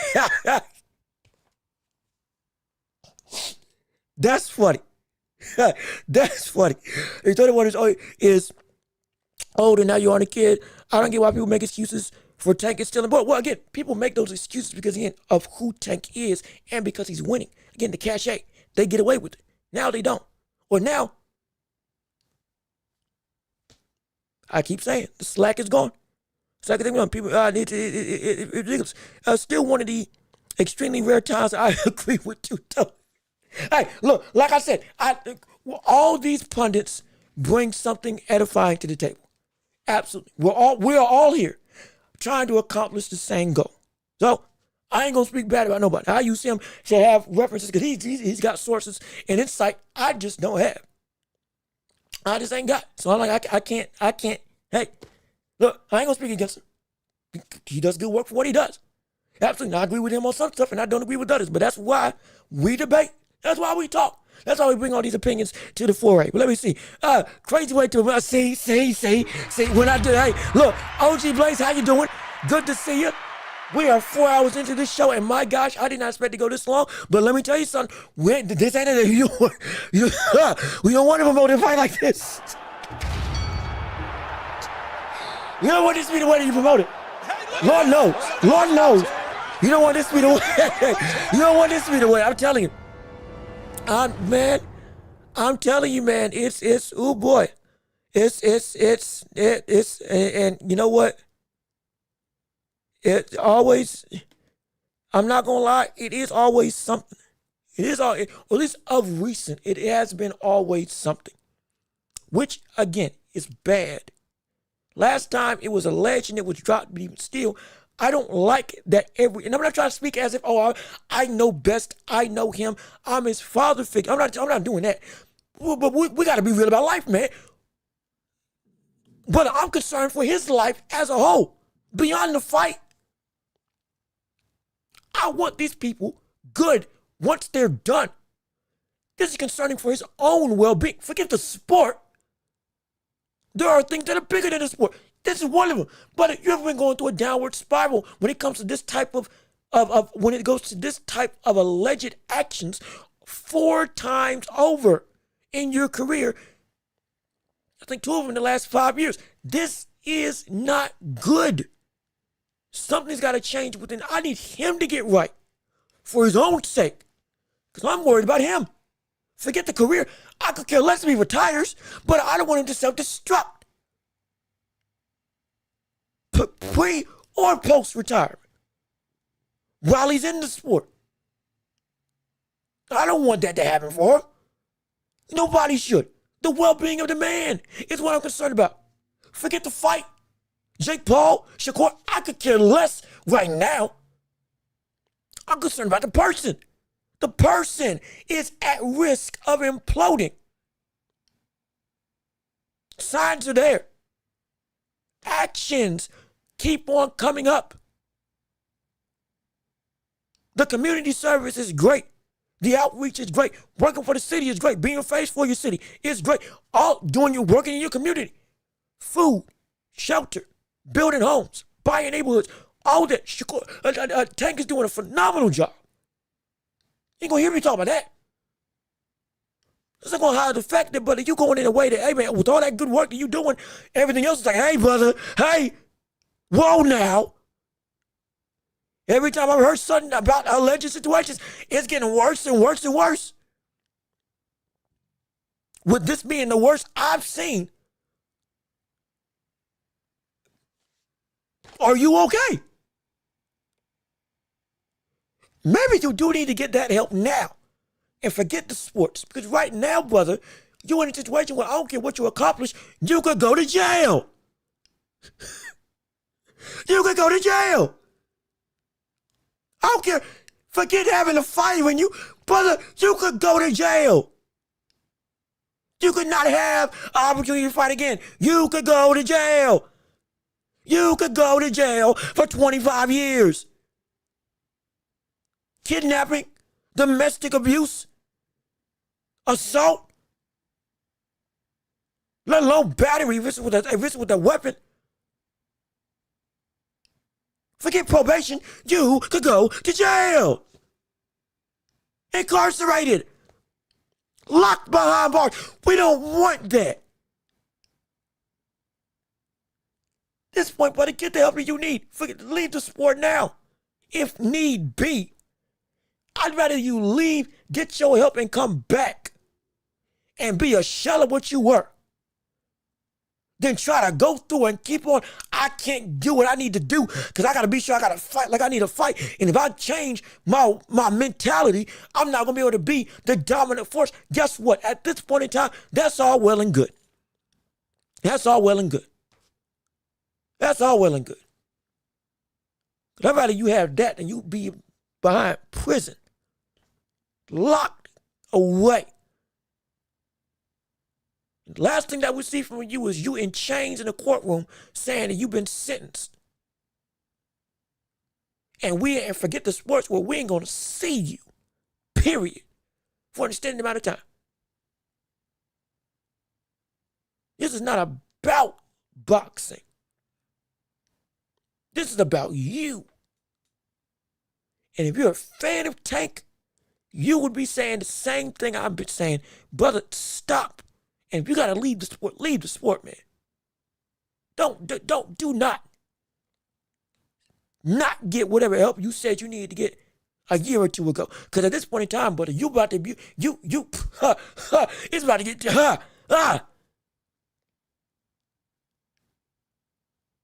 You kidnapped somebody, allegedly. Your ex-girlfriend of all people. Again, allegedly. This is looking, I'm scared for him. I'm scared for him, and I want him to stop. Get himself right, and then if he wants to continue fighting, go ahead. But that fire that you have is not worth your freedom. If that's what's keeping you doing what you need to do, that fire that pushes you to be what you can be is not worth your freedom. It's not worth you going through and having your life taken away. It ain't worth it, man. It ain't worth it. It ain't worth it. Whatever's keeping you ticking in the boxing ring, rage, anger, animosity, whatever wounds you need to heal internally, trauma. Again, Tank has said this himself. Trauma, history, whatever you got to get fixed, you need to fix it now, because, man, it ain't worth keeping that around if it means that your life is going to be stripped away from you. If it means that you're going to go to jail and you can have that fire all you want, locked behind a cell with upwards of 50 to 100 other people, where you are in a controlled environment where you can't do a doggone thing of your own free will. And where your status can mean nothing. That we don't want that, man. I don't. I'll say me. I won't even speak for everybody else. Hopefully everybody else feels the same way. But I don't want that, man. Oh gosh, I don't. I really don't. It's a, my goodness. It's a mess. It really is a mess. It really, and Floyd Mayweather smart to let Tank go, and it's like, I don't even think people saw this as something that would happen, or at least to get to this bad of a sentiment. And it's a shame, because I know he can change. I know he can change. I really do know he can change. There's too much things happening in the sport of boxing. A lot of fights to look forward to. No, there are. And like I said, mind you, we've been trying not to talk about Tank for the whole, because it's been so much other stuff. We talk about the Jake Paul fight because that's coming up. We ain't trying to talk about Tank as a whole because there's so much other stuff going on. You're absolutely right. But this is too big to ignore, because this is a level up for many egregious things that we've seen Tank do in the past. This ain't the normal stuff. We got to address this. We have to. Or at least give something. I got to give something to it. Because sadly, this is worth the time talking about, but in a negative connotation. But if we don't, again, people that let this happen are the people that got Tank to this level of potential, again, alleged debauchery. I'm not saying anybody here in chat.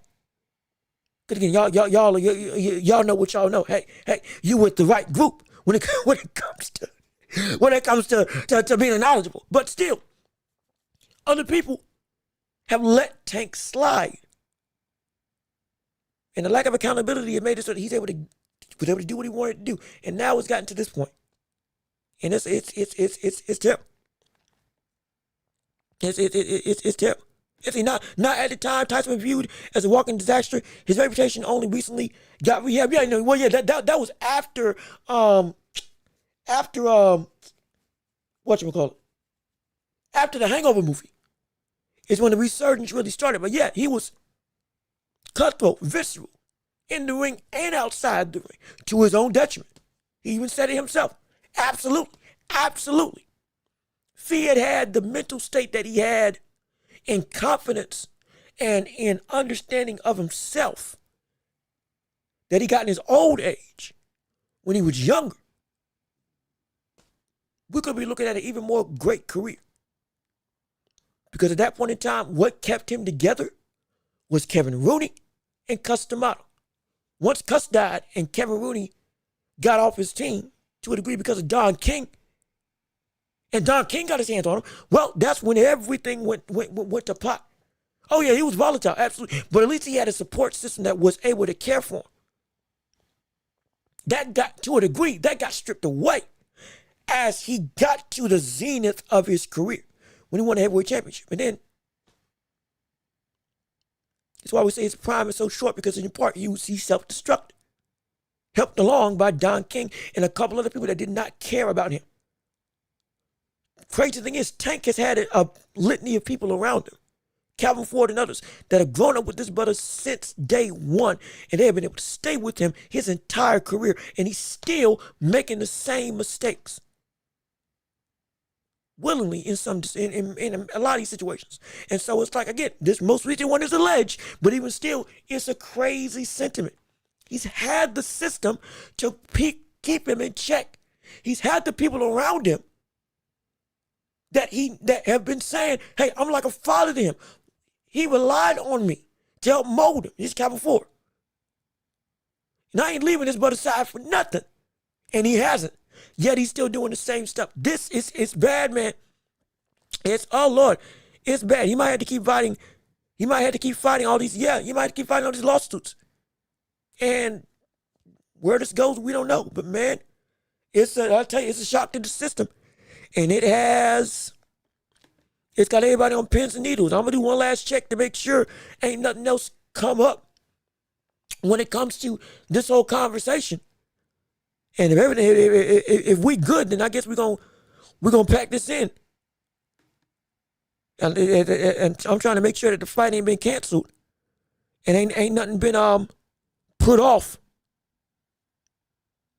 since this whole situation has transpired. Okay, so at this point in time, that's the most recent thing. He's been alleged, and all this stuff's going to court or whatnot. We're going to wait and see. But boy, when I tell you the drama's about to ensue, November, October, November, December, January, boy, these 3 months are about to be a whirlwind. And I'm so glad that y'all going to be along for the ride. It's going to be a fun thing. And whatever news that breaks, we're going to talk about it right here. But again, now we're going to end this show off. We're going to wrap this up. We're going to get out of here. It's been a great show, phenomenal event. But we got to pack it up and send it home. So with all of that being said, yes, sir, this has been another episode of The Watchable with me, your host, Jean-Luc Welch. We appreciate all of you tuning in on a very impactful, a very incredible, a very news-filled event of an episode. It's been phenomenal with you. We're going to be back on the same time on Friday, talk about the world of boxing and beyond. Thank you to everybody who tuned into the show right here and who commented, put their opinions, and put their voice in the chat. Have to have your place in history on this show. Pound for pound, the top chatters of the day. Number 3 was Al Booker. He's been dethroned. Oh my gosh, Al Booker's been dethroned. Number 2 was Armin Ronda. And number 1 was the Big Bodega. TSO Bodega has now become officially the number 1 pound for pound chatter for this week or for today's episode. Will you be able to sustain your pound for pound dominance?